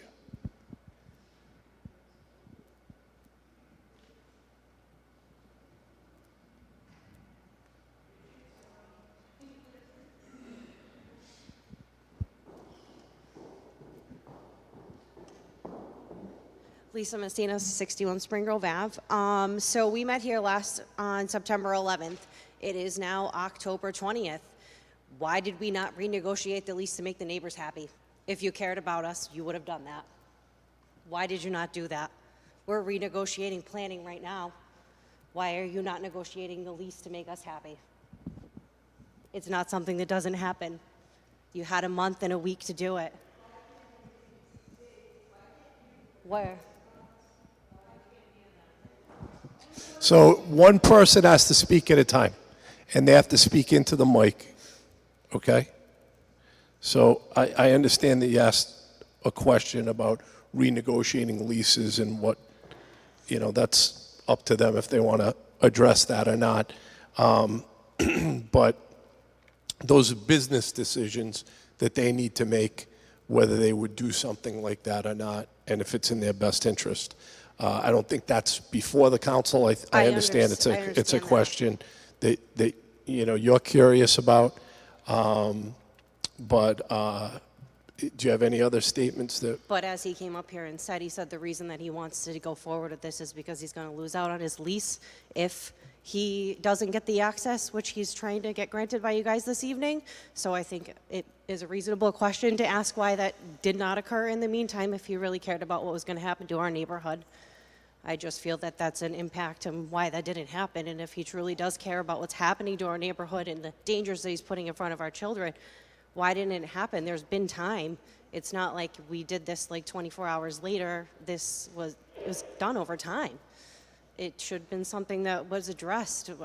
That access doesn't need to be opened. It's not going to impact Dave's business by any means. They're still going to have loyal Rhode Islanders coming to their business without an additional access to the back of their building. Thank you. You're welcome. Is there anybody else here to speak? Anybody else here to speak? If not, could I get a motion to close the public hearing? Councilwoman Travis makes a motion, seconded by Councilman Lattiser. All those in favor? Aye. All those opposed? Public hearing stands closed. Councilwoman Travis.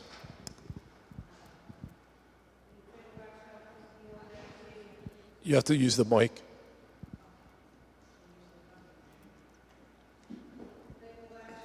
PCO-16-19. Is there a second?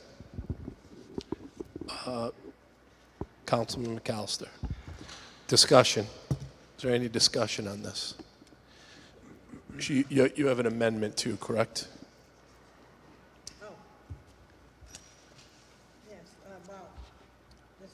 So you have to make a. You're gonna move. You're gonna make a motion to amend. Have a motion to amend section 2, I guess. Yeah. Oh, you want to defer to the council solicitor? Yes, because it was given to me like. The motion is to add the following language in line 2 of paragraphs of stipulation number 2. After limited to local access, it would add of cars, motorcycles, and similar non-commercially registered vehicles. That's the amendment. It's the amendment. Is there a second to the amendment? Councilman McAllister. Any discussion on the amendment? I'm just going to make a few statements on the entire project itself. So what I've listened to is, other than this access road, that this is a good project. And I concur with that. I think that that area, in particular over by Benny's, has been really a blighted commercial area for a long time. To have something nice in that area and new, I think is a benefit to everybody. And I haven't heard any testimony indicating that that's not true. I've had developments in my area over the years also. And this access road is an issue that I understand, that I respect, and I believe that the testimony was that if we get a light, we all wouldn't be sitting here for whatever it's been now, about an hour and a half, discussing these issues, and I'm sure that you've had discussions before about these issues. There's a process that I don't like that really has little to do with the council and more to do with the state, which is the process of doing the right thing and putting a light there so we wouldn't have to have this meeting tonight. And also not killing projects. I don't think anybody would be here, but maybe I'm wrong, if there wasn't access to the street and there was a light. I think everybody'd be happy.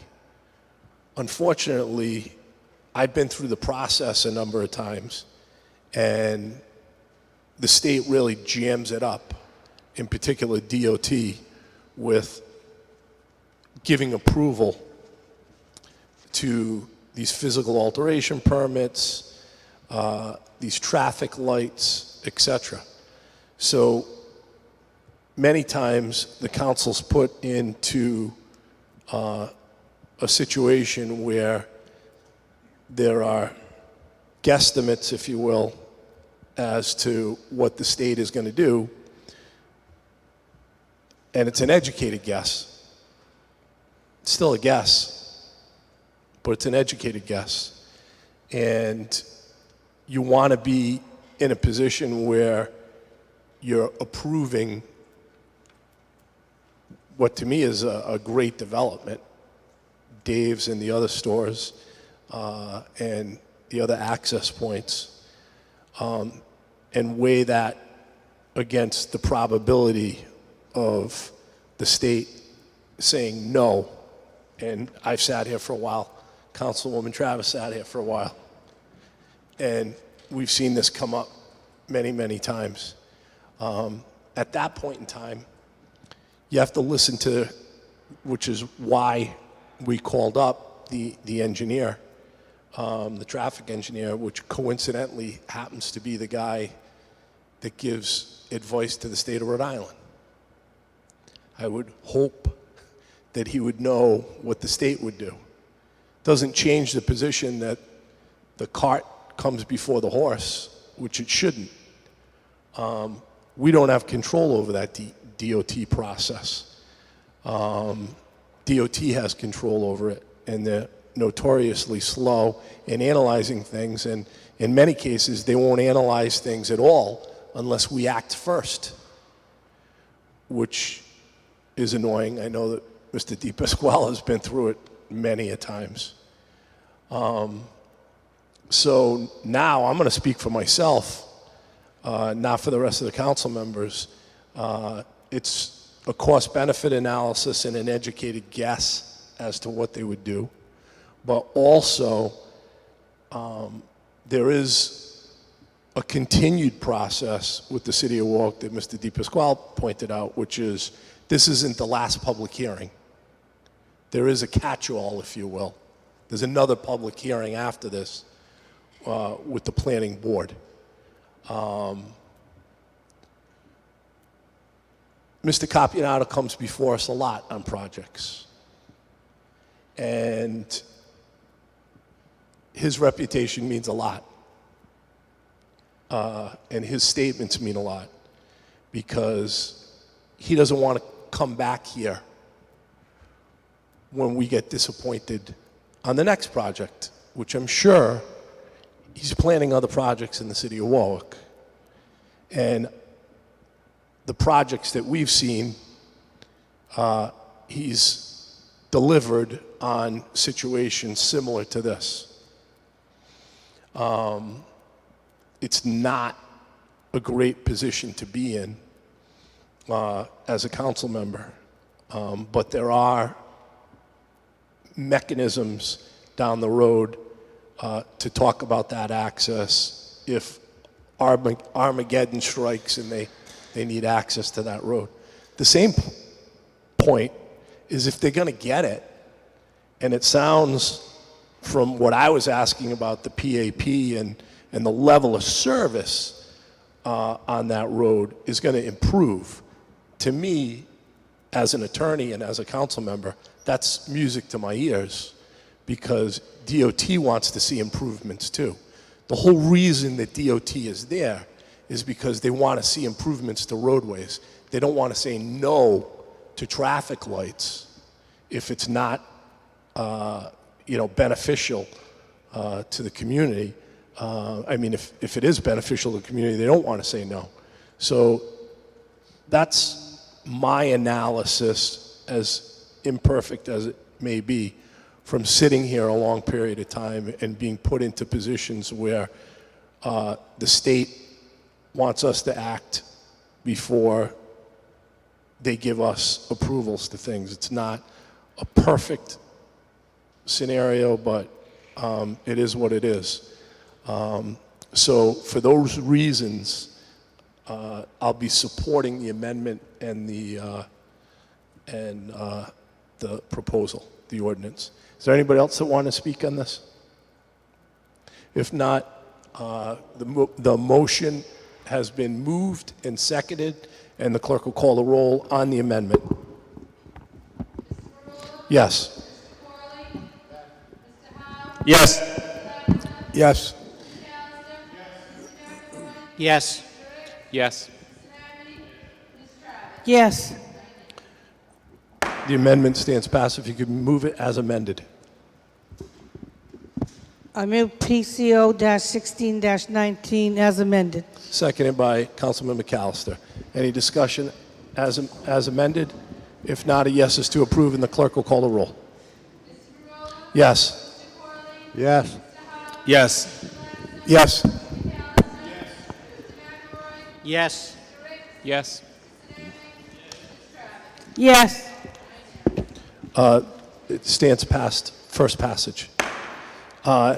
If we could make a motion for a 15-minute recess so we could go back into the subcommittees, if somebody could make that motion. Councilman Lattiser, 5 minutes? 5 minutes. 5-minute recess to go back into the subcommittees, seconded by Councilman Howe. All those in favor? Aye. All those approved, the council will stand in recess to go into subcommittees.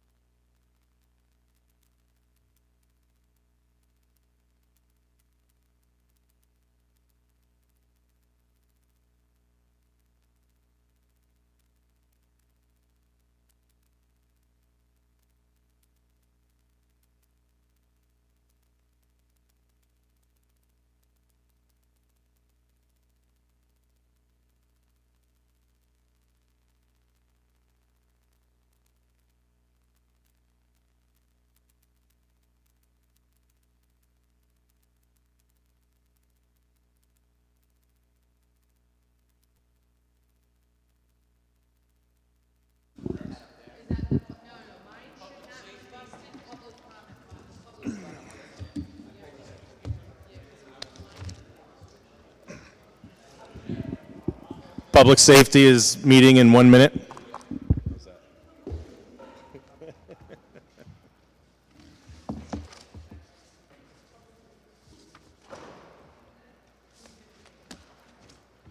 What's that?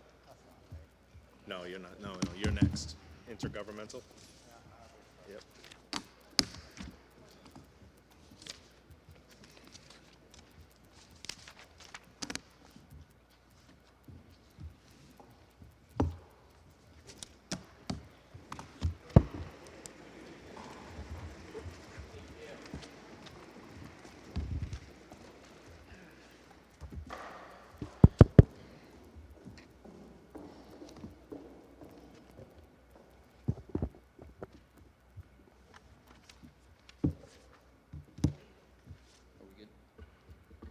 I'm good.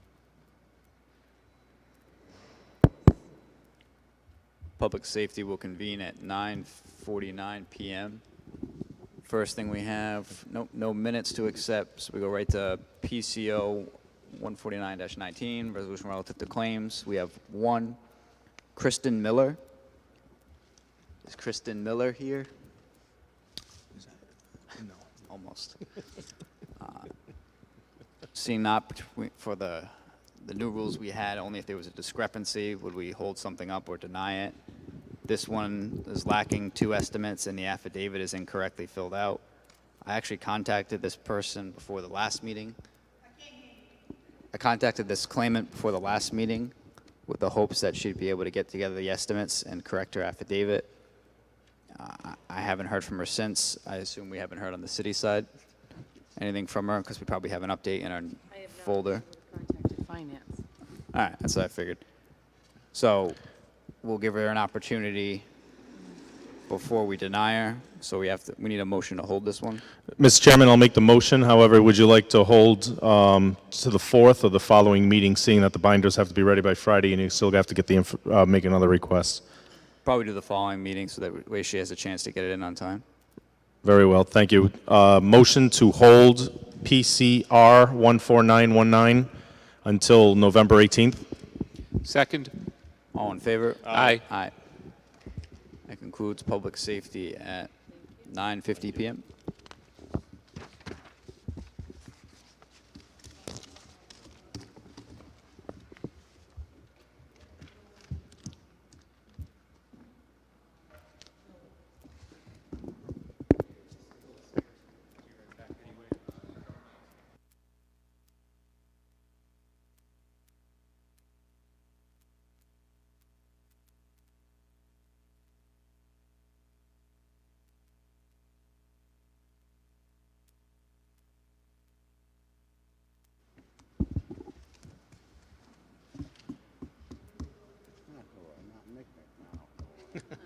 Really good next to Nick in it. All right, what is it? 950, right?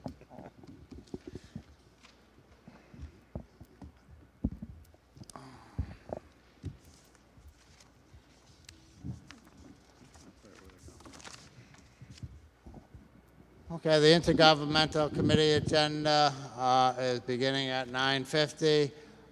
There is one item on the agenda, and that is PCR-134-18, a resolution to create a charter review committee. Councilwoman Travis, it's not drafted. Oh, I'm sorry. It's Councilman Lattiser, I guess.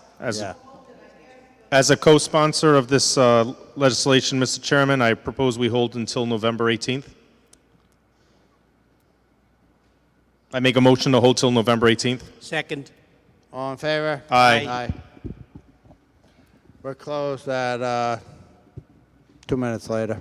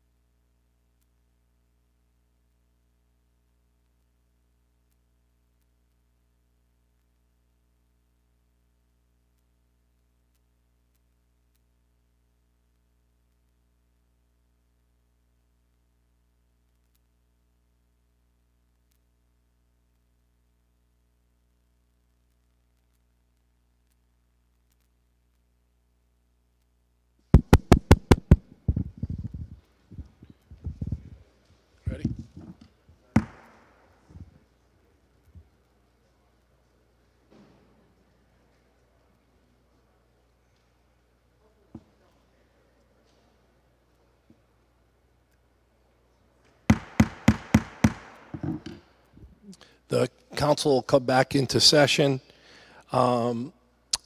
First item on the agenda is executive communications. There are none.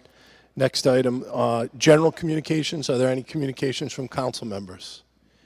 If not, we'll go to the acceptance of the minutes from the council meeting, which there are none, and then public comment under Rule 41. I understand 2 people signed up. I know they both spoke at the previous public hearing, and I do not see anyone there. If I could have that list from the clerk. Yeah, if you could read the names. Rob Cody. Maureen McNamara. Okay, there's no one here on public comment. The next item is announcement of appointments, and that's the Assistant Chief Harbor Master, Guy Couture of 540 Tidewater Drive in Warwick. And that's a term to expire March 1st, 2022. That's an announcement of appointments. Appointments requiring confirmation, there are none. Consent calendar, PCR 16019, resolution relative to bids, committee report, finance. Favorable action? Favorable action. For action, Councilman Lattiser. Move favorable action on PCR 160-19. Seconded by Councilman McAllister. Councilman Howe. Go ahead, Councilman. First item, 2017-064, State of Rhode Island copiers, favorable action. 2017-136, Barracuda backup, favorable action. 2019-166, State of Rhode Island ice melt, favorable action. 2020-157, rodent control, favorable action. 2020-158 has become PCR 162-19. 2020-159, purchase various tires, become PCR 163-19. 2020-159B, purchase various tires, has become PCR 164-19. 2020-168, favorable action. 2020-170 has become PCR 165-19. 2020-171, testing and repair of breathing apparatus has become PCR 166-19. 2020-172, thermal imaging, favorable action. 2020-177, structural fire fighting coats and pants, favorable action. 2020 Gatsby Day fireworks, favorable. 2021-01, Independence Day fireworks, favorable action. 2021-002, National Night Out fireworks, favorable action. 2020-191, dumpsters, favorable action. 2020-193 has become PCR 167-19. 2020-195, reaccreditation services, favorable action. 2020-197, service agreement, HVA systems, favorable action. 2020-201, police undercover, favorable action. It's been moved and seconded. Any questions on finance that were not asked in committee? Any questions that were not asked in committee?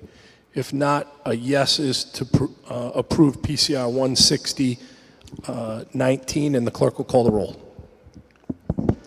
Yes. Yes. Yes. Yes.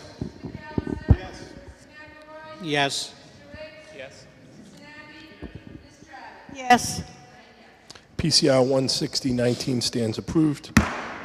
We'll take up Councilman Lattiser, the ones that were removed. I believe the first one was 220-158, which is now PCR 162-19. The recommendation of the committee was to hold till November 4th. Held till November 4th. Next item on the agenda is 220-159A, now PCR 163-19, recommendation finance. A recommendation was for unfavorable action.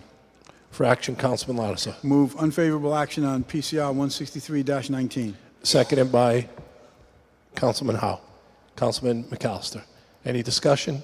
It was a request to follow up if the other vendors got a bid. Thank you. Any further discussion? If not, the clerk will call the roll. A yes is for unfavorable action. Yes. Yes. Yes. Yes. Yes. Yes. Yes. PCR 16319 is unfavorable action. Next item on the agenda is 220-159B, which is now PCR 16419, Committee Report, Finance. Committee recommended unfavorable action. For action, Councilman Lattiser. Unfavorable action on PCR 16419. Seconded by Councilman McAllister, Councilman Howe. Any discussion? The same scenario there, Mr. President. The department was requested to go back out for rebid. In addition to that, to call all vendors that were being approached for those bids to verify they had, in fact, received the request. Thank you. So a yes, is there any other discussion? A yes is for unfavorable action, and the clerk will call the roll. Yes. Yes. Yes. Yes. Yes. Yes. Yes. PCR 16419 stands past unfavorable action. Next item on the agenda is 220-170, PCR 16519, Committee Report, Finance. Mr. President, we had 2020-170, PCR 16519. Yes. It's hold till November 18th. Hold till November 18th. Held till November 18th. Next item on the agenda is 220-171, now PCR 16619, Committee Report. Hold November 18th. Held to November 18th. Last item on the agenda for finance is 220-193, now PCR 16719, Committee Report, Finance. Favorable action. For action, Councilman Lattiser. Move favorable action on PCR 16719. Seconded by Councilman McAllister, Councilman Howe. Any discussion on that? I think We have one yeah, abstention. One abstention. Councilwoman Travis? Councilwoman Travis is abstaining. Any further discussion on this item that wasn't had in committee, Finance Committee? If not, a yes is to approve PCR 16719, and the clerk will call the roll. Yes. Yes. Yes. Yes. Yes. Yes. Abstain. PCR 16719 stands passed. Next item under referred business is PCO 1619, an ordinance amending the zoning ordinance of the City of Warwick, 2574 West Shore Road, Capianato Properties LLC, which we already voted on. Next item on the agenda is unfinished business is PCO 719, Pension Board, first passage, that's not drafted, Committee Report, Finance. Hold November 18th. Held till November 18th. Next item on the agenda is PCR 9417, formerly bid number 2017-147, State of Rhode Island Telecommunications Services, installation and parts, Committee Report, Finance. Hold November 4th. I have the 18th. Is it November? Is it the 18th or 4th? I marked down the 18th. I'm sorry, the 4th. The 18th is okay with me, too. Okay. City Council Solicitor is saying the 18th too. Hold till November 18th. And the clerk. PCR 14817, bid number 2018-143, installation of sprinklers at the Cooper Building Drill Hall, Committee Report, Finance. Hold November 18th. Held till November 18th. Next item is not drafted. It's PCR 13418, a resolution to create a charter review committee, Committee Report, intergovernmental. Hold to November 18th. Held till November 18th.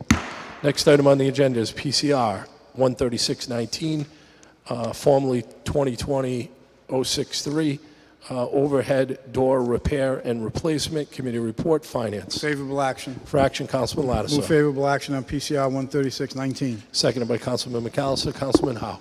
Any discussion on this item that we didn't have in the Finance Committee? If not, the clerk will call the roll, and a yes is to approve. Yes. Yes. Yes. Yes. Yes. Yes. PCR 13619 stands passed. Next item on the agenda is PCR 14619, a resolution to remove a deed restriction. Committee Report, Public Properties. Favorable action. For action, Councilman Lattiser. Move favorable action on PCR 146-19. Seconded by Councilman McAllister. Do you want to move an amendment, Councilman? I'll defer to the solicitor. So you're making a motion to amend in the Make city... a motion to amend PCR 146-19.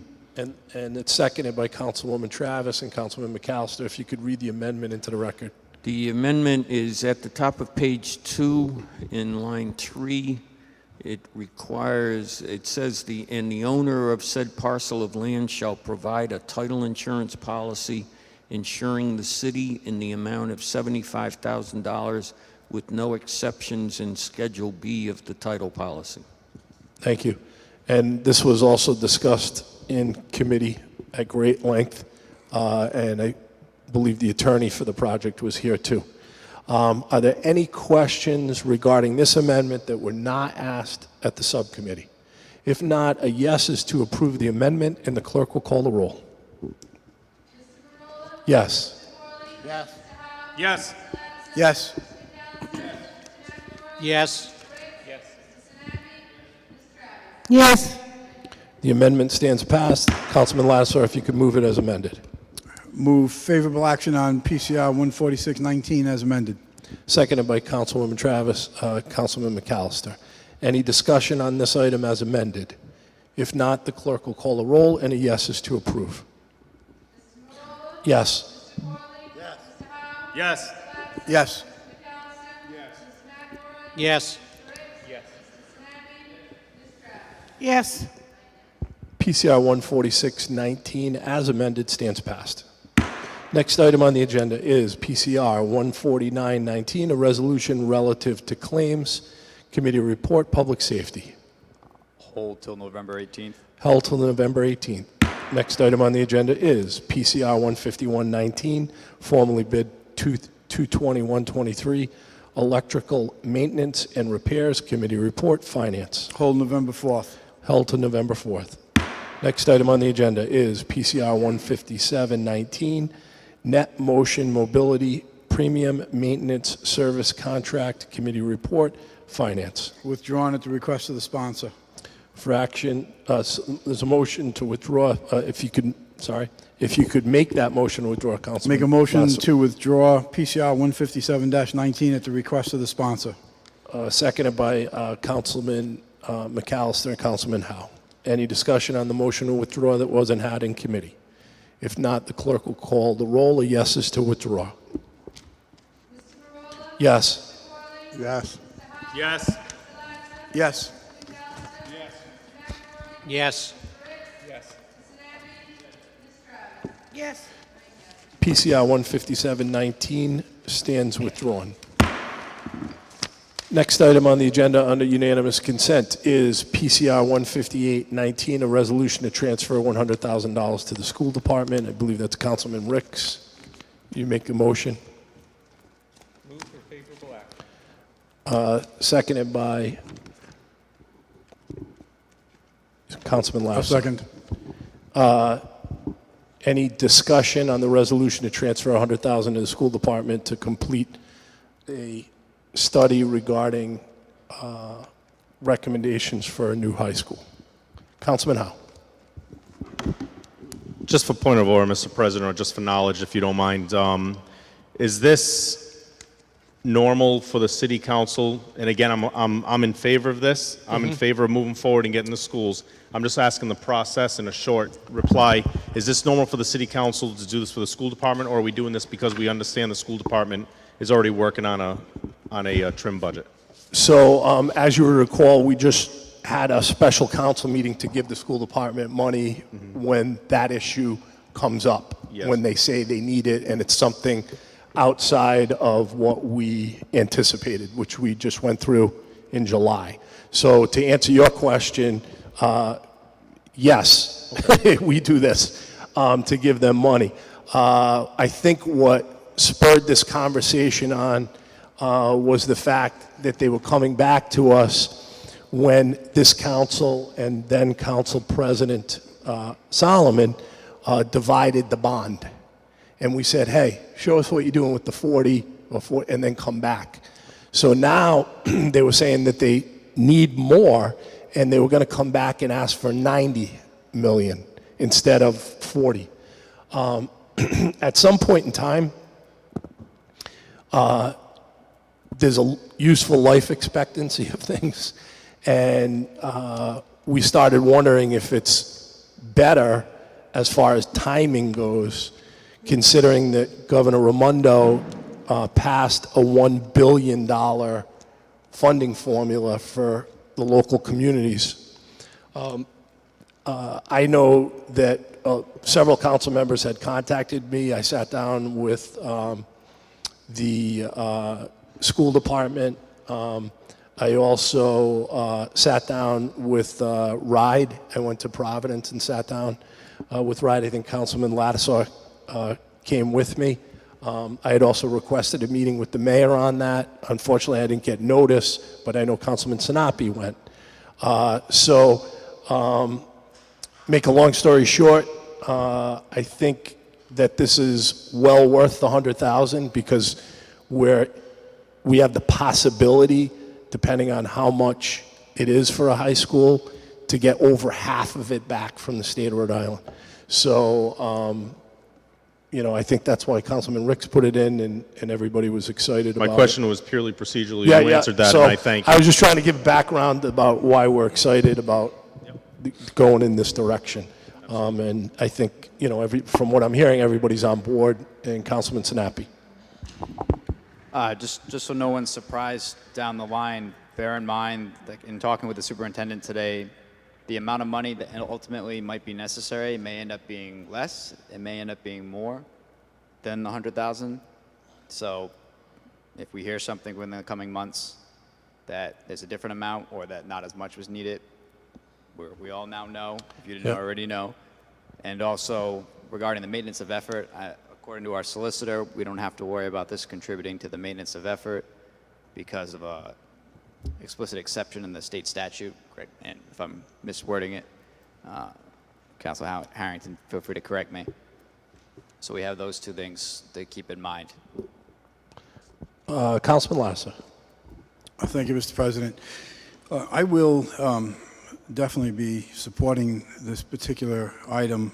As a matter of fact, I would request the sponsor, Councilman Ricks, if I could sign on as a co-sponsor with this. As the council president indicated, he and I had met with the superintendent of schools and the chairwoman of the school committee and RIDE. So I view this as another item that we cannot continue to kick the can down the road. You've heard me talk about my pet item, which we won't get into right now, and that's what happened. We continue to kick the can down the road, and now we're in some pretty dire straits. I view this issue as the same thing. There are three of us sitting on this city council today that were on this council 3.5 to 4 years ago, and we spoke about building a new school then, as was at the time Council President Solomon. We spoke about building a new school then, and we couldn't get the traction to get it done under the previous administration. Today, we are looking at a significant increase in cost to build this school from what we could have done 4 years ago. The good news is that we could qualify for up to 52% reimbursement from the state. That money's not going to be here forever. And that money is up for grabs from 39, well, we got a couple of communities already doing it, but from 37, let's say, communities that could possibly throw their hat in the ring and say, listen, you know what, we want to get a new school built as well. So the school department, as you heard the council president say, is looking for us to approve a total of $90 million to repair buildings that I don't think we should be repairing, quite frankly. But if we do have some buildings that need to be repaired, to me it makes a lot of sense from a business point to let the state pay for up to $90 million of repairs. Actually, $95 million. So the guesstimate on a new building today, we're talking all in. We're talking fields, sports complex. We're talking the kids in the chairs, the teachers at the desk teaching, and we're ready to rock and roll. And the number is about $190 million. If we get 52% of that back, that's a serious piece of change. And now that money could be used to upgrade the repairs that are necessary to these other buildings without hitting the tax rolls of the folks of the city of Warwick. That makes a lot of sense to me. Stage one, this goes into various stages. Of course, we have all the government bureaucracy that's involved in this, and the uphill issues that we need to deal with. Stage one has already been completed by the school department, and they paid for that. Now we're into stage two, and they don't have all of the resources that is needed to get us through stage two, which is hiring this expert that we need to hire to get that completed. Now, it's no secret in this room and to many other people that over the last 7 years, you haven't seen a lot of positive comments coming from this councilman about school spending and business habits. But this is an issue that I think we don't have a choice with this. To turn around and walk away from potentially $95 million doesn't make any sense to me. To say, well, okay, so, we may not be able to get this completed in 2020. So what? Maybe we can't get it completed in 2020. RIDE tells us that given the tenacity and the due diligence and the enthusiasm that they see both on the school department and on the city side, the city council side, they think that we have an excellent chance of getting this ready for 2020 bond issue. They think we have an excellent chance. So sometimes you need to invest a little to get a lot. And this is what we have. This is what our situation is we need to move on this. We need to say that, you know what, the time is here. We need to quit kicking the can down the road. We got to build a new school. We got to re-energize our citizens in the city.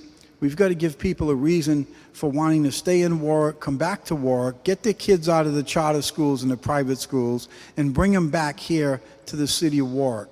We need the young folks to come back to the city because they're looking at their youngsters who maybe they're only in grammar school, maybe they're not even in grammar school, but they're there, or they're in junior high, and they're saying, you know what, I want my kids to go to this new super-duper high school. This is all productive. Your teachers get motivated, your staff gets motivated, the kids get motivated. We have a significant challenge to increase our academic excellence in the city of Warwick. And I think this is a major step in doing it. So those are all the reasons I support it. In the business world that I deal with every day, I wish I had someone tell me, Ed, if you buy X dollars and cents, I'm going to give you back 52%. Let me tell you, I'd pack the room with inventory. We don't have that.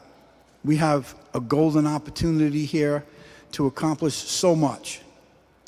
We're going to need to make an investment of $100,000. I think that is an investment worthwhile, without a doubt. And for all those reasons, I will be supporting it, and also thank you, Councilman, for co-sponsoring. Thank you. Councilwoman Travis. Yes, thank you. I definitely think we're going to be headed in the right direction. I mean, let's face it, the only way up now is up, I hope, and to go forward. I did take a tour of the Barrington Middle School, and it was amazing to see the new school and all the technology now, and all the safety issues and everything that was put in. It's a 3-level building for 6th, 7th, and 8th grade. And it really motivates you to say, oh my God, we need one of those in Warwick, and we got to go forward.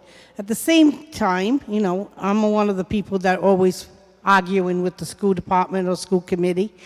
I just not comfortable sometimes when, like, when we had the consolidation, we give them, what, $250,000, and they didn't, I don't think they implemented one thing that was mentioned then. So, to give them the money and put their foots to the floor and say, now do what you say you're going to do and get the job done, and hopefully it's going to be at that price, and we're moving forward. That'll be a great thing. I do see a better communications with the system we have now. So I think this is one way we have to go forward. If this is the way to get us motivated in the right direction, our kids deserve that. So don't the people, the taxpayers of the city of Warwick. Thank you. And I would point out that Councilwoman Travis and I attended a meeting on Thursday, and the mayor was there. And what was interesting was that right now in the city of Warwick, we have 48 kids through the Pathways program attending school, high school at North Kingstown. We have 46 through the Pathways program attending school in Ponegantsit. And as they pointed out to us, although they wouldn't admit it to the superintendent or the people that work for him, they admit it to people after they leave. They're going there because they like the facilities. North Kingstown's a new buildings. They like the fields. They wanted to play sports, whether it be soccer or football or lacrosse. And coincidentally, you look at those programs right now, I think North Kingstown is playing LaSalle tomorrow night in North Kingstown to see who's going to be in the girls' soccer, who's going to be number one in the girls' soccer area. North Kingstown played, I believe it was Hendricken earlier this year, and that was considered the game of the year in their division because those are the two top teams. And it just brought an enthusiasm to that community that really energized it. And I think Councilwoman Travis was listening to that presentation as well as I was, and thinking what a boost that would be to Warwick, because maybe we wouldn't see $2.1 million going to Ponegantsit or North Kingstown. Maybe that $2.1 million would stay here. And they were predicting by 2023, with the increases that they're seeing, that we could be looking at $3.5 million a year. That's half of a maximum tax increase going out the city. The most frustrating part about that meeting was when they talked about that the cost to educate a kid in North Kingstown, I think, was around $18,000. Here in Warwick, it was $20,000, but the way that the regulations are written by the state of Rhode Island, we pay $20,000, even though their costs are $18,000. So you can imagine all the waste going on there. We were trying to advocate for change, and I know the school department was. So it was refreshing to have good open lines of communication. We didn't feel that way in the past. I know council members weren't even allowed to talk at some meetings. So that did not add to the communication between the council and the school committee in the past. And I think that counts. The communication this year between the council and the school committee has been great, and they've been overly supportive. Councilman Corley. I think that modernizing our school buildings will certainly be an uplifting experience for the people of the city. However, I have a little different take on it. I think that we are focusing on the wrong end of the education. I think we should look towards trying to change the way we start educating our kids. I think that this money should also be used to look towards building a modern preschool that will be able to take the children in Warwick from ages 3 up till the kindergarten age. When we were touring the schools before, when they were seeking bond money, I went to the preschool at the Drumrock School, and I learned a lot about the education and how the young children are impacted. About 80% of them now have special needs or special learning challenges that allow them to go to the school. And about 20% are mainstream. And in speaking to the principal of the school, I suggested to her, well, I asked her, how many people would she be able to accommodate if she had a larger space? And she said, I could double the size of our enrollment in a matter of a month if I had a bigger building.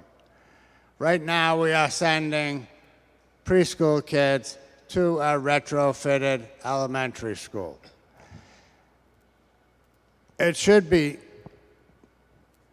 stated that my research in education tells me that unless a student is performing at grade level by grade 3, they are never going to catch up.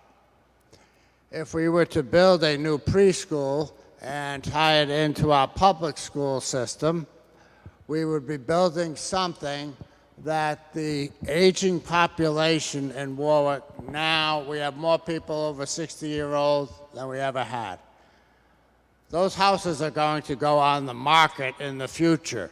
If we want to try to draw young families to Warwick, if we had a public preschool that took kids from ages 3 up till kindergarten and gave them the education that they needed to step into the first grade at a level that would be what the ideal first grader would attain, then when they moved on up through the elementary school, they would do better than the way we have traditionally done it.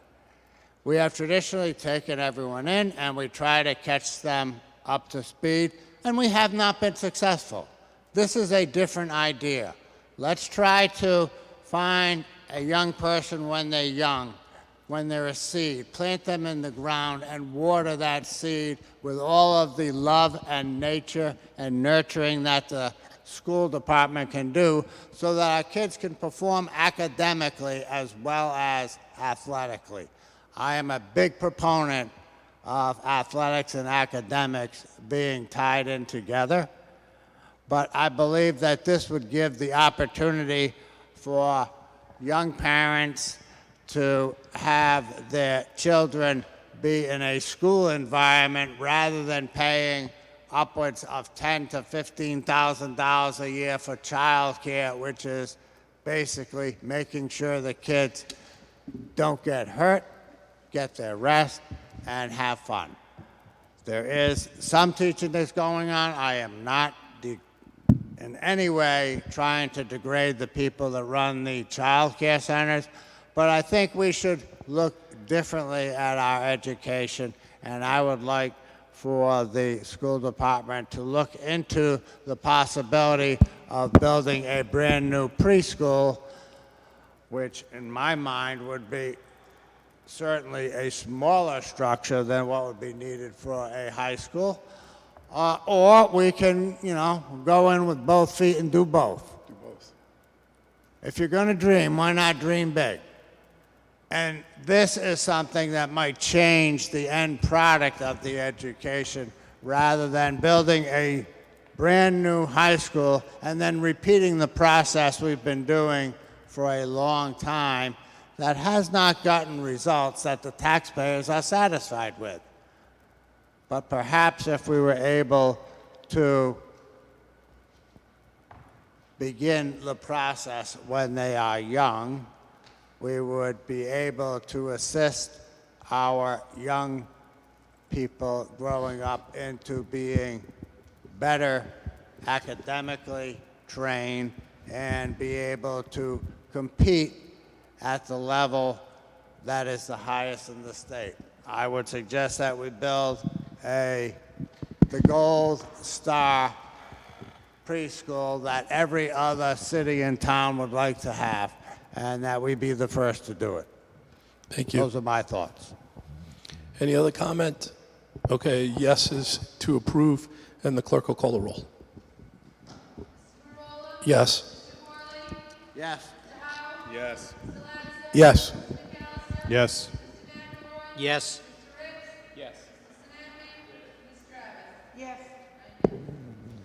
Stands passed. PCR 15819. Next item on the agenda is PCR under unanimous consent. PCR 15919, a resolution to Rhode Island DEM recreational grant funding. Councilman McAllister. Thank you, Mr. President. Yes, this is DEM has some grant opportunities, and the city has identified a number of parks and projects that would be ideal candidates. So we would like permission to, we would like to authorize the request that the mayor submit such applications to the Rhode Island Department of Environmental Management. The projects that have been identified are reconstruction of the Bishop Park and Playground, improvements to Clegg Park and Playground, improvements and additions to Oakland Beach Playground and Boardwalk, master planning services for Mickey Stevens Sports Complex, and reconstruction of the Apponaug Baseball Complex Playground. I move favorable action. Seconded by Councilwoman Travis. Councilman Howe. And could I ask Mr. DePasquale to come down to talk about these? Excuse me, Mr. President, I wasn't seconding it. I was raising my hand. Asking a question. I'm sorry. Somebody else is here to speak on it?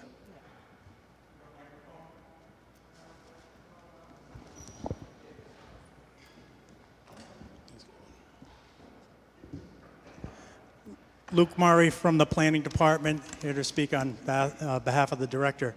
So as you know, this is the new grant round for 2020. We've identified projects, as you know in the past, which we have some going on, and I'm happy to announce that we'll be completing some of these projects, including Salters Grove Playground. The Green Cemetery across the way will be open in a couple weeks. And as we near the end of those projects and expend out that money, we're hopeful we'll be positioned well for our new round of grants. We selected these sites specifically because in the past we've done sort of an in-kind process to meet the match. It's a 20% match, 80% funded by Rhode Island Department of Environmental Management. That model has worked. However, with the staffing we currently have with Department of Public Works and in-house, we find that while we can do some in-kind match through project management, it'd be wiser to advance these projects more expeditiously if we can match them with financial funds.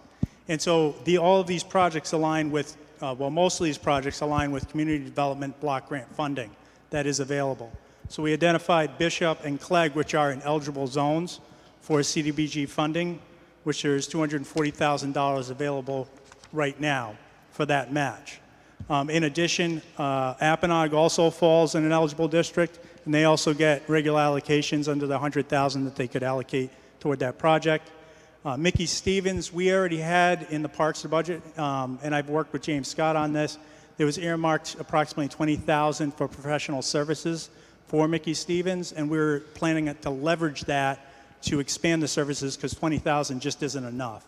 We know that effort is going to be, we want to have a comprehensive strategy to the complex, want to look at all angles, want to come up with a comprehensive master plan that's a methodical approach, and we think through the estimates moving forward to a second stage where prospectively we'd be able to obtain construction funding.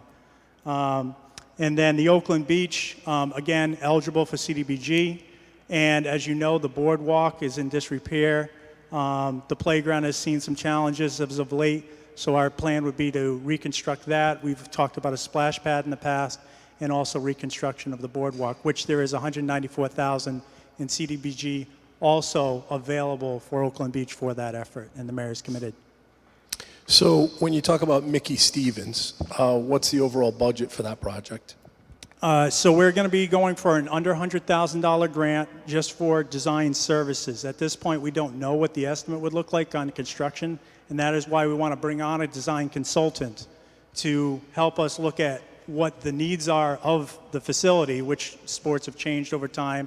We know that we need to do a needs assessment, a comprehensive needs assessment, and then based on that needs assessment, come up with conceptual master plans and then come up with an estimate on implementation. Because we know that there's been challenges in the past in doing that. We want to really see this project move to a sort of a visioning stage and give everyone what could be, so that we are able to leverage future funding for construction. So what's your vision of improvements at Mickey Stevens? So it's really a community vision. We want it to be a community-driven process. So we know that the whole facility, we all know, is in challenged and in some disrepair, and some more than others.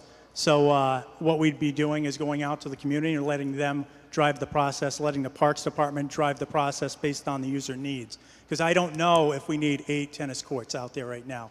I don't need if we need 3 baseball fields. I don't know from the planning department side if that is what the community still needs as of today. If that is what the community needs, then we'll certainly try to accommodate that. And also a consideration for sustainability for maintenance moving forward, knowing that we have limited staffing, even though that this honorable body has broken out parks and has made a commitment to the park system, and we know that.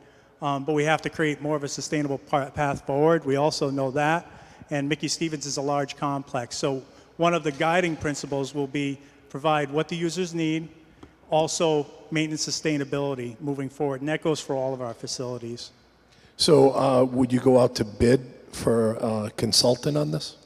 It would be, we'd go out to bid RFP for consultant services. Consultant services don't necessarily have to be, per state law, the lowest bidder. We want the highest qualified.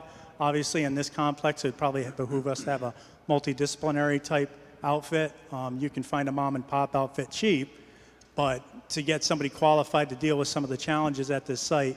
And so that's why I would think that we'd need this boost in funding to accomplish that goal. I don't think 20,000 is, 20,000 might get us some visioning, but there's some technical aspects to this site that need to be really addressed, and we need to have a firm cost, knowing what we're getting into, if this council is going to really start tackling this and allocate funding. So we want to give the most information to the council so you can make decisions at a later stage on whether that's something you want to commit to.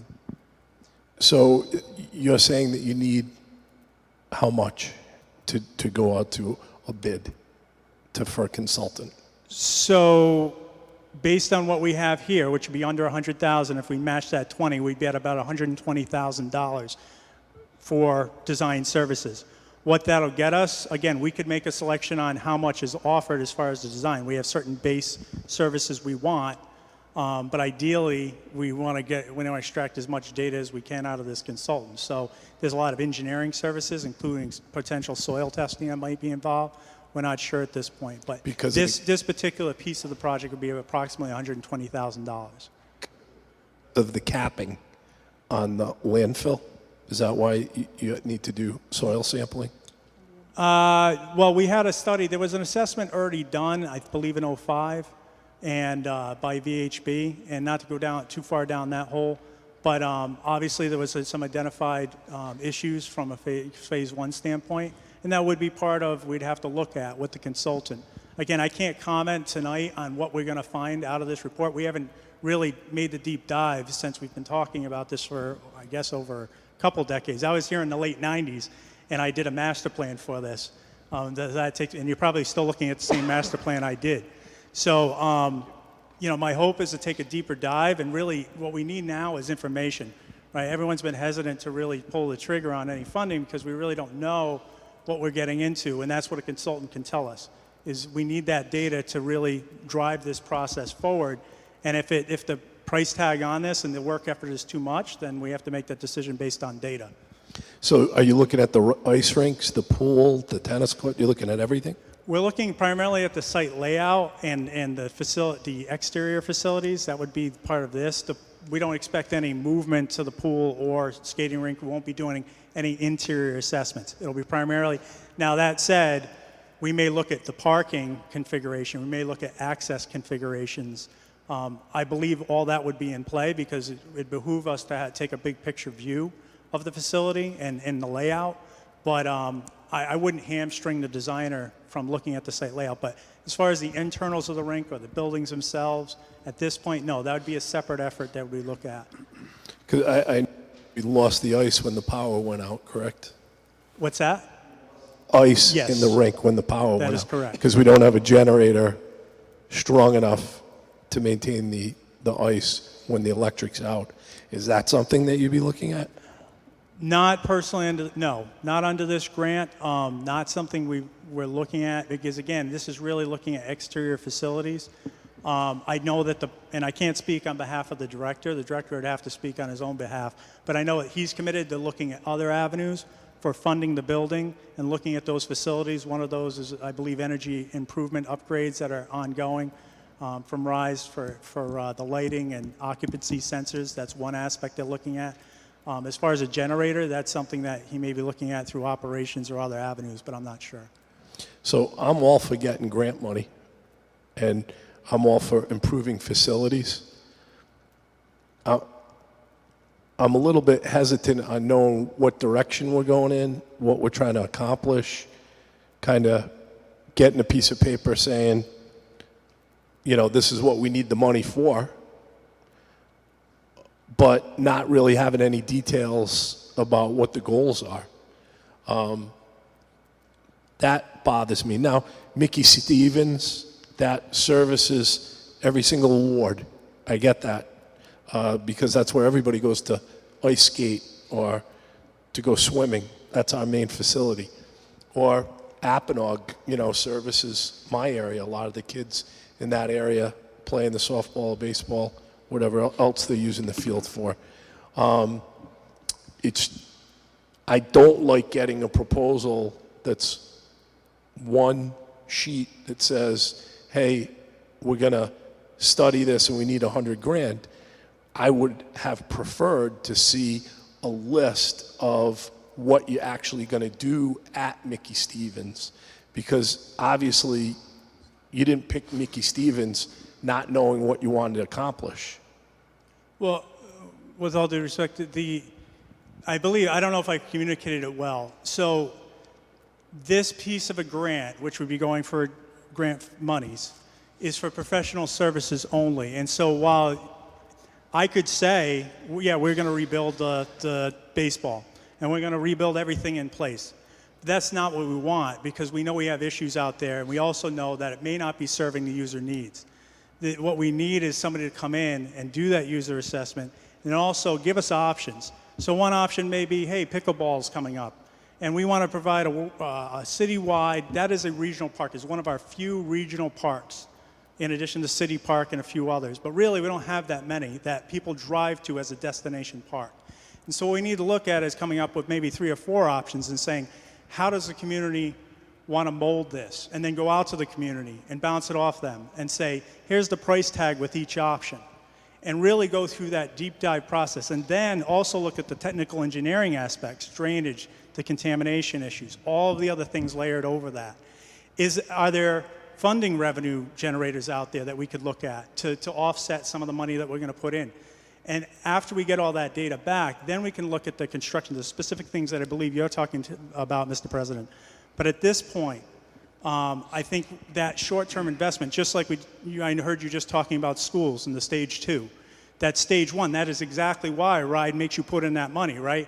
They make you take the deep dive on schools to do the needs assessment, the facilities assessment, to understand that. And so this is a very similar proposal. Which is a great point you just made, which is you want to know, just like the school department, where the best area is to fix. So to me, it seems like we're putting the cart before the horse. I'm all for this, by the way, giving money to study this. That's not the issue. The issue is, where is it supposed to be spent to the best use possible? And it was just kind of perplexing to me that we limited it to areas, you know, Mickey Stevens or Apponaug, or you know, 4 or 5 areas. Oakland Beach needs some fixing because of the, you know, that's another great area that's used so often for fireworks and car nights and all the things they do down there. But it was just perplexing to me why, if we're doing a needs assessment, for example, Councilman Sinapi and I were discussing some issues earlier tonight with regard to fields. And I know from experience that a soccer field generates about $90,000 in income if one group leases it 2 nights a week for the entire year. So we have recreational facilities, like you're talking about outside sports. You're not talking at Mickey Stevens. You're not talking about in the ice rink. You're not talking about in the pool. You know, you're talking about tennis courts. Well, up at Tollgate, we have a ton of fields that we're not even using that could actually pay the interest and principal payments on any bonds that we're looking at. But, and maybe I don't want to speak for you, but does that mean because you fortuitously didn't identify the fields at Tollgate, for example, as recreational opportunities, that a consultant wouldn't look at that because now we're limited to that list of 5 areas that you happen to talk about? So for example, if it doesn't make sense putting a baseball field or a soccer field on a capped hazardous waste site, that it might be better to kill 2 birds with 1 stone by putting it in an area where the schools wouldn't have to use a bond referendum that we're talking about to build fields, and it's income producing, that now we're prevented from doing that because even though we don't know where the best place is, we've limited to the 5 or 6 places you put on that list? Or is the consultant going to be open to suggestions, listening to ideas, and it might not be at a Mickey Stevens outside. It might be at another area within the city, which, oh, by the way, we're talking about going out to a bond referendum on, and we have tennis courts at Windman that could be used to be fixed up, and we have all those fields behind Windman and behind Tollgate that aren't being used, that we're talking about using bond referendum money. Councilman Lattisaw just mentioned $190 million. Part of that we're going to have to give to the Tollgate area because, as we all know, you're going to want to spread that bond referendum around. So now you got a great opportunity. I'm all excited about this. You got a great opportunity to get matching funds from the state, from a different department of the state, DEM, not education, not RIDE. So now we're in a situation where, well, we put these 5 areas down. Is that the best place to put it? So my question to you is simple. Is that going to be limited to those 5 areas, or is your consultant going to be able to say, hey, wait a minute, it might be better to put it over here? So the kind of 2 different questions. One is the funding that we're going for, the grant we're going for, limited to these sites? Yes. So when I say that it's going to Bishop Park, you're approving a resolution for us to go to grant, because we have to be specific. We can't say to DM, we just want to look at the city and start spreading money. And also, they limit the amount that they typically like to see for design. So this is construction on the other facilities. Mickey Stevens solely, what you're talking about is design. As far as the needs assessment, that is something that I am performing somewhat in-house with James Scott and Holly Weber. So to identify facilities, look at facilities across the city. Now, we haven't sought funding for an outside consultant because it is a big effort. And to be quite honest, it's a big effort for all of us, especially when recreation is in season. But we are tracking on that effort. We are moving in that direction. We identified Mickey Stevens specifically because we know that it is something that has come up a lot as of late. We know that the facility is not in great repair. We know that based on anecdotal evidence of what we see and the way it's used, it is a used facility and needed facility. And so, you know, don't let the great be the enemy of the good. So it'd be great to have a needs assessment and fund that. But I think for the purposes of this grant, we'd be better positioned to really look at this one facility and start off there. I agree with you, Mr. President, that we do need that facilities assessment, really cross-platform, look at everything, all assets and inventory, including the school department. And that is in process, but that's a long-term effort. So I think in order to walk and chew gum on this one, what we're looking for is try to advance Mickey Stevens forward while we're working on the other pieces of the pie. So we're not just talking about Mickey Stevens here. I mean, you've identified 5. So did you consult council members to ask what they thought about needs assessments in their area or regions of the city? So a lot of this is honestly financially driven. So of most of these on the list are community development block grant match. Having direct experience with Salters Grove and being out there literally on the ground shooting laser marks and working with DPW, quite frankly, I don't think we have the resources right now to be doing in-kind matches on construction projects. We really need to find that financial match, whether it's through operations funding or through creative leveraging, which community development block grant gives us. So a lot of the driver behind this was looking at those opportunity zones that we have money and really leveraging and looking to leverage the DEM grants in this round. Mickey Stevens was already budgeted into the parks budget, so myself, the parks and the parks director identified that facility as a good prospect because it's already earmarked. That was the primary drivers. What we know out there is the condition, and then there's some financial surety on the other end to accommodate that match. And that goes for all of these facilities. There's a need, and there's a match. So, for example, could you have gotten community block grant for the tollgate fields? And no. Why? Because it doesn't fall within that census tract. It has to be a low-income area. So Apponaug, the core concentration Apponaug, but Conimicut is now out. Pontiac is now out. We're getting limited. The CDBG funds are working. They're elevating the income of our community, which is great. But now those federal funds are starting to get pulled back. And so the mayor is committed to some of those funds being reallocated to the parks where they're sorely needed. And as we identify the zones that we can allocate money, we had a very short list. And so these are Can we be privy to that list? Sure. Absolutely. I mean, I'm Because sure I don't know what properties are on that list. Bill Facente, I believe, could provide you with the short list that we had, and I believe most of these were on the list. I think the only reason we didn't identify a couple of the others was because we already had other projects going on.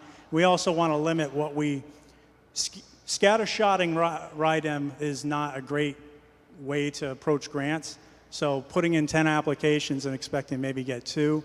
I think you're better off focusing on 3 or 4 really quality projects that you think you can get done.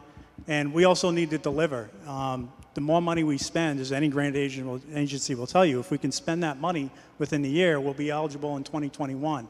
And that's what we want to keep doing, is spending that money quickly. Okay. Councilman Qualley.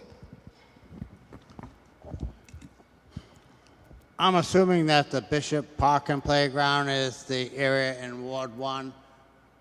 Yes. Okay, and I know that they were working together with the people from Salter Grove when Salter Grove is now coming to completion, and that there were some of the members that were trying to find grant money on their own to try to do something with the Bishop Park and Playground. I'm just curious. I know Bishop Park has a basketball court in the middle. It has a pedestrian track that walks around the circumference, and it has a couple broken down slides. Other than that, there's nothing at Bishop Park. What is planned for Bishop Park? So again, we would procure a consultant for those properties, and we'd do a needs assessment with the community. So typically, I was a project manager for 7 years for the Boston Parks Department. So I'm pretty attuned to this. I ran hundreds of meetings. What we typically do is we'd procure a consultant. We'd go out to community, have no less, that was the mandate, was no less than 3 community meetings. And let them drive the process. We have our site analysis phase, we'd have multiple concepts, and then we'd kind of come to consensus on a design based on the needs of the community. So maybe they don't need basketball anymore. Maybe pickleball is it, or tennis, or whatever. We let them drive, because if we try to force upon them, especially in neighborhood parks, what the city wants, sometimes it's a recipe for disaster.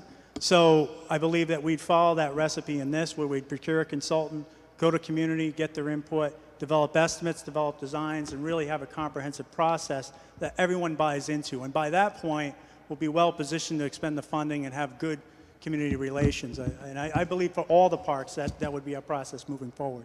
Okay, just for Bishop Park, I know some of the people that were very active, and when you do have those meetings, I would ask that you notify me if they don't notify me. And I will probably be seeing some of them at, I think they're having the grand opening of Salter Grove this weekend on Saturday afternoon. Well, the 20th. Yes, Yeah. 26th.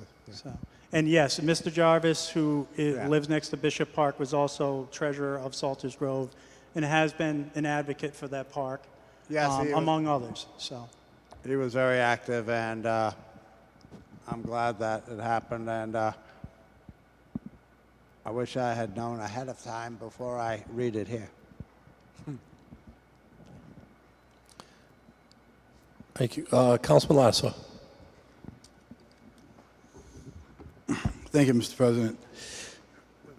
Lucas, when is this application, when's the deadline date for submitting this application? so unfortunately, they'll give you a lot of time. They announce in September, and then the applications are due December 11th. December 11th? Yeah, and they require Correct. a resolution from council and a public open meeting for the application. So, and then basically, they want to make sure that the city's committed and on board with the process. And how much is this grant in totality for these 5 different wards? So that's a good question because we haven't identified. So I'm working as a team. So I brought in Dan Geegan from my department, Bill Facente, James Scott, and we're working together to go out to each facility and do sort of a pre-needs assessment and come up with some numbers that we'd go for. What we wouldn't exceed is what we have allocated for that match. So we know that we have 240,000, which could feasibly leverage up to 1.2 million, I believe. But we also have to temper that with what our IDM would actually allocate, because it's 20%. So we're only, if we were to spend 1.2 million, I believe the 240,000 would, on those facilities, cover that match, spread out. So I know it's a big number. But we'd also have to look at what they actually have in grant monies available. They're not going to give it all, want to dedicate it, as you know, to all one facility. Typically, they max out at 400,000 per grant. 400,000, correct. So we'd be looking at probably, on average, 100,000 to 150,000 per site. And that's mainly because we're focused more on the playgrounds on some of these facilities and the larger site design. I mean, there's probably still going to be stuff left to do, but what we're trying to do is we have a lot of unsafe playgrounds and that are in need of upgrade, much like Salters Grove, and we're trying to tackle those one at a time. So I know that the maximum amount that you can submit for this grant is 400,000. And that's per site. My understanding is total. Okay. Total. Yeah, my understanding has always been, in talking with them, 400, but that Well, then doesn't mean... Maybe we need to clarify it, because Yeah, I will the clarify that, clarification that I got Okay. today is 400,000. Okay. And it didn't say about each. And again, these change each every item. year, so... So we're talking 400,000. So assuming that is accurate, maximum grant is 400,000. So that would be 20% of that. So where would the 80,000 percent matching funds, where would that come from? So, as I mentioned, the Bishop Park, Clegg Park are both in CDBG eligible districts, as well as Oakland Beach and Apponaug. So, prospectively, all those sites would be leveraged with CDBG funds with no city operations funds allocated. And we have more funds available beyond the match amount, so we'd be able to match it and then some. So, the idea being that instead of trying to whittle down the projects to the bare bones, we were able to go in with a reasonable estimate to do some real renovations at some of these parks. I find this interesting because before I got this book for this meeting, I had no knowledge of anything taking place in terms of grants for various parts of the city. the paragraph here that talks about RIDEM requires that the project sponsors submit documentation authorizing the submission of the grant, et cetera, and the municipality's matching contributions, such as an office council letter, minute meetings, and/or resolution supporting this submission. So how were these particular, let me back up. So in my ward, of course, we're all selfish here. We're all thinking about our own wards whenever there's, free money coming about. And in my ward, I have a park, which is called Del Judas Park, and it's been there for a very, very long time. Had any consideration been given to an upgrade in Del Judas Park versus, say, Clegg Park or Bishop Park? Yes, it was. And there was serious consideration given to that. But we have an RFP right now under review for Rocky Point Park that is still under grant funds. That will be just starting up. I'm going to have to get an extension on that grant to run that process. In addition, as you know, we have a shelter that's set to go into Rocky Point Park. So those are two projects that are already DEM funded under existing grant that I'm really working hard with DPW. You have a shelter going into Rocky Point? There's a shelter slated under a previous grant the shelters were purchased a couple of years ago that we've been working on. As you know, City Park. What kind of recently had shelter? It is I believe we had. Is it a garage? Is this a garage thing No, we're it's not talking a about? garage. It's a pedestrian shelter, much like City Park, just a pitch roof. The idea of providing Okay. shelter for some of the events there that would be like, the track running, whatnot. And that we've had that shelter. We need to put it in. DPW is contributing some in-kind work to that, so we're working on that. So in consideration of that existing grant, and also Del Judas is not eligible for the CDBG, we did take a hard look, but at this particular time, that's not to say it's off the table for the upcoming year, but I think it's prudent at this phase to get Rocky Point done and then look at Del Judas next year, which, like I said, I expect that there'll be funds next year, and we can put that back on the table. So from my perspective, these questions need to be asked because my constituents, when this hits the streets, my constituents are going to be asking me, well, what have you done to get funds for our area, such as Del Judas Park? And was Del Judas Park considered? And why wasn't it put in the plan? So these questions are important. I'm not disputing your responses or your answers, but it is important for me to know what those answers are. Chief, you wanted to add to this? Just by experience, and I heard the president loud and clear, and obviously your constituents are going to say, why me, right? Absolutely. So just like we talked about the bond issue, and I think they're great questions. I just had the pleasure of being here 30 years. So I remember a day when my first project of purchase through open space was Chippewa-Noxet and Morris Farm. I did a majority of the grant writing in the city of Warwick. I think the council president was here this long. Who else? And Donna, right? The difference then that we are now is we always had a match. We had an open space recreational bond to use for a match. And I think while all these projects are within the comprehensive plan and all have been rated for improvement, the only thing this body's looking at is approval for the application. And the key here is the selection of these had to have a match.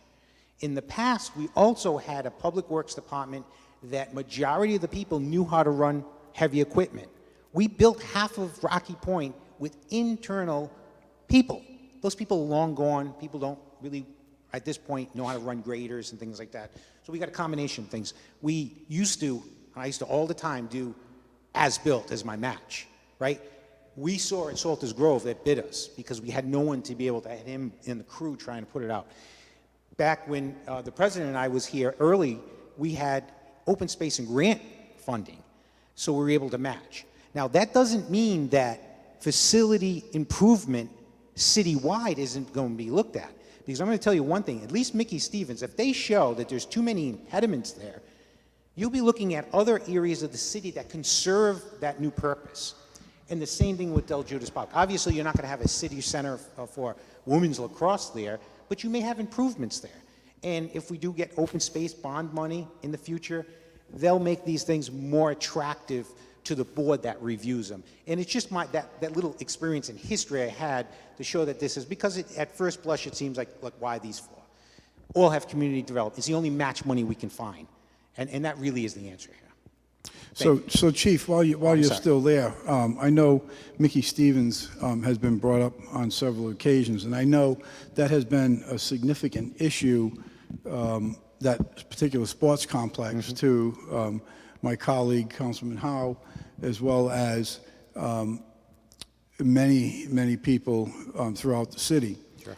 And I think it's fair to say that if not all of us, many of us have received an email, a text, or a phone call as to why the bond that was approved by the taxpayers for the Mickey Stevens Sports Complex, part of it, all of it, some of it has not been issued to, or drawn down on, to do those improvements necessary at the park.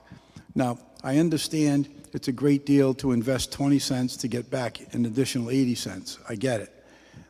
So my question with the Mickey Stevens Sports Complex is, knowing the significance of what needs to be done in that particular facility, why aren't we looking at releasing some of those bond funds to deal with this? Or is that in the plan to move? The bond was when? When was that approved, Bill? It's back in days out of go up. But Yeah, the answer, like, they're how very many- quick. what was We it? don't. No, I want to know when it was. 2006? 2006. And how much was that bond? I believe it was 8 8 million, million. Councilman. And from 2006 to current day, 13 years, that has not been That's touched, correct. right? And you know why? Because That's we what I'm didn't want to asking. throw good money after bad. Okay. Using the words right out of your finance committee and many people that have spoke. We just talked about the schools, about $100,000 being the right thing to do to plan to see where we go. We all know Mickey Stevens. I'm asking you We all know why Mickey we haven't Stevens. done the bond. I'm sorry. I'm answering you. You don't want to do a bond if you don't know where you're going, Okay. right?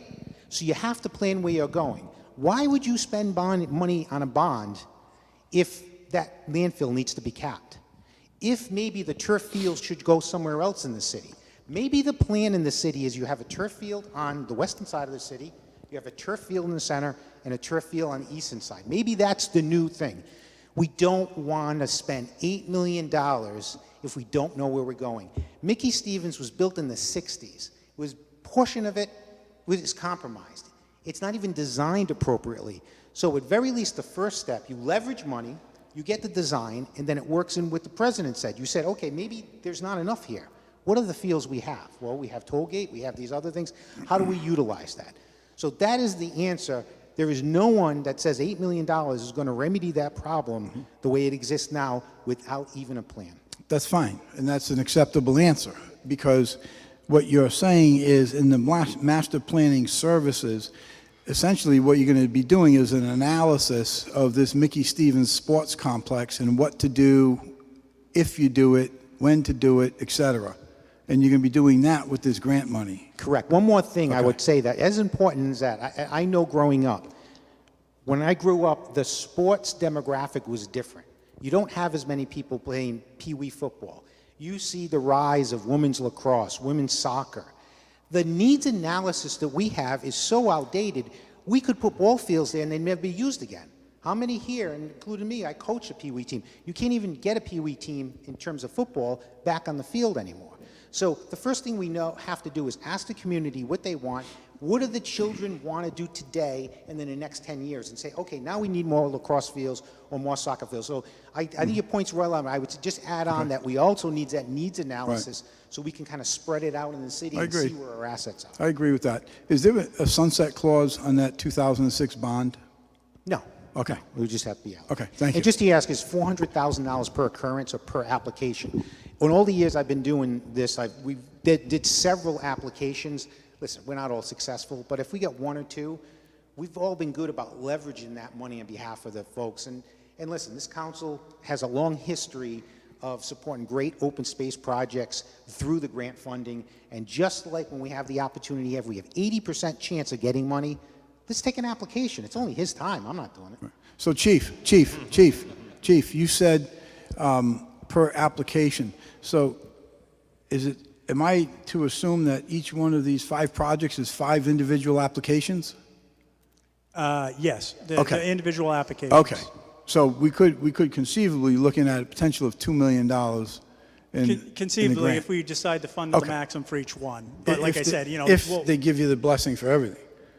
Well, if we'll determine the amounts as we go. Like I said, we're gonna have to use our expertise. No, I just need to get it clear that it's $400,000. Each one of these is a grant. Correct. Or an application. Thank you. Correct. So I know we're going to vote on this. I was just going to say, Mr. DePasquale, I'm glad you brought up the bonds. You don't have to get up. I was just going to make a statement to my council members. Because in the old days, I've been here 21, we would have open space bond money. And this kind of ties into the big picture that we went over last month. Where's our money going? Where was it before? How were we using it before? That's how we were using it. And when you're not matching funds, the mayor froze, the previous mayor froze the bond referendum money for the schools. He didn't use the Mickey Stevens bond referendum money. Why? Because of the cost for principal and interest. Because as we saw in those formulas last month, the money's going elsewhere and you can't match it. So there is a consequence to everything. So the only reason I say that to my fellow colleagues is because it's nice to continue to look at that big picture, because that impacts when you can't spend that, when you're spending that money someplace else, because healthcare's going up, because a pension's going up, because we got prescription drug caps. You can't put it someplace else, and it's frustrating, because when I was at Windman, they used to hand out towels after we showered. You don't have that type of money anymore. It's going elsewhere. And this is a great example of where the money's going elsewhere. Thank you. Councilman Howe. Quickly, Mr. President, I just want to say, I remember 3 years ago in my first budget hearings, I asked then Director Holly Weber, do you put in for grants for anything like Mickey Stevens? As my colleague mentioned, I represent Mickey Stevens.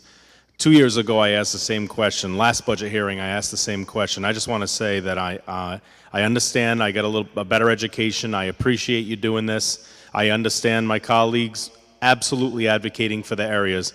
My job is to advocate for Warwick, but more importantly, strongly advocate for my area. And I want to thank you and the administration for whether it be hearing me or just taking the initiative. But it's Mickey Stevens needs to be looked at, and I'll be supporting this. Thank you, Mr. President. Thank you. And I support Mickey Stevens too. We all do. Everybody benefits for it. And it's great to be able to use the funds from Mr. Facenti's office so it doesn't come out of anything. And that's very creative, and it should be complimented. You're absolutely right. With that said, a yes is to approve, and the clerk will call the roll. Yes. Yes. Yes. Yes. Yes. Yes. PCR 15919 stands passed. Ward 1, anything for unanimous consent? Ward 2? Pass. Ward 3? Pass. Ward 4? Pass. Ward 5? Ward 6? Pass. Ward 7? Ward 8? And Ward 9 passes. Councilwoman Travis. If there be no further business of this honorable body, I move to a docket session. Councilwoman Travis moves to the docket session. All those in favor? Aye. All those opposed? Council stands in the docket session. Ward 1, anything to docket? Ward 2? Pass. Ward 3? Pass. Ward 4? Yes, Mr. President. I have a resolution for in regards to erecting a yield sign on Omaha Boulevard and Estelle Boulevard. We have a traffic study. Public safety. Ward 5. Ward 6. I have two. And these are docketed from me, Councilman Howell, Councilman McElroy, Councilman McAllister, and Councilman Sinapi. It's an ordinance of the City Council authorizing the purchase of street lights, the conversion into the LED technology, and financing through Is that finance? obligations. That'll go into finance. Okay. The second one, the same sponsors as ordinance of the City Council authorizing design, construction, repair, improvements of streets and sidewalks in the city, including but not limiting to paving, drainage, traffic control devices, safety improvements, and landscaping.